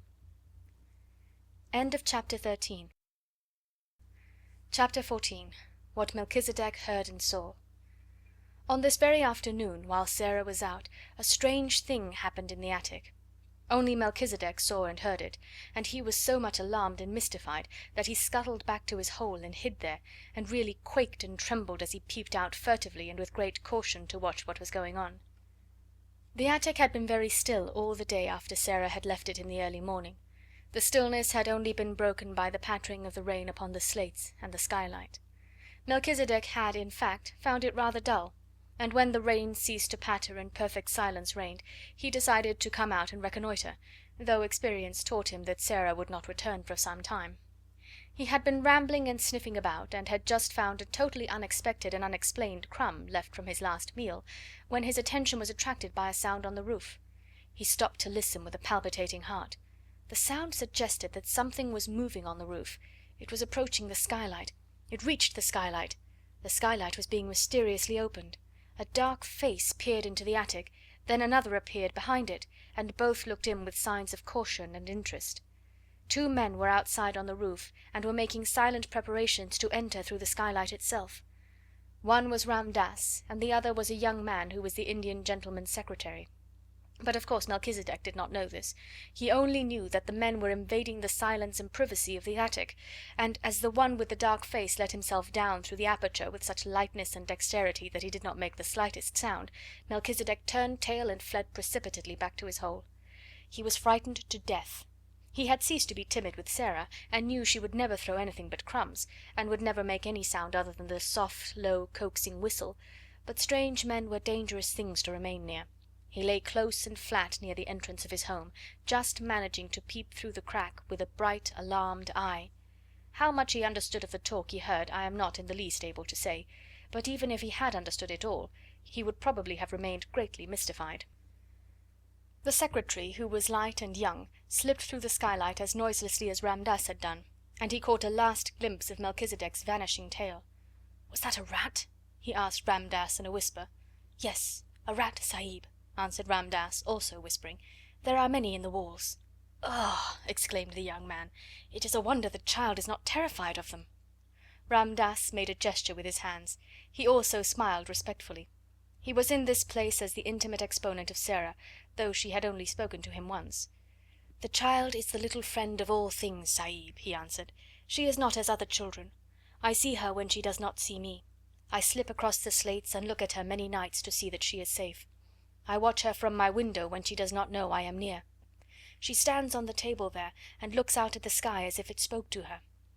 The sparrows come at her call, the rat she has fed and tamed in her loneliness, the poor slave of the house comes to her for comfort. There is a little child who comes to her in secret, there is one older who worships her and would listen to her forever if she might. This I have seen when I have crept across the roof. By the mistress of the house, who is an evil woman, she is treated like a pariah, but she has the bearing of a child who is of the blood of kings." "You seem to know a great deal about her," the secretary said. "All her life, each day I know," answered Ramdass. "Her going out I know, and her coming in, her sadness and her poor joys, her coldness and her hunger. I know when she is alone until midnight, learning from her books. I know when her secret friends steal to her and she is happier, as children can be, even in the midst of poverty, because they come and she may laugh and talk with them in whispers. If she were ill I should know, and I would come and serve her if it might be done. You are sure no one comes near this place but herself, and that she will not return and surprise us? She would be frightened if she found us here, and the Sahib Carrisford's plan would be spoiled." Ramdass crossed noiselessly to the door and stood close to it. "None mount here but herself, Sahib," he said. "She has gone out with her basket and may be gone for hours. If I stand here I can hear any step before it reaches the last flight of the stairs." The secretary took a pencil and a tablet from his breast pocket. "Keep your ears open," he said. And he began to walk slowly and softly round the miserable little room, making rapid notes on his tablet as he looked at things. First he went to the narrow bed. He pressed his hand upon the mattress and uttered an exclamation. "As hard as stone," he said. "That will have to be altered some day when she is out. A special journey can be made to bring it across. It cannot be done tonight." He lifted the covering and examined the one thin pillow. "Coverlet dingy and worn, blanket thin, sheets patched and ragged," he said. "What a bed for a child to sleep in, and in a house which calls itself respectable. There has not been a fire in that grate for many a day," glancing at the rusty fireplace. "Never since I have seen it," said Ramdass. "The mistress of the house is not one who remembers that another than herself may be cold." The secretary was writing quickly on his tablet. He looked up from it as he tore off a leaf and slipped it into his breast pocket. "It is a strange way of doing the thing," he said. "Who planned it?" Ramdass made a modestly apologetic obeisance. "It is true that the first thought was mine, Sahib," he said, "though it was naught but a fancy. I am fond of this child. We are both lonely. It is her way to relate her visions to her secret friends. Being sad one night, I lay close to the open skylight and listened. The vision she related told what this miserable room might be if it had comforts in it. She seemed to see it as she talked, and she grew cheered and warmed as she spoke. Then she came to this fancy, and the next day, the Sahib being ill and wretched, I told him of the thing to amuse him. It seemed then but a dream, but it pleased the Sahib. To hear of the child's doings gave him entertainment. He became interested in her and asked questions. At last he began to please himself with the thought of making her visions real things." "You think that it can be done while she sleeps? Suppose she awakened?" suggested the secretary, and it was evident that, whatsoever the plan referred to was, it had caught and pleased his fancy as well as the Sahib Carrisford's. "I can move as if my feet were of velvet," Ramdass replied, "and children sleep soundly, even the unhappy ones. I could have entered this room in the night many times, and without causing her to turn upon her pillow. If the other bearer passes to me the things through the window, I can do all, and she will not stir. When she awakens, she will think a magician has been here." He smiled as if his heart warmed under his white robe, and the secretary smiled back at him. "It will be like a story from the Arabian Nights," he said. "Only an Oriental could have planned it. It does not belong to London fogs." They did not remain very long, to the great relief of Melchisedec, who, as he probably did not comprehend their conversation, felt their movements and whispers ominous. The young secretary seemed interested in everything. He wrote down things about the floor, the fireplace, the broken footstool, the old table, the walls, which last he touched with his hand again and again, seeming much pleased when he found that a number of old nails had been driven in various places. "You can hand things on them," he said. Ram Dass smiled mysteriously. "Yesterday, when she was out," he said, "I entered, bringing with me small sharp nails which can be pressed into the wall without blows from a hammer. I placed many in the plaster where I may need them. They are ready." The Indian gentleman's secretary stood still and looked round him as he thrust his tablets back into his pocket. "I think I have made notes enough. We can go now," he said. "The Sahib Carrisford has a warm heart. It is 1,000 pities that he has not found the lost child." "If he should find her, his strength would be restored to him," said Ram Dass. "His God may lead her to him yet." Then they slipped through the skylight as noiselessly as they had entered it. And after he was quite sure they had gone, Melchisedec was greatly relieved, and in the course of a few minutes felt it safe to emerge from his hole again and scuffle about in the hope that even such alarming human beings as these might have chanced to carry crumbs in their pockets and drop one or two of them. End of chapter 14. Chapter 15. The Magic. When Sarah had passed the house next door, she had seen Ram Dass closing the shutters, and caught her glimpse of this room also. "It is a long time since I saw a nice place from the inside," was the thought which crossed her mind. There was the usual bright fire glowing in the grate, and the Indian gentleman was sitting before it. His head was resting in his hand, and he looked as lonely and unhappy as ever. "Poor man," said Sarah. "I wonder what you're supposing." And this was what he was supposing at that very moment. "Suppose," he was thinking, "suppose even if Carmichael traces the people to Moscow, the little girl they took from Madame Pascal's school in Paris is not the one we're in search of. Suppose she proves to be quite a different child. What steps shall I take next?" When Sarah went into the house, she met Miss Minchin, who had come downstairs to scold the cook. "Where have you wasted your time?" she demanded. "You have been out for hours." "It was so wet and muddy," Sarah answered. "It was hard to walk because my shoes were so bad and slipped about." "Make no excuses," said Miss Minchin, "and tell no falsehoods." Sarah went in to the cook. The cook had received a severe lecture and was in a fearful temper as a result. She was only too rejoiced to have someone to vent her rage on, and Sarah was a convenience as usual. "Why didn't you stay out all night?" she snapped. Sarah laid her purchases on the table. "Here are the things," she said. The cook looked them over, grumbling. She was in a very savage humour indeed. "May I have something to eat?" Sarah asked, rather faintly. "Tea's over and done with," was the answer. "Did you expect me to keep it hot for you?" Sarah stood silent for a second. "I had no dinner," she said next, and her voice was quite low. She made it low because she was afraid it would tremble. "There's some bread in the pantry," said the cook. "That's all you'll get at this time of day." Sarah went and found the bread. It was old and hard and dry. The cook was in too vicious a humour to give her anything to eat with it. It was always safe and easy to vent her spite on Sarah. Really, it was hard for the child to climb the 3 long flights of stairs leading to her attic. She often found them long and steep when she was tired, but tonight it seemed as if she would never reach the top. Several times she was obliged to stop to rest. When she reached the top landing she was glad to see the glimmer of a light coming from under her door. That meant that Ermengarde had managed to creep up to pay her a visit. There was some comfort in that. It was better than to go into the room alone and find it empty and desolate. The mere presence of plump, comfortable Ermengarde, wrapped in her red shawl, would warm it up a little. Yes, there Ermengarde was when she opened the door. She was sitting in the middle of the bed, with her feet tucked safely under her. She had never become intimate with Melchisedec and his family, though they rather fascinated her. When she found herself alone in the attic, she always preferred to sit on the bed until Sarah arrived. She had, in fact, on this occasion, had time to become rather nervous, because Melchisedec had appeared and sniffed about a good deal, and once had made her utter a repressed squeal by sitting up on his hind legs, and, while he looked at her, sniffing pointedly in her direction. "Oh, Sarah," she cried out, "I am glad you've come. Melky would sniff about so. I tried to coax him to go back, but he wouldn't for such a long time. I like him, you know, but it does frighten me when he sniffs right at me. Do you think he ever would jump?" "No," answered Sarah. Ermengarde crawled forward on the bed to look at her. "You do look tired, Sarah," she said. "You're quite pale." "I am tired," said Sarah, dropping onto the lopsided footstool. "Oh, there's Melchisedec, poor thing. He's come to ask for his supper." Melchisedec had come out of his hole as if he had been listening for her footstep. Sarah was quite sure he knew it.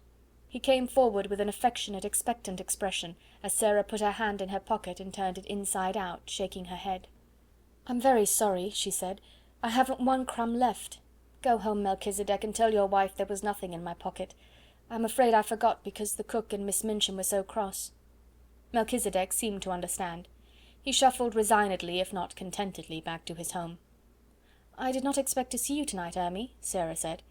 Ermengarde hugged herself in the red shawl. "Miss Amelia has gone out to spend the night with her old aunt," she explained. "No one else ever comes and looks into the bedrooms after we're in bed. I could stay here until morning if I wanted to." She pointed toward the table under the skylight. Sarah had not looked toward it as she came in. A number of books were piled upon it. Ermengarde's gesture was a dejected one. "Papa has sent me some more books, Sarah," she said. "There they are." Sarah looked round and got up at once. She ran to the table and, picking up the top volume, turned over its leaves quickly. For the moment she forgot her discomforts. "Ah!" she cried out, "how beautiful! Carlyle's French Revolution. I have so wanted to read that." "I haven't," said Ermengarde, "and papa will be so cross if I don't. He'll expect me to know all about it when I go home for the holidays. What shall I do?" Sarah stopped turning over the leaves and looked at her with an excited flush on her cheeks. "Look here," she cried, "if you'll lend me these books, I'll read them, and tell you everything that's in them afterward, and I'll tell it so that you will remember it too." "Oh, goodness!" exclaimed Ermengarde. "Do you think you can?" "I know I can," Sarah answered. "The little ones always remember what I tell them." "Sarah," said Ermengarde, hope gleaming in her round face, "if you'll do that, and make me remember, I'll give you anything." "I don't want you to give me anything," said Sarah. "I want your books. I want them." And her eyes grew big and her chest heaved. "Take them, then," said Ermengarde. "I wish I wanted them, but I don't. I'm not clever, and my father is, and he thinks I ought to be." Sarah was opening one book after the other. "What are you going to tell your father?" she asked, a slight doubt dawning in her mind. "Oh, he needn't know," answered Ermengarde. "He'll think I've read them." Sarah put down her book and shook her head slowly. "That's almost like telling lies," she said. "And lies, well, you see, they're not only wicked, they're vulgar. Sometimes," reflectively, "I've thought perhaps I might do something wicked. I might suddenly fly into a rage and kill Miss Minchin, you know, when she was ill-treating me, but I couldn't be vulgar. Why can't you tell your father I read them?" "He wants me to read them," said Ermengarde, a little discouraged by this unexpected turn of affairs. "He wants you to know what is in them," said Sarah, "and if I can tell it to you in an easy way and make you remember it, I should think he would like that." "He'll like it if I learn anything in any way," said rueful Ermengarde. "You would if you were my father." "It's not your fault that—" began Sarah. She pulled herself up and stopped rather suddenly. She had been going to say, "It's not your fault that you are stupid." "That what?" Ermengarde asked. "That you can't learn things quickly," amended Sarah. "If you can't, you can't. If I can, why, I can, that's all." She always felt very tender of Ermengarde, and tried not to let her feel too strongly the difference between being able to learn anything at once, and not being able to learn anything at all. As she looked at her plump face, one of her wise, old-fashioned thoughts came to her. "Perhaps," she said, "to be able to learn things quickly isn't everything. To be kind is worth a great deal to other people. If Miss Minchin knew everything on earth and was like what she is now, she'd still be a detestable thing, and everybody would hate her. Lots of clever people have done harm and have been wicked. Look at Robespierre." She stopped and examined Ermengarde's countenance, which was beginning to look bewildered. "Don't you remember?" she demanded. "I told you about him not long ago. I believe you've forgotten." "Well, I don't remember all of it," admitted Ermengarde. "Well, you wait a minute," said Sarah, "and I'll take off my wet things and wrap myself in the coverlet, and I'll tell you over again." She took off her hat and coat and hung them on a nail against the wall, and she changed her wet shoes for an old pair of slippers.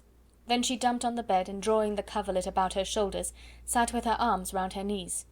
"Now listen," she said. She plunged into the gory records of the French Revolution, and told such stories of it that Ermengarde's eyes grew round with alarm, and she held her breath.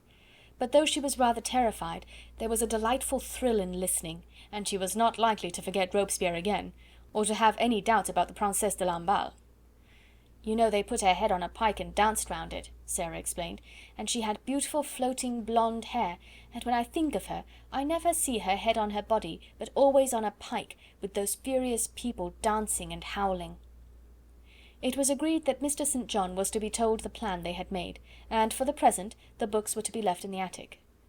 "Now let's tell each other things," said Sarah. "How are you getting on with your French lessons?" "Ever so much better since the last time I came up here and you explained the conjugations. Miss Minchin could not understand why I did my exercises so well that first morning." Sarah laughed a little and hugged her knees. "She doesn't understand why Lottie is doing her sums so well," she said, "but it is because she creeps up here too, and I help her." She glanced round the room. "The attic would be rather nice, if it wasn't so dreadful," she said, laughing again. "It's a good place to pretend in." The truth was that Ermengarde did not know anything of the sometimes almost unbearable side of life in the attic, and she had not a sufficiently vivid imagination to depict it for herself. On the rare occasions that she could reach Sarah's room, she only saw the side of it which was made exciting by things which were pretended in stories which were told. Her visits partook of the character of adventures, and though sometimes Sarah looked rather pale, and it was not to be denied that she had grown very thin, her proud little spirit would not admit of complaints. She had never confessed that at times she was almost ravenous with hunger, as she was tonight. She was growing rapidly, and her constant walking and running about would have given her a keen appetite, even if she had had abundant and regular meals of a much more nourishing nature than the unappetizing, inferior food snatched at such odd times as suited the kitchen convenience. She was growing used to a certain gnawing feeling in her young stomach. "I suppose soldiers feel like this when they are on long and weary march," she often said to herself. She liked the sound of the phrase, long and weary march. It made her feel rather like a soldier. She had also a quaint sense of being a hostess in the attic. "If I lived in a castle," she argued, "and Ermengarde was the lady of another castle and came to see me, with knights and squires and vassals riding with her, and pennons flying, when I heard the clarions sounding outside the drawbridge, I should go down to receive her, and I should spread feasts in the banquet hall, and call in minstrels to sing and play and relate romances. When she comes into the attic I can't spread feasts, but I can tell stories and not let her know disagreeable things. I dare say poor chatelaines had to do that in time of famine, when their lands had been pillaged." She was a proud, brave little chatelaine, and dispensed generously the one hospitality she could offer, the dreams she dreamed, the visions she saw, the imaginings which were her joy and comfort. So as they sat together, Ermengarde did not know that she was faint as well as ravenous, and that while she talked she now and then wondered if her hunger would let her sleep when she was left alone. She felt as if she had never been quite so hungry before. "I wish I was as thin as you, Sarah," Ermengarde said suddenly. "I believe you're thinner than you used to be. Your eyes look so big, and look at the sharp little bones sticking out of your elbow." Sarah pulled down her sleeve, which had pushed itself up. "I always was a thin child," she said bravely, "and I always had big green eyes." "I love your queer eyes," said Ermengarde, looking into them with affectionate admiration. "They always look as if they saw such a long way. I love them, and I love them to be green, though they look black generally." "They're cat's eyes," laughed Sarah, "but I can't see in the dark with them, because I have tried and I couldn't. I wish I could." It was just at this minute that something happened at the skylight which neither of them saw. If either of them had chanced to turn and look, she would have been startled by the sight of a dark face which peered cautiously into the room, and disappeared as quickly and almost as silently as it had appeared. Not quite as silently, however. Sarah, who had keen ears, suddenly turned a little and looked up at the roof. "That didn't sound like Melchisedec," she said. "It wasn't scratchy enough." "What?" said Ermengarde, a little startled. "Didn't you think you heard something?" asked Sarah. "No," Ermengarde faltered. "Did you?" "Perhaps I didn't," said Sarah, "but I thought I did. It sounded as if something was on the slates, something that dragged softly." "What could it be?" said Ermengarde. "Could it be robbers?" "No," Sarah began cheerfully, "there is nothing to steal." She broke off in the middle of her words. They both heard the sound that checked her. It was not on the slates, but on the stairs below, and it was Miss Minchin's angry voice. End of chapter 15, part 1. Chapter 15. Continued.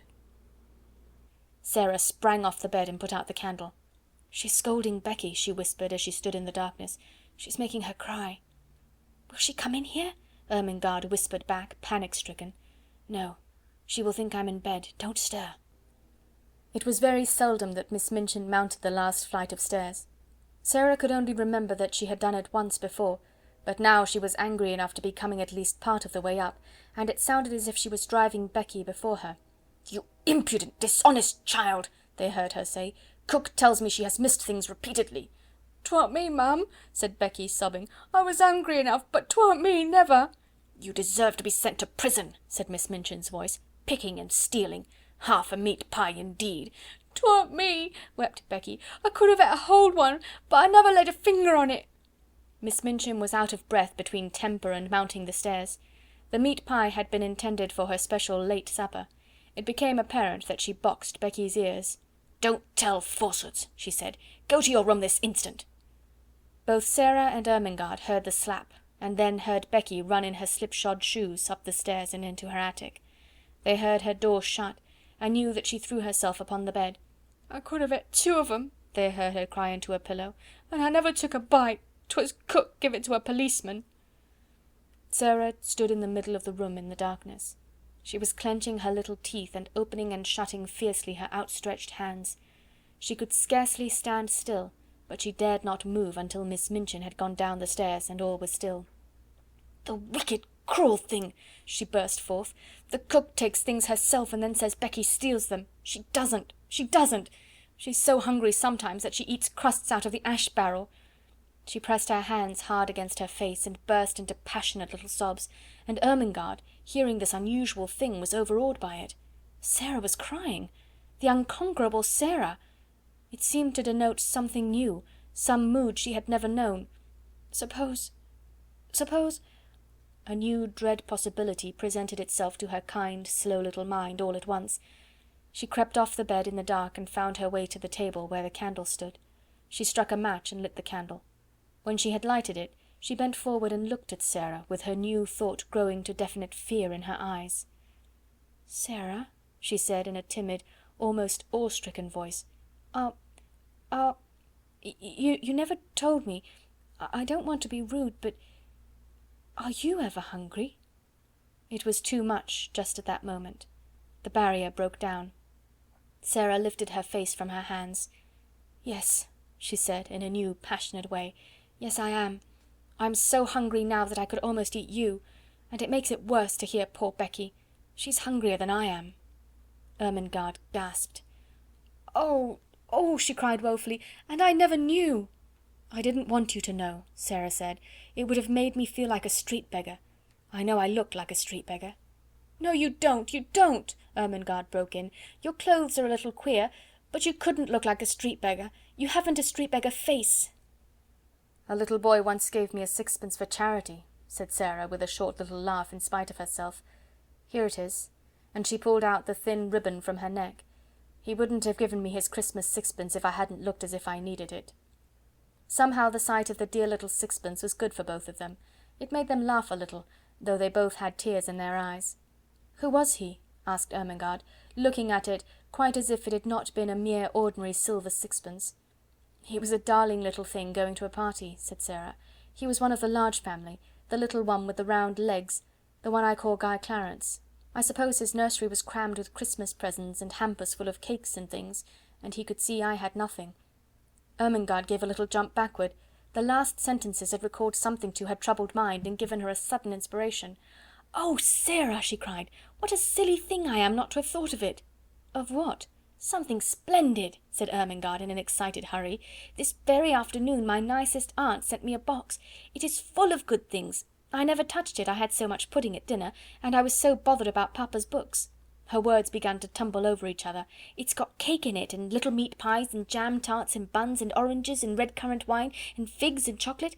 I'll creep back to my room and get it this minute, and we'll eat it now." Sarah almost reeled. When one is faint with hunger, the mention of food has sometimes a curious effect. She clutched Ermengarde's arm.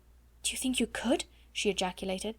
"I know I could," answered Ermengarde, and she ran to the door, opened it softly, put her head out into the darkness, and listened. Then she went back to Sarah. "The lights are out. Everybody's in bed.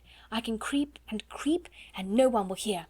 It was so delightful that they caught each other's hands, and a sudden light sprang into Sarah's eyes. "Ermy," she said, "let us pretend. Let us pretend it's a party. And oh, won't you invite the prisoner in the next cell? Yes, yes, let us knock on the wall now. The jailer won't hear." Sarah went to the wall. Through it she could hear poor Becky crying more softly. She knocked 4 times. "That means, 'Come to me through the secret passage under the wall,'" she explained. "I have something to communicate." 5 quick knocks answered her. "She's coming," she said. Almost immediately the door of the attic opened, and Becky appeared. Her eyes were red, and her cap was sliding off, and when she caught sight of Ermengarde she began to rub her face nervously with her apron. "Don't mind me a bit, Becky," cried Ermengarde. "Miss Ermengarde has asked you to come in," said Sarah, "because she's going to bring a box of good things up here to us." Becky's cap almost fell off entirely, she broke in with such excitement. "To eat, miss?" she said. "Things that's good to eat?" "Yes," answered Sarah, "and we are going to pretend a party." "And you shall have as much as you want to eat," put in Ermengarde. "I'll go this minute." She was in such haste that as she tiptoed out of the attic she dropped her red shawl and did not know it had fallen. No one saw it for a minute or so. Becky was too much overpowered by the good luck which had befallen her. "Oh, miss," she gasped. "I know it was you that asked her to let me come. It makes me cry to think of it," and she went to Sarah's side and stood and looked at her worshippingly. But in Sarah's hungry eyes the old light had begun to glow and transform her world for her. Here in the attic, with the cold night outside, with the afternoon in the sloppy streets barely past, with the memory of the awful unfed look in the beggar child's eyes not yet faded, this simple, cheerful thing had happened like a thing of magic. She caught her breath. "Somehow, something always happens," she cried, "just before things get to the very worst. It is as if the magic did it.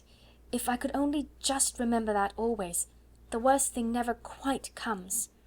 She gave Becky a little cheerful shake. "No, no, you mustn't cry," she said. "We must make haste and set the table." "Set the table, miss?" said Becky, gazing round the room. "What'll we set it with?" Sarah looked round the attic too.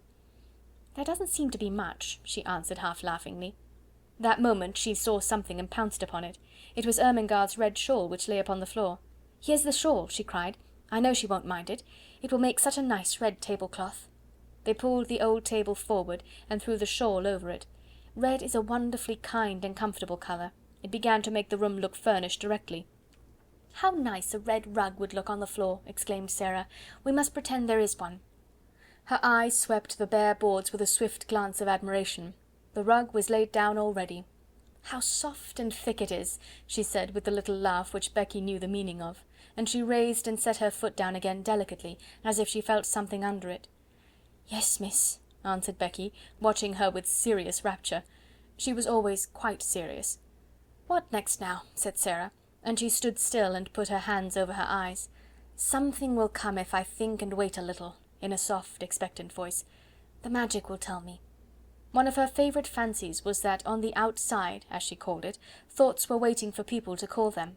Becky had seen her stand and wait many a time before, and knew that in a few seconds she would uncover an enlightened, laughing face. In a moment she did. "There!" she cried, "it has come! I know now! I must look among the things in the old trunk I had when I was a princess." She flew to its corner and kneeled down. It had not been put in the attic for her benefit, but because there was no room for it elsewhere. Nothing had been left in it but rubbish, but she knew she should find something. The magic always arranged that kind of thing in one way or another. In a corner lay a package so insignificant looking that it had been overlooked, and when she herself had found it, she had kept it as a relic. It contained a dozen small white handkerchiefs. She seized them joyfully and ran to the table. She began to arrange them upon the red table cover, patting and coaxing them into shape, with the narrow lace edge curling outward, her magic working its spells for her as she did it. "These are the plates," she said. "They're golden plates. These are the richly embroidered napkins.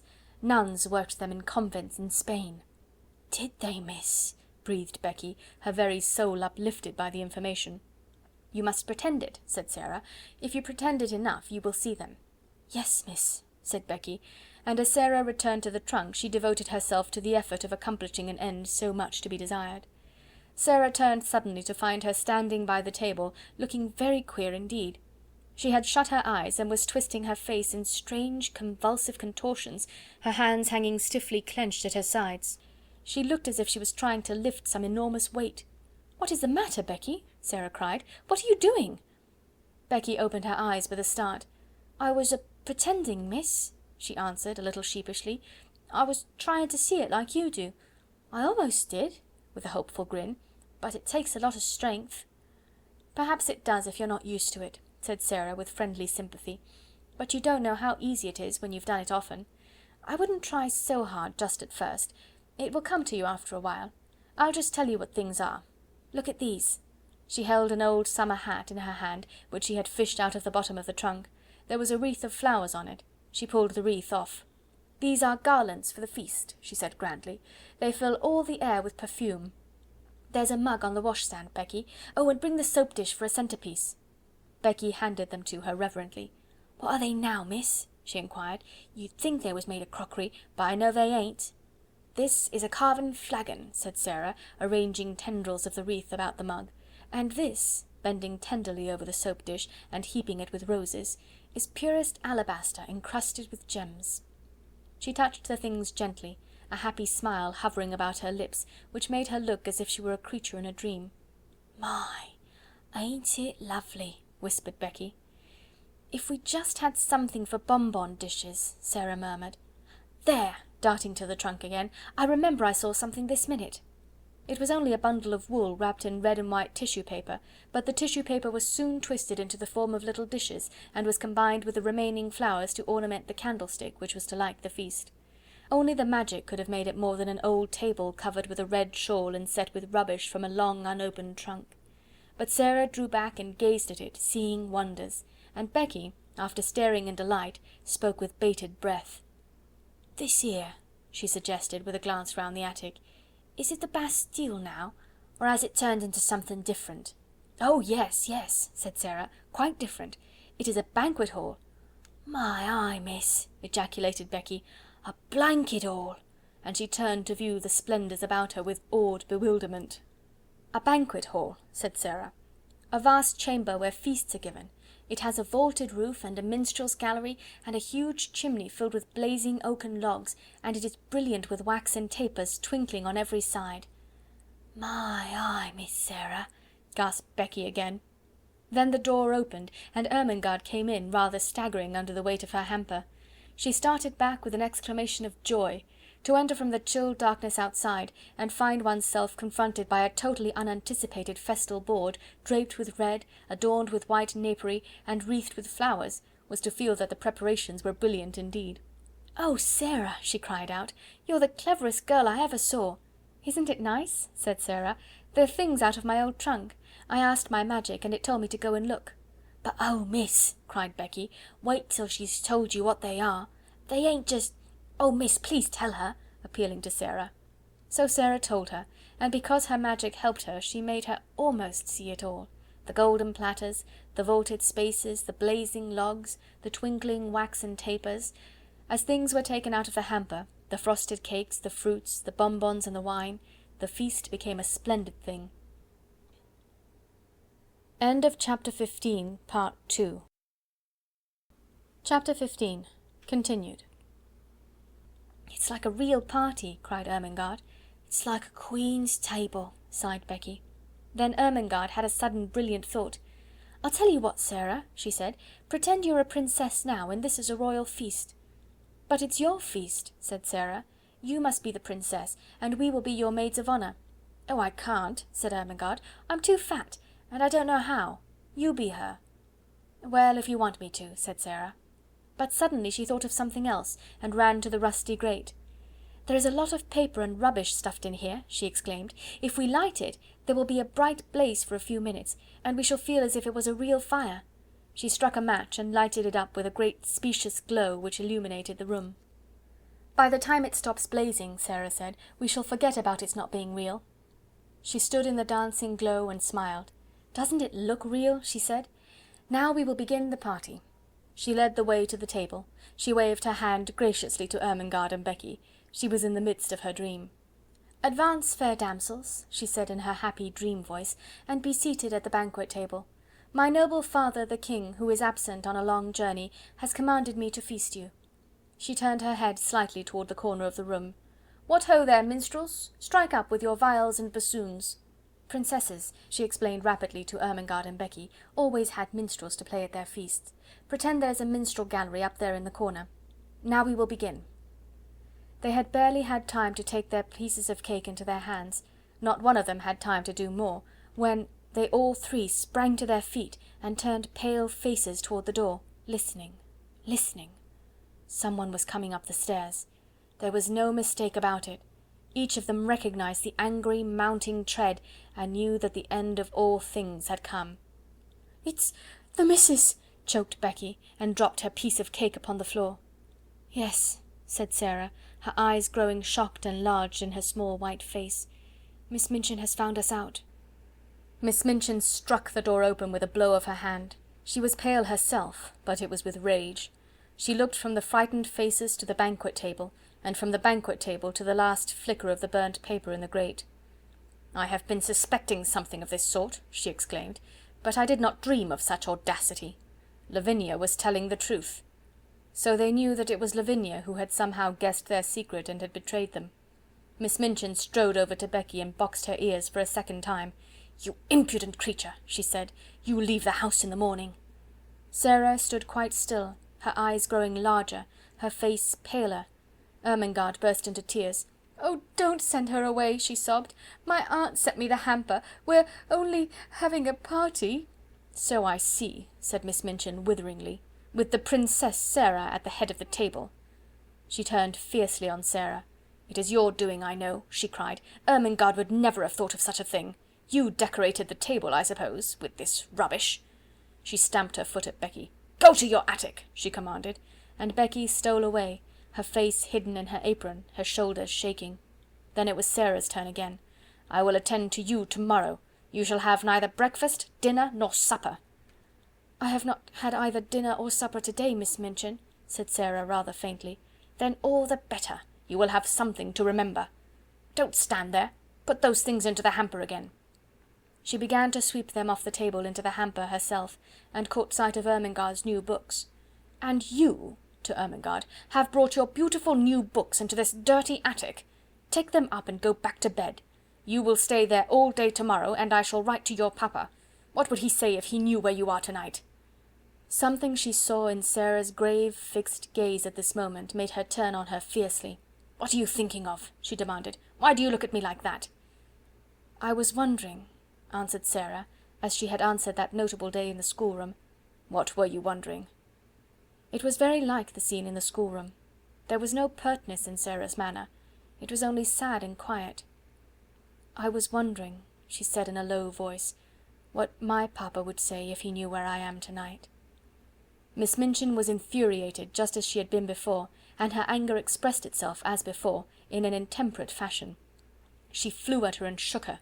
"You insolent, unmanageable child!" she cried. "How dare you? How dare you?" She picked up the books, swept the rest of the feast back into the hamper in a jumbled heap, thrust it into Ermengarde's arms, and pushed her before her toward the door. "I will leave you to wonder," she said. "Go to bed this instant." And she shut the door behind herself and poor stumbling Ermengarde, and left Sarah standing quite alone. The dream was quite at an end. The last spark had died out of the paper in the grate, and left only black tinder. The table was left bare. The golden plates and richly embroidered napkins and garlands were transformed again into old handkerchiefs, scraps of red and white paper, and discarded artificial flowers, all scattered on the floor. The minstrels in the minstrel gallery had stolen away, and the viols and bassoons were still. Emily was sitting with her back against the wall, staring very hard. Sarah saw her, and went and picked her up with trembling hands. "There isn't any banquet left, Emily," she said, "and there isn't any princess. There is nothing left but the prisoners in the Bastille." And she sat down and hid her face. What would have happened if she had not hidden it just then, and if she had chanced to look up at the skylight at the wrong moment, I do not know. Perhaps the end of this chapter might have been quite different, because if she had glanced at the skylight, she would certainly have been startled by what she would have seen. She would have seen exactly the same face pressed against the glass, and peering in at her as it had peered in earlier in the evening when she had been talking to Ermengarde. But she did not look up. She sat with her little black head in her arms for some time. She always sat like that when she was trying to bear something in silence. Then she got up and went slowly to bed. "I can't pretend anything else while I'm awake," she said. "There wouldn't be any use in trying. If I go to sleep, perhaps a dream will come and pretend for me." She suddenly felt so tired, perhaps through want of food, that she sat down on the edge of the bed quite weakly. "Suppose there was a bright fire in the grate, with lots of little dancing flames," she murmured. "Suppose there was a comfortable chair before it, and suppose there was a small table near, with a little hot, hot supper on it. And suppose," as she drew the thin coverings over her, "suppose this was a beautiful soft bed with fleecy blankets and large downy pillows. Suppose...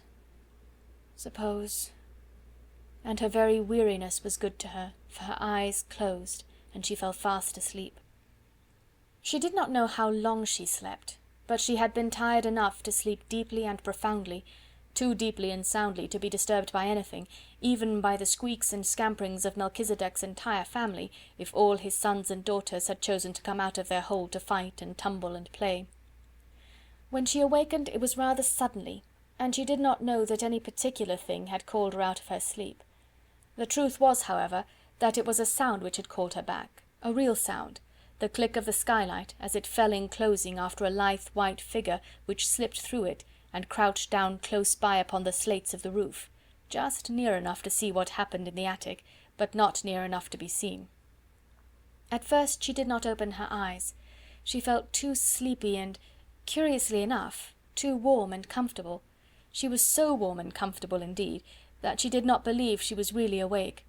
She never was as warm and cosy as this, except in some lovely vision. "What a nice dream," she murmured. "I feel quite warm. I don't want to wake up." Of course it was a dream. She felt as if warm, delightful bedclothes were heaped upon her. She could actually feel blankets, and when she put out her hand it touched something exactly like a satin-covered eiderdown quilt. She must not awaken from this delight. She must be quite still and make it last. But she could not. Even though she kept her eyes closed tightly, she could not. Something was forcing her to awaken, something in the room. It was a sense of light and a sound, the sound of a crackling, roaring little fire. "Oh, I'm awakening," she said mournfully. "I can't help it, I can't." Her eyes opened in spite of herself, and then she actually smiled, for what she saw she had never seen in the attic before, and she knew she never should see. "Oh, I haven't awakened," she whispered, daring to rise on her elbow and look all about her. "I'm dreaming yet." She knew it must be a dream, for if she were awake such things could not be. Do you wonder that she felt sure that she had not come back to earth? This is what she saw. In the grate there was a glowing, blazing fire. On the hob was a little brass kettle hissing and boiling. Spread upon the floor was a thick, warm, crimson rug. Before the fire, a folding chair, unfolded, and with cushions on it. By the chair, a small folding table, unfolded, covered with a white cloth, and upon it spread small covered dishes, a cup, a saucer, a teapot. On the bed were new warm coverings and a satin-covered down quilt. At the foot, a curious wadded silk robe, a pair of quilted slippers, and some books. The room of her dream seemed changed into fairyland. It was flooded with warm light, for a bright lamp stood on the table covered with a rosy shade. She sat up, resting on her elbow, and her breathing came short and fast. "It does not melt away," she panted. "Oh, I never had such a dream before." She scarcely dared to stir, but at last she pushed the bedclothes aside, and put her feet on the floor with a rapturous smile. "I am dreaming I am getting out of bed," she heard her own voice say, and then, as she stood up in the midst of it all, turning slowly from side to side, "I am dreaming it stays real. I am dreaming it feels real. It's bewitched, or I'm bewitched. I only think I see it all." Her words began to hurry themselves. "If I can only keep on thinking it," she cried. "I don't care, I don't care." She stood panting a moment longer, and then cried out again, "Oh, it isn't true," she said. "It can't be true. But oh, how true it seems!" The blazing fire drew her to it, and she knelt down and held out her hands close to it, so close that the heat made her start back. "A fire I only dreamed wouldn't be hot," she cried. She sprang up, touched the table, the dishes, the rug. She went to the bed and touched the blankets. She took up the soft, wadded dressing gown, and suddenly clutched it to her breast and held it to her cheek. "It's warm! It's soft!" she almost sobbed. "It's real! It must be!" She threw it over her shoulders and put her feet into the slippers. "They're real too! It's all real!" she cried. I am not dreaming!" She almost staggered to the books and opened the one which lay upon the top. Something was written on the fly-leaf, just a few words, and these were: "To the little girl in the attic, from a friend." When she saw that, wasn't it a strange thing for her to do? She put her face down upon the page and burst into tears. "I don't know who it is," she said, "but somebody cares for me a little. I have a friend." She took her candle and stole out of her own room and into Becky's, and stood by her bedside. "Becky! Becky!" she whispered as loudly as she dared. "Wake up!" When Becky wakened, and she sat upright, staring aghast, her face still smudged with traces of tears, beside her stood a little figure in a luxurious wadded robe of crimson silk. The face she saw was a shining, wonderful thing. The Princess Sarah, as she remembered her, stood at her very bedside, holding a candle in her hand. "Come," she said. "Oh, Becky, come!" Becky was too frightened to speak. She simply got up and followed her with her mouth and eyes open and without a word. And when they crossed the threshold, Sarah shut the door gently and drew her into the warm, glowing midst of things which made her brain reel and her hungry senses faint.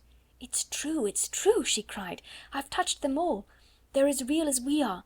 The magic has come and done it, Becky, while we were asleep. The magic that won't let those worst things ever quite happen." End of chapter 15. Chapter 16. The Visitor. Imagine, if you can, what the rest of the evening was like. How they crouched by the fire which blazed and leaped and made so much of itself in the little grate. How they removed the covers of the dishes and found rich, hot, savoury soup, which was a meal in itself, and sandwiches and toast and muffins enough for both of them. The mug from the washstand was used as Becky's teacup, and the tea was so delicious that it was not necessary to pretend that it was anything but tea. They were warm and full-fed and happy, and it was just like Sarah that, having found her strange good fortune real, she should give herself up to the enjoyment of it to the utmost. She had lived such a life of imaginings that she was quite equal to accepting any wonderful thing that happened, and almost to cease in a short time to find it bewildering. "I don't know anyone in the world who could have done it," she said, "but there has been someone, and here we are sitting by their fire, and it's true. And whoever it is, wherever they are, I have a friend, Becky. Someone is my friend." It cannot be denied that as they sat before the blazing fire and ate the nourishing, comfortable food, they felt a kind of rapturous awe, and looked into each other's eyes with something like doubt. "Do you think," Becky faltered once, in a whisper, "do you think it could melt away, miss? Hadn't we better be quick?" And she hastily crammed her sandwich into her mouth. If it was only a dream, kitchen manners would be overlooked. "No, it won't melt away," said Sarah. "I am eating this muffin, and I can taste it. You never really eat things in dreams. You only think you are going to eat them. Besides, I keep giving myself pinches, and I touched a hot piece of coal just now on purpose." The sleepy comfort which at length almost overpowered them was a heavenly thing. It was the drowsiness of happy, well-fed childhood, and they sat in the fire-glow and luxuriated in it, until Sarah found herself turning to look at her transformed bed. There were even blankets enough to share with Becky. The narrow couch in the next attic was more comfortable that night than its occupant had ever dreamed that it could be. As she went out of the room, Becky turned upon the threshold and looked about her with devouring eyes. "If it ain't here in the morning, miss," she said, "it's been here tonight, anyways, and I shan't never forget it." She looked at each particular thing as if to commit it to memory. "The fire was there," pointing with her finger, "and the table was before it, and the lamp was there, and the light looked rosy red, and there was a satin cover on your bed, and a warm rug on the floor, and everything looked beautiful, and—" She paused a second and laid her hand on her stomach tenderly. "There was soup and sandwiches and muffins, there was." and with this conviction of reality at least, she went away. Through the mysterious agency which works in schools and among servants, it was quite well known in the morning that Sarah Crewe was in horrible disgrace, that Ermengarde was under punishment, and that Becky would have been packed out of the house before breakfast, but that a scullery maid could not be dispensed with at once. The servants knew that she was allowed to stay because Miss Minchin could not easily find another creature helpless and humble enough to work like a bounden slave for so few shillings a week. The elder girls in the schoolroom knew that if Miss Minchin did not send Sarah away, it was for practical reasons of her own. "She's growing so fast, and learning such a lot somehow," said Jessie to Lavinia, "that she will be given classes soon, and Miss Minchin knows she will have to work for nothing. It was rather nasty of you, Lavvy, to tell about her having fun in the garret. How did you find it out?" "I got it out of Lottie. She's such a baby, she didn't know she was telling me. There was nothing nasty at all in speaking to Miss Minchin. I felt it my duty," priggishly. "She was being deceitful, and it's ridiculous that she should look so grand, and be made so much of in her rags and tatters." "What were they doing when Miss Minchin caught them?" "Pretending some silly thing. Ermengarde had taken up her hamper to share with Sarah and Becky. She never invites us to share things. Not that I care, but it's rather vulgar of her to share with servant girls in attics. I wonder Miss Minchin didn't turn Sarah out, even if she does want her for a teacher." "If she was turned out, where would she go?" inquired Jessie, a trifle anxiously. "How do I know?" snapped Lavinia. "She'll look rather queer when she comes into the schoolroom this morning, I should think, after what's happened. She had no dinner yesterday, and she's not to have any to-day." Jessie was not as ill-natured as she was silly. She picked up her book with a little jerk. "Well, I think it's horrid," she said. "They've no right to starve her to death." When Sarah went into the kitchen that morning, the cook looked askance at her, and so did the housemaids, but she passed them hurriedly. She had, in fact, overslept herself a little, and as Becky had done the same, neither had had time to see the other, and each had come downstairs in haste. Sarah went into the scullery. Becky was violently scrubbing a kettle, and was actually gurgling a little song in her throat. She looked up with a wildly elated face. "It was there when I wakened, miss, the blanket," she whispered excitedly. "It was as real as it was last night." "So was mine," said Sarah.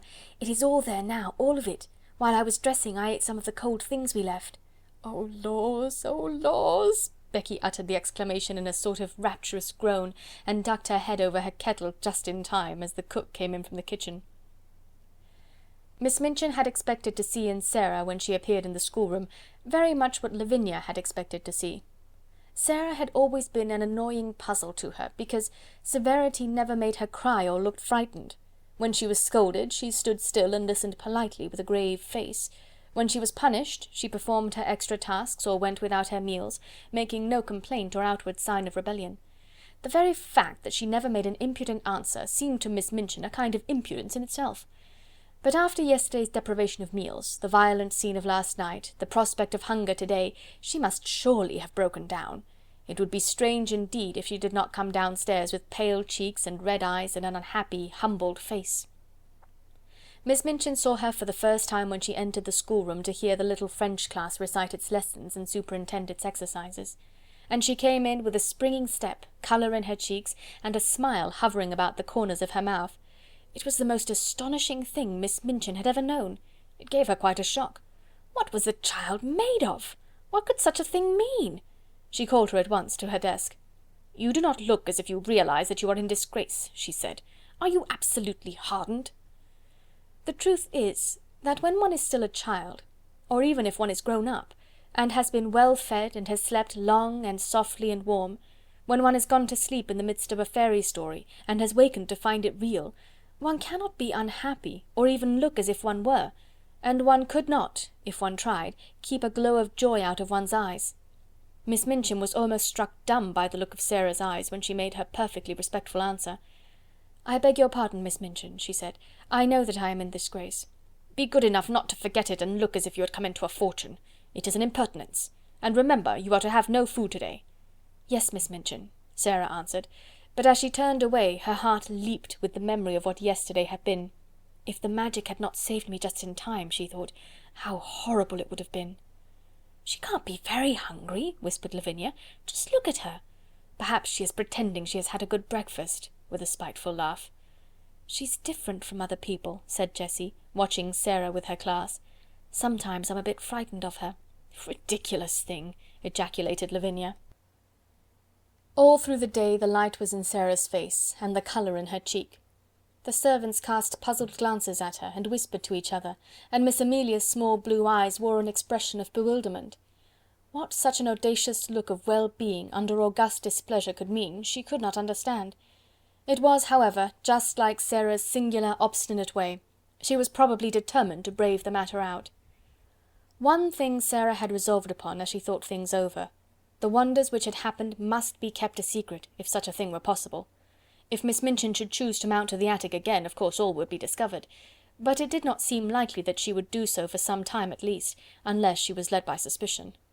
Ermengarde and Lottie would be watched with such strictness that they would not dare to steal out of their beds again. Ermengarde could be told the story and trusted to keep it secret. If Lottie made any discoveries, she could be bound to secrecy also. Perhaps the magic itself would help to hide its own marvels. But whatever happens, Sarah kept saying to herself all day, whatever happens, somewhere in the world there is a heavenly kind person who is my friend, my friend. If I never know who it is, if I never can even thank him, I shall never feel quite so lonely. Oh, the magic is good to me. If it was possible for weather to be worse than it had been the day before, it was worse this day. Wetter, muddier, colder. There were more errands to be done, the cook was more irritable, and knowing that Sarah was in disgrace, she was more savage. But what does anything matter when one's magic has just proved itself one's friend? Sarah's supper of the night before had given her strength. She knew that she should sleep well and warmly, and even though she had naturally begun to be hungry again before evening, she felt that she could bear it until breakfast time the following day, when her meals would surely be given to her again. It was quite late when she was at last allowed to go upstairs. She had been told to go into the schoolroom and study until 10 o'clock, and she had become interested in her work and remained over her books later.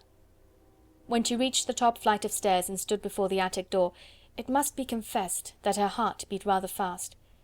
"Of course, it might all have been taken away," she whispered, trying to be brave. "It might only have been lent to me for just that one awful night. But it was lent to me. I had it. It was real." She pushed the door open and went in. Once inside, she gasped slightly, shut the door, and stood with her back against it, looking from side to side. The magic had been there again. It actually had, and it had done even more than before. The fire was blazing in lovely leaping flames more merrily than ever. A number of new things had been brought into the attic, which so altered the look of it, that if she had not been past doubting, she would have rubbed her eyes. Upon the low table another supper stood, this time with cups and plates for Becky as well as herself. A piece of bright, heavy, strange embroidery covered the battered mantel, and on it some ornaments had been placed. All the bare, ugly things which could be covered with draperies had been concealed, and made to look quite pretty. Some odd materials of rich colours had been fastened against the wall with fine, sharp tacks, so sharp that they could be pressed into the wood and plaster without hammering. Some brilliant fans were pinned up, and there were several large cushions, big and substantial enough to use as seats. A wooden box was covered with a rug, and some cushions lay on it, so that it quite wore the air of a sofa. Sarah slowly moved away from the door, and simply sat down and looked again. "It is exactly like something fairy come true," she said. "There isn't the least difference. I feel as if I might wish for anything, diamonds or bags of gold, and they would appear. That wouldn't be any stranger than this. Is this my garret? Am I the same cold, ragged, damp Sarah? And to think I used to pretend and wish there were fairies. The one thing I always wanted was to see a fairy story come true. I am living in a fairy story.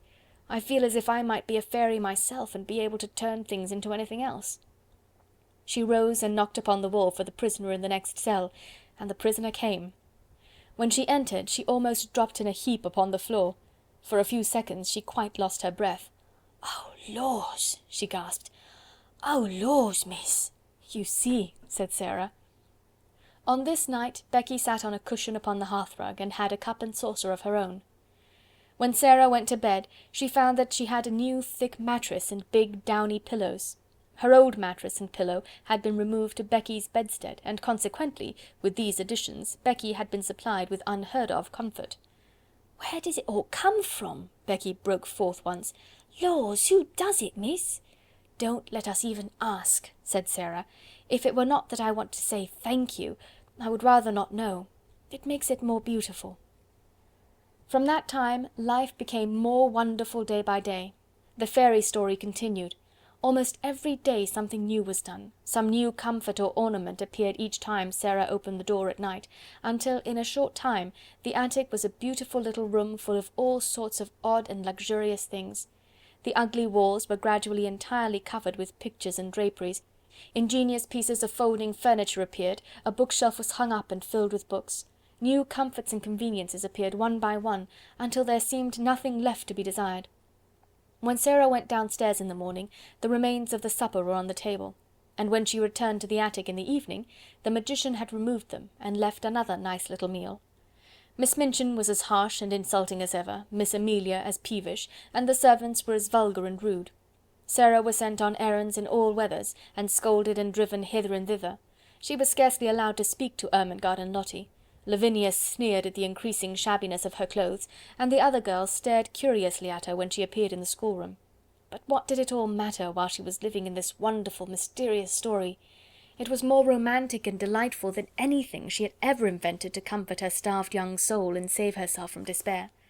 Sometimes, when she was scolded, she could scarcely keep from smiling. "If you only knew," she was saying to herself, "if you only knew." The comfort and happiness she enjoyed were making her stronger, and she had them always to look forward to. If she came home from her errands wet and tired and hungry, she knew she would soon be warm and well fed after she had climbed the stairs. During the hardest day she could occupy herself blissfully by thinking of what she should see when she opened the attic door, and wondering what new delight had been prepared for her. In a very short time she began to look less thin. Colour came into her cheeks, and her eyes did not seem so much too big for her face. "Sarah Crewe looks wonderfully well," Miss Minchin remarked disapprovingly to her sister. "Yes," answered poor silly Miss Amelia, "she is absolutely fattening. She was beginning to look like a little starved crow." "Starved!" exclaimed Miss Minchin angrily. "There was no reason why she should look starved. She always had plenty to eat." "Oh, of course," agreed Miss Amelia humbly, alarmed to find that she had, as usual, said the wrong thing. "There is something very disagreeable in seeing that sort of thing in a child her age," said Miss Minchin with haughty vagueness. "What sort of thing?" Miss Amelia ventured. "It might almost be called defiance," answered Miss Minchin, feeling annoyed, because she knew the thing she resented was nothing like defiance, and she did not know what other unpleasant term to use. "The spirit and will of any other child would have been entirely humbled and broken by the changes she has had to submit to. But upon my word, she seems as little subdued as if she were a princess." "Do you remember," put in the unwise Miss Amelia, "what she said to you that day in the schoolroom about what you would do if you found out that she was—" "No, I don't," said Miss Minchin. "Don't talk nonsense." But she remembered very clearly indeed. Very naturally, even Becky was beginning to look plumper and less frightened. She could not help it. She had her share in the secret fairy story too. She had 2 mattresses, 2 pillows, plenty of bed covering, and every night a hot supper and a seat on the cushions by the fire. The Bastille had melted away, the prisoners no longer existed. 2 comforted children sat in the midst of delights. Sometimes Sarah read aloud from her books, sometimes she learned her own lessons, sometimes she sat and looked into the fire, and tried to imagine who her friend could be, and wished she could say to him some of the things in her heart. Then it came about that another wonderful thing happened. A man came to the door and left several parcels. All were addressed in large letters, "To the little girl in the right-hand attic." Sarah herself was sent to open the door and take them in. She laid the 2 largest parcels on the hall table, and was looking at the address when Miss Minchin came down the stairs and saw her. "Take the things to the young lady to whom they belong," she said severely. "Don't stand there staring at them." "They belong to me," answered Sarah quietly. "To you?" exclaimed Miss Minchin. "What do you mean?" "I don't know where they come from," said Sarah, "but they are addressed to me. I sleep in the right-hand attic, Becky has the other one." Miss Minchin came to her side and looked at the parcels with an excited expression. "What is in them?" she demanded. "I don't know," replied Sarah. "Open them," she ordered. Sarah did as she was told. When the packages were unfolded, Miss Minchin's countenance wore suddenly a singular expression. What she saw was pretty and comfortable clothing, clothing of different kinds, shoes, stockings and gloves, and a warm and beautiful coat. There was even a nice hat and an umbrella. They were all good and expensive things, and on the pocket of the coat was pinned a paper on which were written these words: to be worn every day, will be replaced by others when necessary." Miss Minchin was quite agitated. This was an incident which suggested strange things to her sordid mind. Could it be that she had made a mistake after all, and that the neglected child had some powerful though eccentric friend in the background, perhaps some previously unknown relation, who had suddenly traced her whereabouts, and chose to provide for her in this mysterious and fantastic way? Relations were sometimes very odd, particularly rich old bachelor uncles, who did not care for having children near them. A man of that sort might prefer to overlook his young relations' welfare at a distance. Such a person, however, would be sure to be crotchety and hot-tempered enough to be easily offended. It would not be very pleasant if there were such a one, and he should learn all the truth about the thin shabby clothes, the scant food, and the hard work. She felt very queer indeed, and very uncertain, and she gave a side glance at Sarah. "Well," she said, in a voice such as she had never used since the little girl lost her father, "some one is very kind to you. As the things have been sent, and you are to have new ones when they are worn out, you may as well go and put them on, and look respectable. After you are dressed, you may come downstairs and learn your lessons in the schoolroom. You need not go out on any more errands to-day." About half an hour afterward, when the schoolroom door opened and Sarah walked in, the entire seminary was struck dumb. "My word!" ejaculated Jessie, jogging Lavinia's elbow. "Look at the Princess Sarah!" Everybody was looking, and when Lavinia looked, she turned quite red. It was the Princess Sarah indeed. At least, since the days when she had been a princess, Sarah had never looked as she did now. She did not seem the Sarah they had seen come down the back stairs a few hours ago. She was dressed in the kind of frock Lavinia had been used to envying her the possession of. It was deep and warm in colour, and beautifully made. Her slender feet looked as they had done when Jessie had admired them, and the hair, whose heavy locks had made her look rather like a Shetland pony when it fell loose about her small, odd face, was tied back with a ribbon. "Perhaps someone has left her a fortune," Jessie whispered. "I always thought something would happen to her. She's so queer." "Perhaps the diamond mines have suddenly reappeared again," said Lavinia scathingly. "Don't please her by staring at her in that way, you silly thing." "Sarah," broke in Miss Minchin's deep voice, "come and sit here." And while the whole schoolroom stared and pushed with elbows, and scarcely made any effort to conceal its excited curiosity, Sarah went to her old seat of honour, and bent her head over her books. That night, when she went to her room, after she and Becky had eaten their supper, she sat and looked at the fire seriously for a long time. "Are you making something up in your head, miss?" Becky inquired with respectful softness.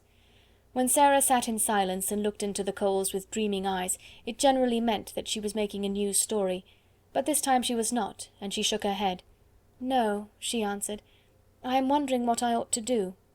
Becky stared, still respectfully. She was filled with something approaching reverence for everything Sarah did and said. "I can't help thinking about my friend," Sarah explained.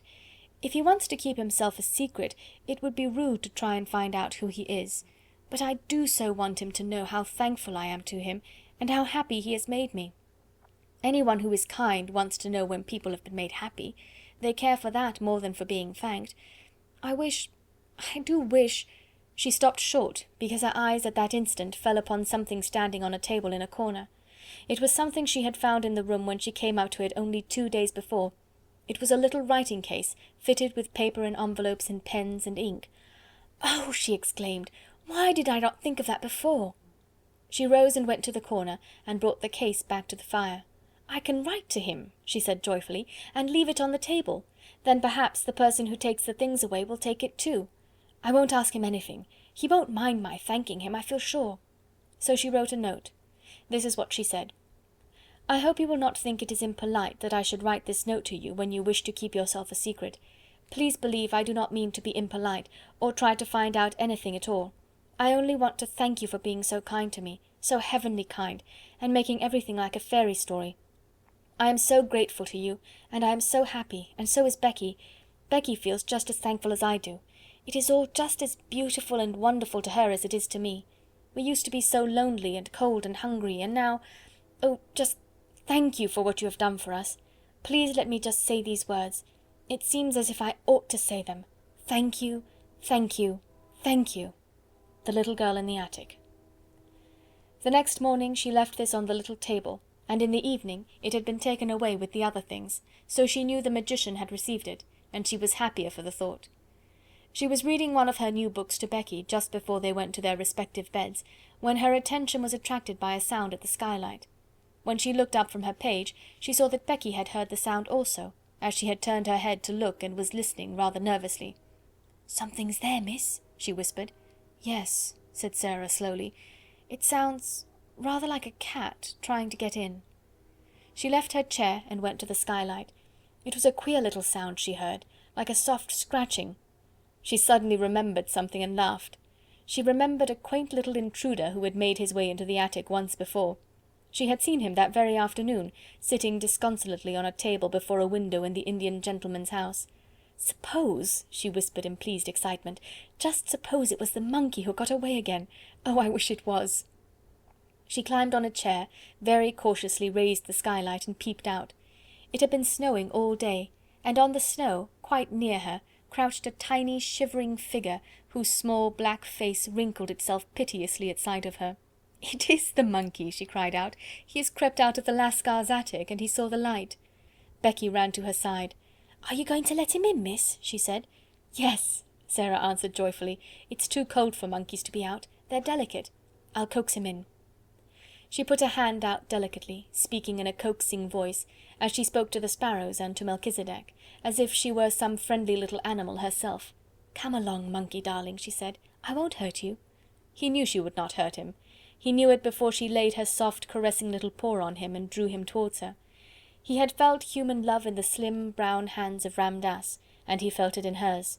He let her lift him through the skylight, and when he found himself in her arms, he cuddled up to her breast and looked up into her face. Nice monkey, she crooned, kissing his funny head. "Oh, I do love little animal things." He was evidently glad to get to the fire, and when she sat down and held him on her knee, he looked from her to Becky with mingled interest and appreciation. "He is plain looking, miss, ain't he?" said Becky. "He looks like a very ugly baby," laughed Sarah. "I beg your pardon, monkey, but I am glad you are not a baby. Your mother couldn't be proud of you, and no one would dare to say you looked like any of your relations. Oh, I do like you." She leaned back in her chair and reflected. "Perhaps he's sorry he's so ugly," she said, "and it's always on his mind. I wonder if he has a mind. Monkey, my love, have you a mind?" But the monkey only put up a tiny paw and scratched his head. "What shall you do with him?" Becky asked. "I shall let him sleep with me tonight, and then take him back to the Indian gentleman tomorrow. I am sorry to take you back, monkey, but you must go. You ought to be fondest of your own family, and I'm not a real relation." And when she went to bed, she made him a nest at her feet, and he curled up and slept there as if he were a baby and much pleased with his quarters. End of chapter 16. Chapter 17. It is the child. The next afternoon 3 members of the large family sat in the Indian gentleman's library, doing their best to cheer him up. They had been allowed to come in to perform this office because he had specially invited them. He had been living in a state of suspense for some time, and today he was waiting for a certain event very anxiously. This event was the return of Mr. Carmichael from Moscow. His stay there had been prolonged from week to week. On his first arrival there, he had not been able to satisfactorily trace the family he had gone in search of. When he felt at last sure that he had found them, and had gone to their house, he had been told that they were absent on a journey.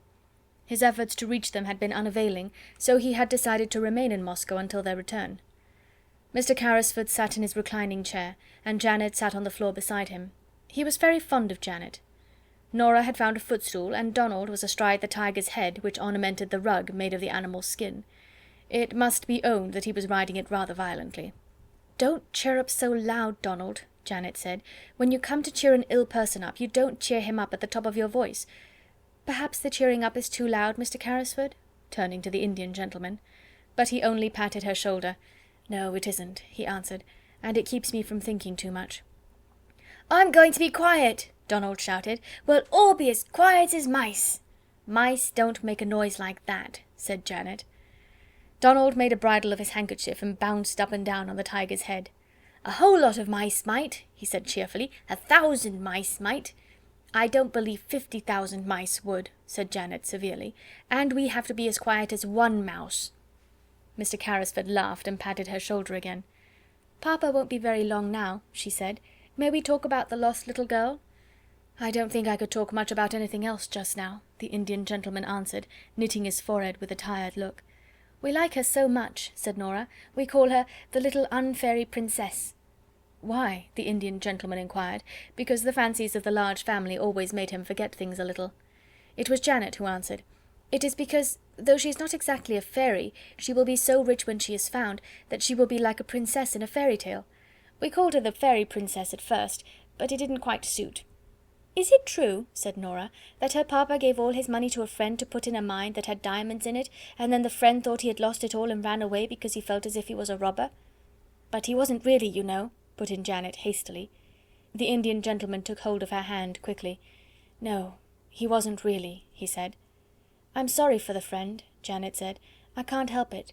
He didn't mean to do it, and it would break his heart. I'm sure it would break his heart." "You're an understanding little woman, Janet," the Indian gentleman said, and he held her hand close. "Did you tell Mr. Carrisford," Donald shouted again, "about the little girl who isn't a beggar? Did you tell him she has new nice clothes? Perhaps she's been found by somebody when she was lost." "There's a cab," exclaimed Janet. "It's stopping before the door. It is Papa." They all ran to the windows to look out. "Yes, it is Papa," Donald proclaimed, "but there is no little girl." All three of them incontinently fled the room and tumbled into the hall. It was in this way they always welcomed their father. They were to be heard jumping up and down, clapping their hands, and being caught up and kissed. Mr. Carrisford made an effort to rise and sank back again. "It is no use," he said. "What a wreck I am." Mr. Carmichael's voice approached the door. "No, children," he was saying, "you may come in after I have talked to Mr. Carrisford. Go and play with Ram Dass." Then the door opened and he came in. He looked rosier than ever, and brought an atmosphere of freshness and health with him. But his eyes were disappointed and anxious as they met the invalid's look of eager question, even as they grasped each other's hands. "What news?" Mr. Carrisford asked. "The child the Russian people adopted?" "She is not the child we are looking for," was Mr. Carmichael's answer. "She is much younger than Captain Crewe's little girl. Her name is Emily Carew. I have seen and talked to her. The Russians were able to give me every detail." How wearied and miserable the Indian gentleman looked. His hand dropped from Mr. Carmichael's. "Then the search has to be begun all over again," he said. "That is all. Please sit down." Mr. Carmichael took a seat. Somehow he had gradually grown fond of this unhappy man. He was himself so well and happy, and so surrounded by cheerfulness and love, that desolation and broken health seemed pitifully unbearable things. If there had been the sound of just one gay little high-pitched voice in the house, it would have been so much less forlorn. And that a man should be compelled to carry about in his breast the thought that he had seemed to wrong and desert a child, was not a thing one could face. "Come, come," he said in his cheery voice, "we'll find her yet." "We must begin at once. No time must be lost," Mr. Carrisford fretted. "Have you any new suggestion to make? Any whatsoever?" Mr. Carmichael felt rather restless, and he rose and began to pace the room with a thoughtful though uncertain face. "Well, perhaps," he said, "I don't know what it may be worth. The fact is, an idea occurred to me as I was thinking the thing over in the train on the journey from Dover." "What was it? If she is alive, she is somewhere." "Yes, she is somewhere. We have searched the schools in Paris. Let us give up Paris and begin in London. That was my idea, to search London." "There are schools enough in London," said Mr. Carrisford. Then he slightly started, roused by a recollection. "By the way, there is one next door." "Then we will begin there. We cannot begin nearer than next door." "No," Carrisford said. "There is a child there who interests me, but she is not a pupil, and she is a little dark, forlorn creature, as unlike poor Crewe as a child could be." Perhaps the magic was at work again at that very moment, the beautiful magic. It really seemed as if it might be so. What was it that brought Ram Dass into the room, even as his master spoke, salaaming respectfully, but with a scarcely concealed touch of excitement in his dark, flashing eyes? "Sahib," he said, "the child herself has come, the child the Sahib felt pity for. She brings back the monkey who had again run away to her attic under the roof. I have asked that she remain. It was my thought that it would please the Sahib to see and speak with her." "Who is she?" inquired Carmichael. "God knows," Mr. Carrisford answered. "She is the child I spoke of, a little drudge at the school." He waved his hand to Ram Dass and addressed him. "Yes, I should like to see her. Go and bring her in." Then he turned to Mr. Carmichael. "While you have been away," he explained, "I have been desperate. The days were so dark and long. Ram Dass told me of this child's miseries, and together we invented a romantic plan to help her. I suppose it was a childish thing to do, but it gave me something to plan and think of.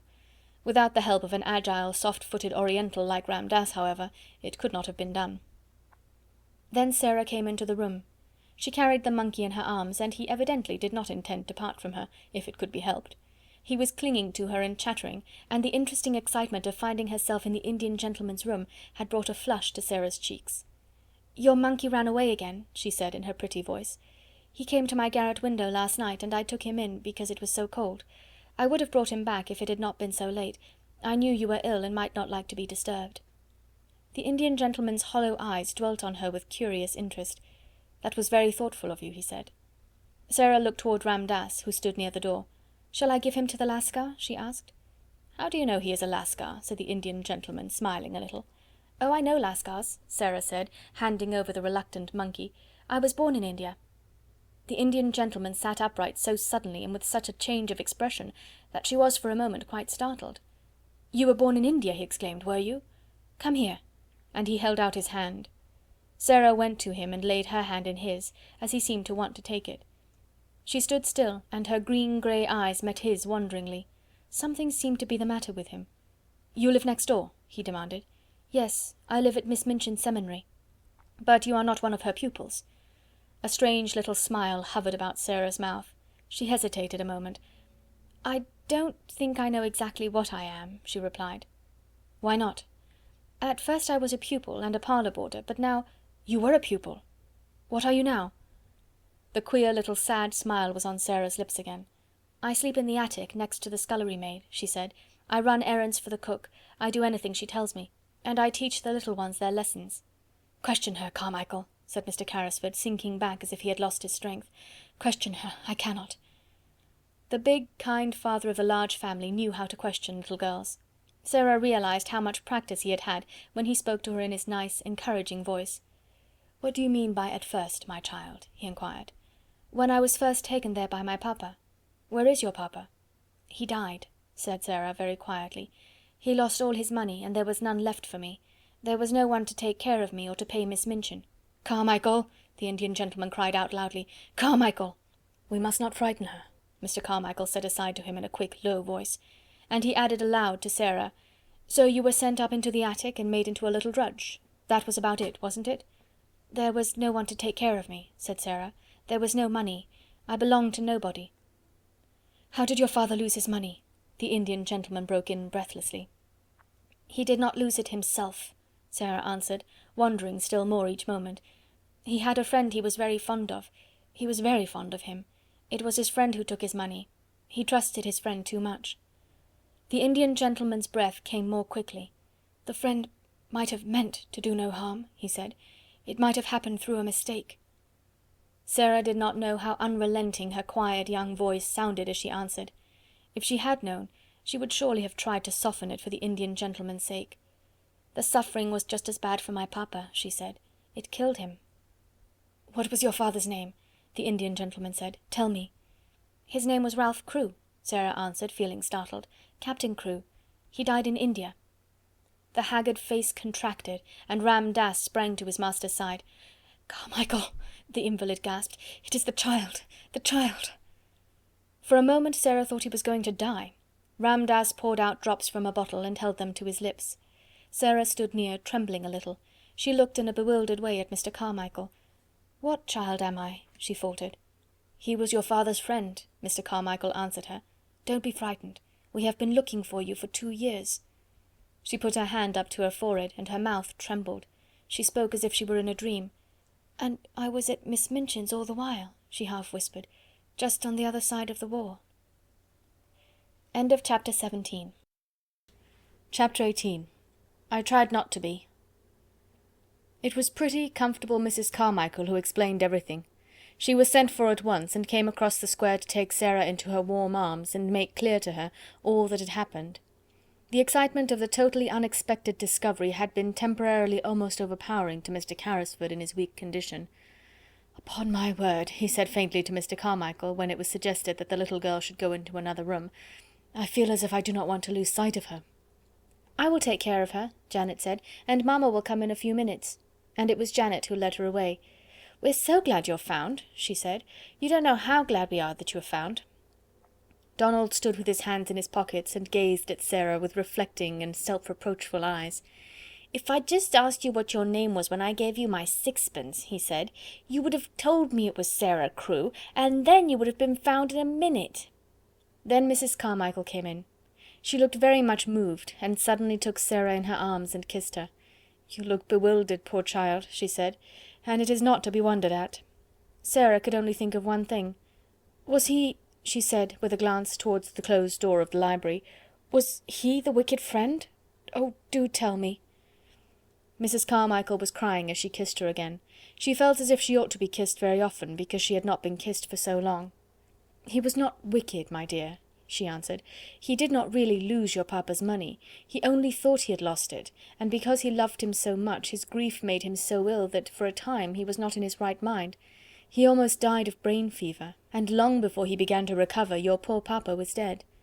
"And he did not know where to find me," murmured Sarah, "and I was so near." Somehow she could not forget that she had been so near. "He believed you were in school in France," Mrs. Carmichael explained, "and he was continually misled by false clues. He has looked for you everywhere. When he saw you pass by, looking so sad and neglected, he did not dream that you were his friend's poor child, but because you were a little girl too, he was sorry for you, and wanted to make you happier, and he told Ramdass to climb into your attic window and try to make you comfortable." Sarah gave a start of joy. Her whole look changed. "Did Ramdass bring the things?" she cried out. "Did he tell Ramdass to do it? Did he make the dream that came true?" "Yes, my dear, yes. He is kind and good, and he was sorry for you, for little lost Sarah Crewe's sake." The library door opened, and Mr. Carmichael appeared, calling Sarah to him with a gesture. "Mr. Carrisford is better already," he said. "He wants you to come to him." Sarah did not wait. When the Indian gentleman looked at her as she entered, he saw that her face was all alight. She went and stood before his chair, with her hands clasped together against her breast. "You sent the things to me," she said, in a joyful, emotional little voice. "The beautiful, beautiful things! You sent them!" "Yes, poor dear child, I did," he answered.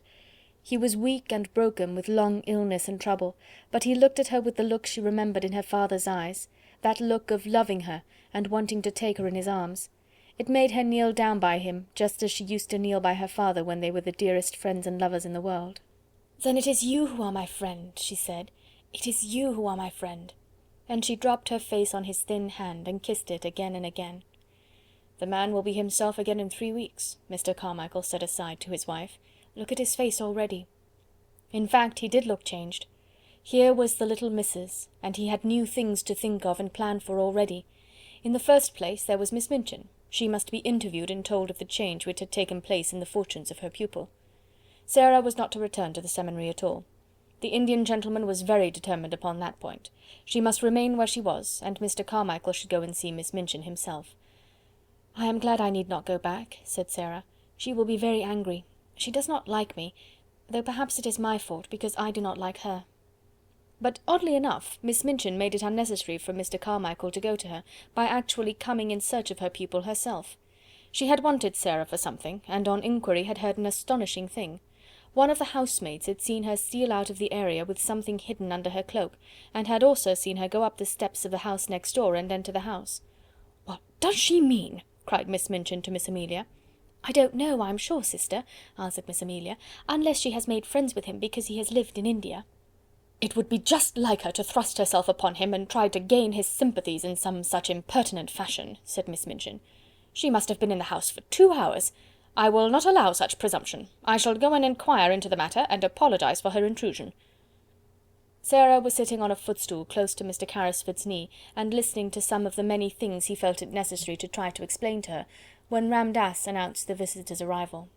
Sarah rose involuntarily and became rather pale, but Mr. Carrisford saw that she stood quietly, and showed none of the ordinary signs of child terror.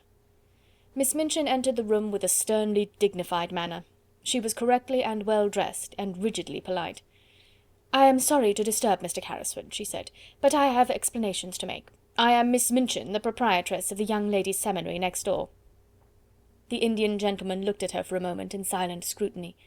He was a man who had naturally a rather hot temper, and he did not wish it to get too much the better of him. "So you are Miss Minchin," he said. "I am, sir."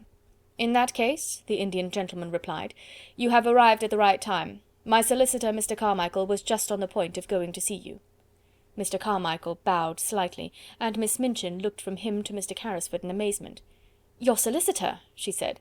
"I do not understand. I have come here as a matter of duty. I have just discovered that you have been intruded upon by the forwardness of one of my pupils, a charity pupil. I came to explain that she intruded without my knowledge." She turned upon Sarah. "Go home at once," she commanded indignantly. "You shall be severely punished. Go home at once." The Indian gentleman drew Sarah to his side and patted her hand. "She is not going." Miss Minchin felt rather as if she must be losing her senses. "Not going?" she repeated. "No," said Mr. Carrisford, "she is not going home, if you give your house that name. Her home for the future will be with me." Miss Minchin fell back in amazed indignation. "With you? With you, sir? What does this mean?" "Kindly explain the matter, Carmichael," said the Indian gentleman, "and get it over as quickly as possible." And he made Sarah sit down again, and held her hands in his, which was another trick of her papa's. Then Mr. Carmichael explained, in the quiet, level-toned, steady manner of a man who knew his subject, and all its legal significance, which was a thing Miss Minchin understood as a business woman, and did not enjoy. "Mr. Carrisford, madam," he said, "was an intimate friend of the late Captain Crewe. He was his partner in certain large investments. The fortune which Captain Crewe supposed he had lost has been recovered, and is now in Mr. Carrisford's hands." "The fortune!" cried Miss Minchin, and she really lost colour as she uttered the exclamation. "Sarah's fortune!" "It will be Sarah's fortune," replied Mr. Carmichael, rather coldly. "It is Sarah's fortune now, in fact. Certain events have increased it enormously. The diamond mines have retrieved themselves." "The diamond mines!" Miss Minchin gasped out. If this was true, nothing so horrible, she felt, had ever happened to her since she was born. "The diamond mines," Mr. Carmichael repeated, and he could not help adding, with a rather sly, unlawyer-like smile, "There are not many princesses, Miss Minchin, who are richer than your little charity pupil, Sarah Crewe, will be. Mr. Carrisford has been searching for her for nearly 2 years. He has found her at last, and he will keep her." After which he asked Miss Minchin to sit down while he explained matters to her fully, and went into such detail as was necessary to make it quite clear to her that Sarah's future was an assured one, and that what had seemed to be lost was to be restored to her tenfold. Also that she had in Mr. Carrisford a guardian as well as a friend. Miss Minchin was not a clever woman, and in her excitement she was silly enough to make one desperate effort to regain what she could not help seeing she had lost through her worldly folly. "He found her under my care," she protested. "I have done everything for her. But for me she should have starved in the streets." Here the Indian gentleman lost his temper. "As to starving in the streets," he said, "she might have starved more comfortably there than in your attic." "Captain Crewe left her in my charge," Miss Minchin argued. "She must return to it until she is of age. She can be a parlour boarder again. She must finish her education. The law will interfere in my behalf." "Come, come, Miss Minchin," Mr. Carmichael interposed. "The law will do nothing of the sort. If Sarah herself wishes to return to you, I dare say Mr. Carrisford might not refuse to allow it, but that rests with Sarah." "Then," said Miss Minchin, "I appeal to Sarah. I have not spoiled you, perhaps," she said awkwardly to the little girl, "but you know that your papa was pleased with your progress, and I have always been fond of you." Sarah's green-grey eyes fixed themselves on her with the quiet, clear look Miss Minchin particularly disliked. "Have you, Miss Minchin?" she said. "I did not know that." Miss Minchin reddened and drew herself up. "You ought to have known it," said she, "but children, unfortunately, never know what is best for them. Amelia and I always said you were the cleverest child in the school. Will you not do your duty to your poor papa and come home with me?" Sarah took a step toward her and stood still. She was thinking of the day when she had been told that she belonged to nobody, and was in danger of being turned into the street. She was thinking of the cold, hungry hours she had spent alone with Emily and Melchisedec in the attic. She looked Miss Minchin steadily in the face. "You know why I will not go home with you, Miss Minchin," she said. "You know quite well." A hot flush showed itself on Miss Minchin's hard, angry face. "You will never see your companions again," she began. "I will see that Ermengarde and Lottie are kept away—" Mr. Carmichael stopped her with polite firmness. "Excuse me," he said. "She will see anyone she wishes to see. The parents of Miss Crewe's fellow pupils are not likely to refuse her invitations to visit her at her guardian's house. Mr. Carrisford will attend to that." It must be confessed that even Miss Minchin flinched. This was worse than the eccentric bachelor uncle who might have a peppery temper and be easily offended at the treatment of his niece. A woman of sordid mind could easily believe that most people would not refuse to allow their children to remain friends with a little heiress of diamond mines. And if Mr. Carrisford chose to tell certain of her patrons how unhappy Sarah Crewe had been made, many unpleasant things might happen. "You have not undertaken an easy charge," she said to the Indian gentleman as she turned to leave the room. "You will discover that very soon. The child is neither truthful nor grateful. I suppose," to Sarah, "that you feel now that you are a princess again." Sarah looked down and flushed a little, because she thought her pet fancy might not be easy for strangers, even nice ones, to understand at first. "I tried not to be anything else," she answered in a low voice. "Even when I was coldest and hungriest, I tried not to be." "Now it will not be necessary to try," said Miss Minchin acidly, as Ram Das salaamed her out of the room. She returned home, and going to her sitting-room, sent at once for Miss Amelia. She sat closeted with her all the rest of the afternoon, and it must be admitted that poor Miss Amelia passed through more than one bad quarter of an hour. She shed a good many tears and mopped her eyes a good deal. One of her unfortunate remarks almost caused her sister to snap her head entirely off, but it resulted in an unusual manner. "I am not as clever as you, sister," she said, "and I am always afraid to say things to you for fear of making you angry. Perhaps if I were not so timid, it would be better for the school and for both of us. I must say I've often thought it would have been better if you had been less severe on Sarah Crewe, and had seen that she was decently dressed and more comfortable. I know she was worked too hard for a child of her age, and I know she was only half fed—" "How dare you say such a thing!" exclaimed Miss Minchin. "I don't know how I dare," Miss Amelia answered with a kind of reckless courage, "but now I've begun I may as well finish, whatever happens to me. The child was a clever child and a good child, and she would have paid you for any kindness you had shown her, but you didn't show her any. The fact was, she was too clever for you, and you always disliked her for that reason. She used to see through us both." "Amelia!" gasped her infuriated elder, looking as if she would box her ears and knock her cap off, as she had often done to Becky. But Miss Amelia's disappointment had made her hysterical enough not to care what occurred next. "She did, she cried.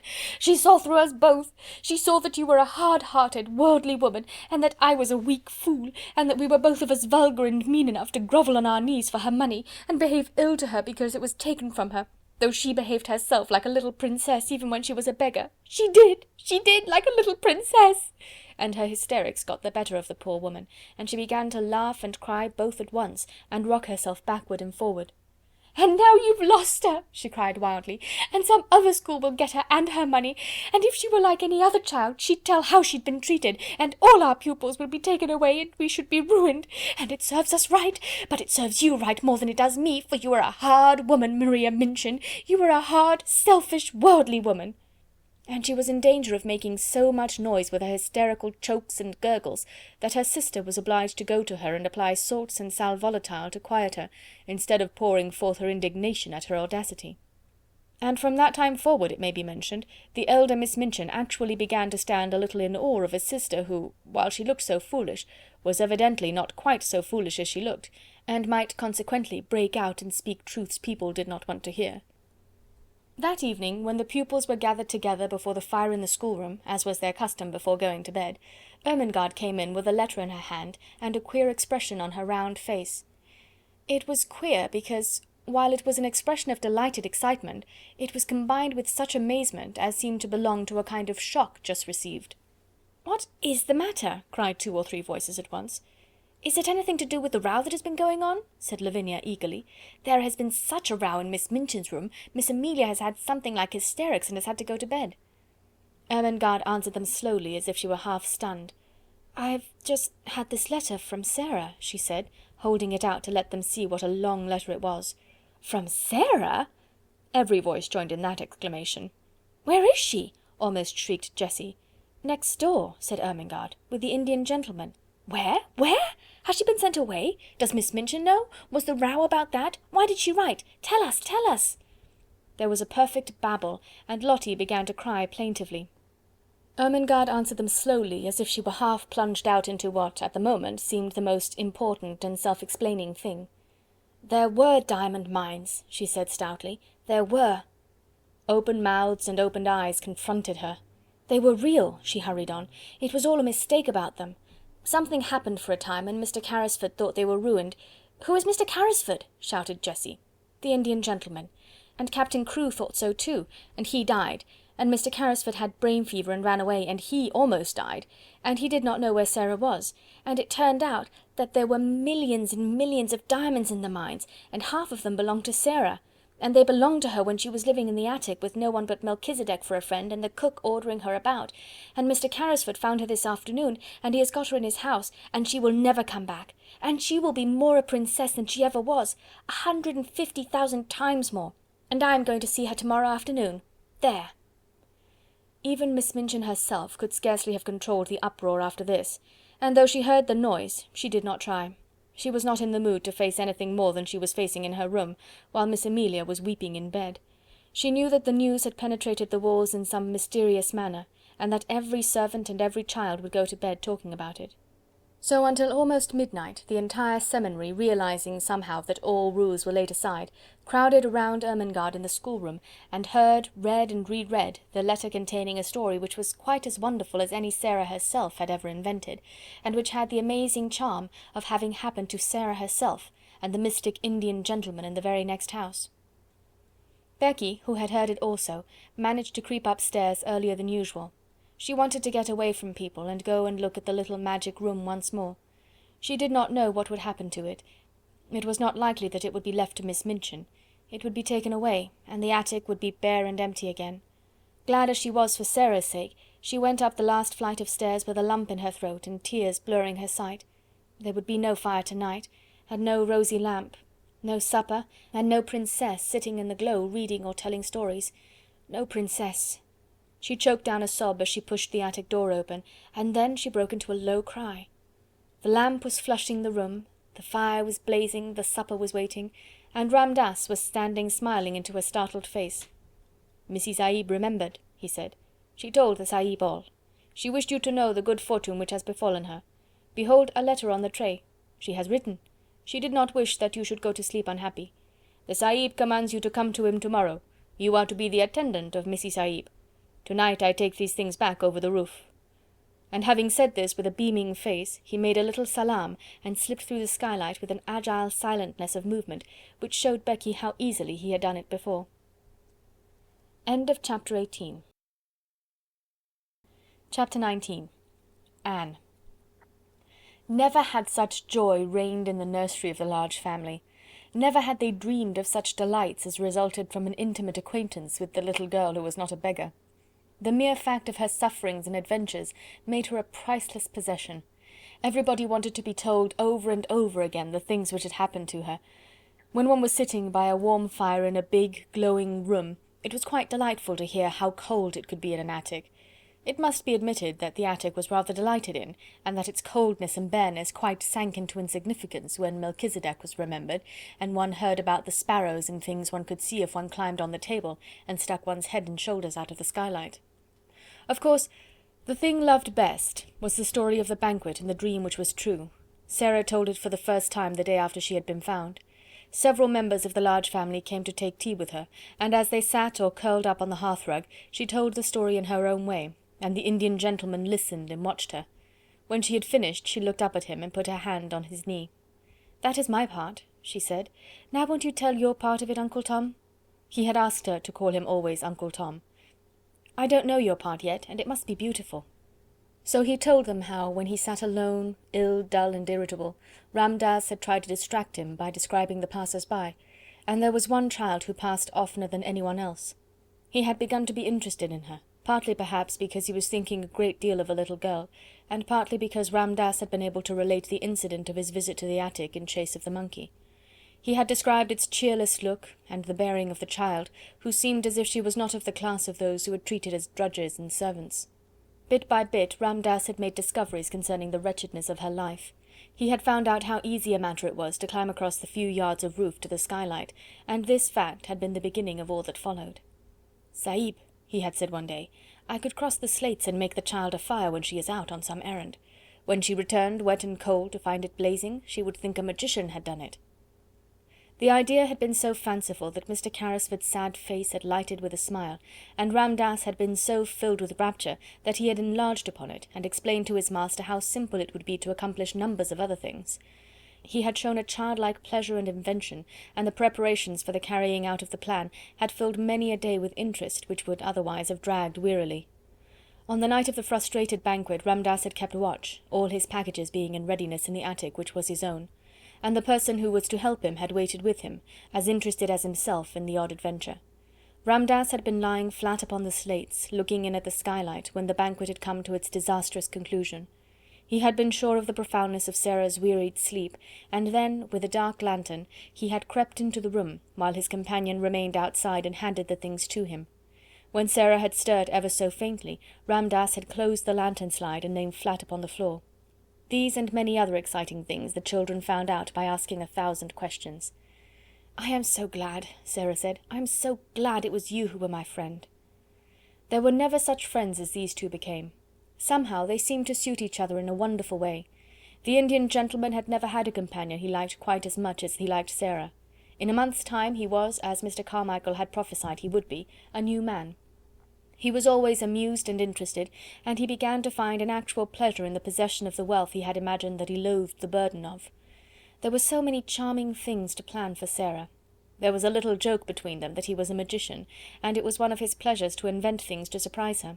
She found beautiful new flowers growing in her room, whimsical little gifts tucked under pillows, and once, as they sat together in the evening, they heard the scratch of a heavy paw on the door, and when Sarah went to find out what it was, there stood a great dog, a splendid Russian boarhound, with a grand silver and gold collar bearing an inscription. "I am Boris," it read. "I serve the Princess Sarah." There was nothing the Indian gentleman loved more than the recollection of the little princess in rags and tatters. The afternoons in which the Large family or Ermengarde and Lottie gathered to rejoice together were very delightful, but the hours when Sarah and the Indian gentleman sat alone and read or talked had a special charm of their own. During their passing many interesting things occurred. One evening Mr. Carrisford, looking up from his book, noticed that his companion had not stirred for some time, but sat gazing into the fire. "What are you supposing, Sarah?" he asked. Sarah looked up, with a bright colour on her cheek. "I was supposing," she said. "I was remembering that hungry day, and a child I saw." "But there were a great many hungry days," said the Indian gentleman, with a rather sad tone in his voice. "Which hungry day was it?" "I forgot you didn't know," said Sarah. "It was the day the dream came true." Then she told him the story of the bun shop, and the 4 pence she picked up out of the sloppy mud, and the child who was hungrier than herself. She told it quite simply, and in as few words as possible, but somehow the Indian gentleman found it necessary to shade his eyes with his hand, and look down at the carpet. "And I was supposing a kind of plan," she said, when she had finished. "I was thinking I should like to do something." "What is it?" said Mr. Carrisford in a low tone. "You may do anything you like, Princess." "I was wondering," rather hesitated Sarah. "You know, you say I have so much money. I was wondering if I could go to see the bun woman, and tell her that if, when hungry children, particularly on those dreadful days, come and sit on the steps, or look in at the window, she would just call them in and give them something to eat. She might send the bills to me. Could I do that?" "You shall do it tomorrow morning," said the Indian gentleman. "Thank you," said Sarah. "You see, I know what it is to be hungry, and it is very hard when one cannot even pretend it away." "Yes, yes, my dear," said the Indian gentleman. "Yes, yes, it must be. Try to forget it. Come and sit on this footstool near my knee, and only remember you are a princess." "Yes," said Sarah, smiling, "and I can give buns and bread to the populace." And she went and sat on the stool, and the Indian gentleman, he used to like her to call him that too sometimes, drew her small dark head down on his knee and stroked her hair. The next morning Miss Minchin, in looking out of her window, saw the things she perhaps least enjoyed seeing. The Indian gentleman's carriage, with its tall horses, drew up before the door of the next house, and its owner and a little figure, warm with soft, rich furs, descended the steps to get into it. The little figure was a familiar one, and reminded Miss Minchin of days in the past. It was followed by another as familiar, the sight of which she found very irritating. It was Becky, who in the character of delighted attendant always accompanied her young mistress to the carriage, carrying wraps and belongings. Already Becky had a pink, round face. A little later the carriage drew up before the door of the baker's shop, and its occupants got out, oddly enough, just as the bun woman was putting a tray of smoking hot buns into the window. When Sarah entered the shop, the woman turned and looked at her, and, leaving the buns, came and stood behind the counter. For a moment she looked at Sarah very hard indeed, and then her good-natured face lighted up. "I'm sure that I remember you, miss," she said, "and yet—" "Yes," said Sarah, "once you gave me 6 buns for 4pence, and you gave 5 of them to a beggar child," the woman broke in on her. "I've always remembered it.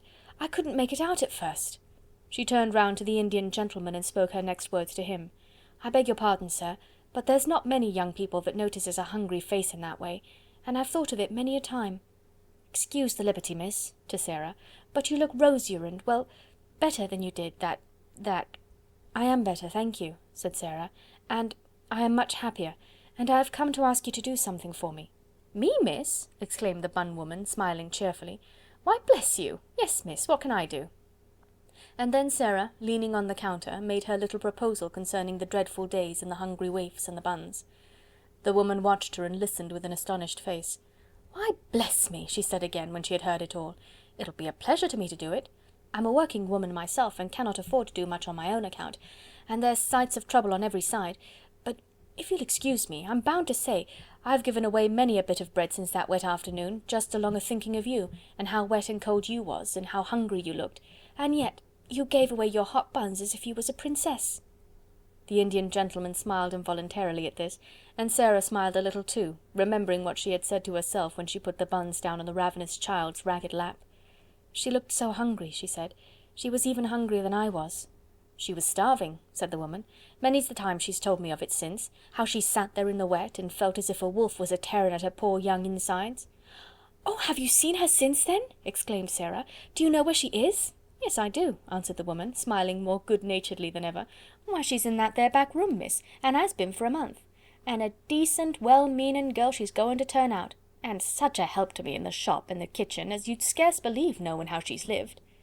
She stepped to the door of the little back parlour and spoke, and the next minute a girl came out and followed her behind the counter. And actually it was the beggar child, clean and neatly clothed, and looking as if she had not been hungry for a long time. She looked shy, but she had a nice face, now that she was no longer a savage, and the wild look had gone from her eyes. She knew Sarah in an instant, and stood and looked at her as if she could never look enough. "You see," said the woman, "I told her to come when she was hungry, and when she'd come I'd give her odd jobs to do, and I found she was willing, and somehow I got to like her, and the end of it was I've given her a place and a home, and she helps me and behaves well, and is as thankful as a girl can be. Her name's Anne. She has no other." The children stood and looked at each other for a few minutes, and then Sarah took her hand out of her muff and held it out across the counter, and Anne took it, and they looked straight into each other's eyes. "I am so glad," Sarah said, "and I've just thought of something. Perhaps Mrs. Brown will let you be the one to give the buns and bread to the children. Perhaps you would like to do it, because you know what it is to be hungry too." "Yes, miss," said the girl. And somehow Sarah felt as if she understood her, though she said so little, and only stood still and looked after her as she went out of the shop with the Indian gentleman, and they got into the carriage and drove away. End of chapter 19. End of A Little Princess by Frances Hodgson Burnett.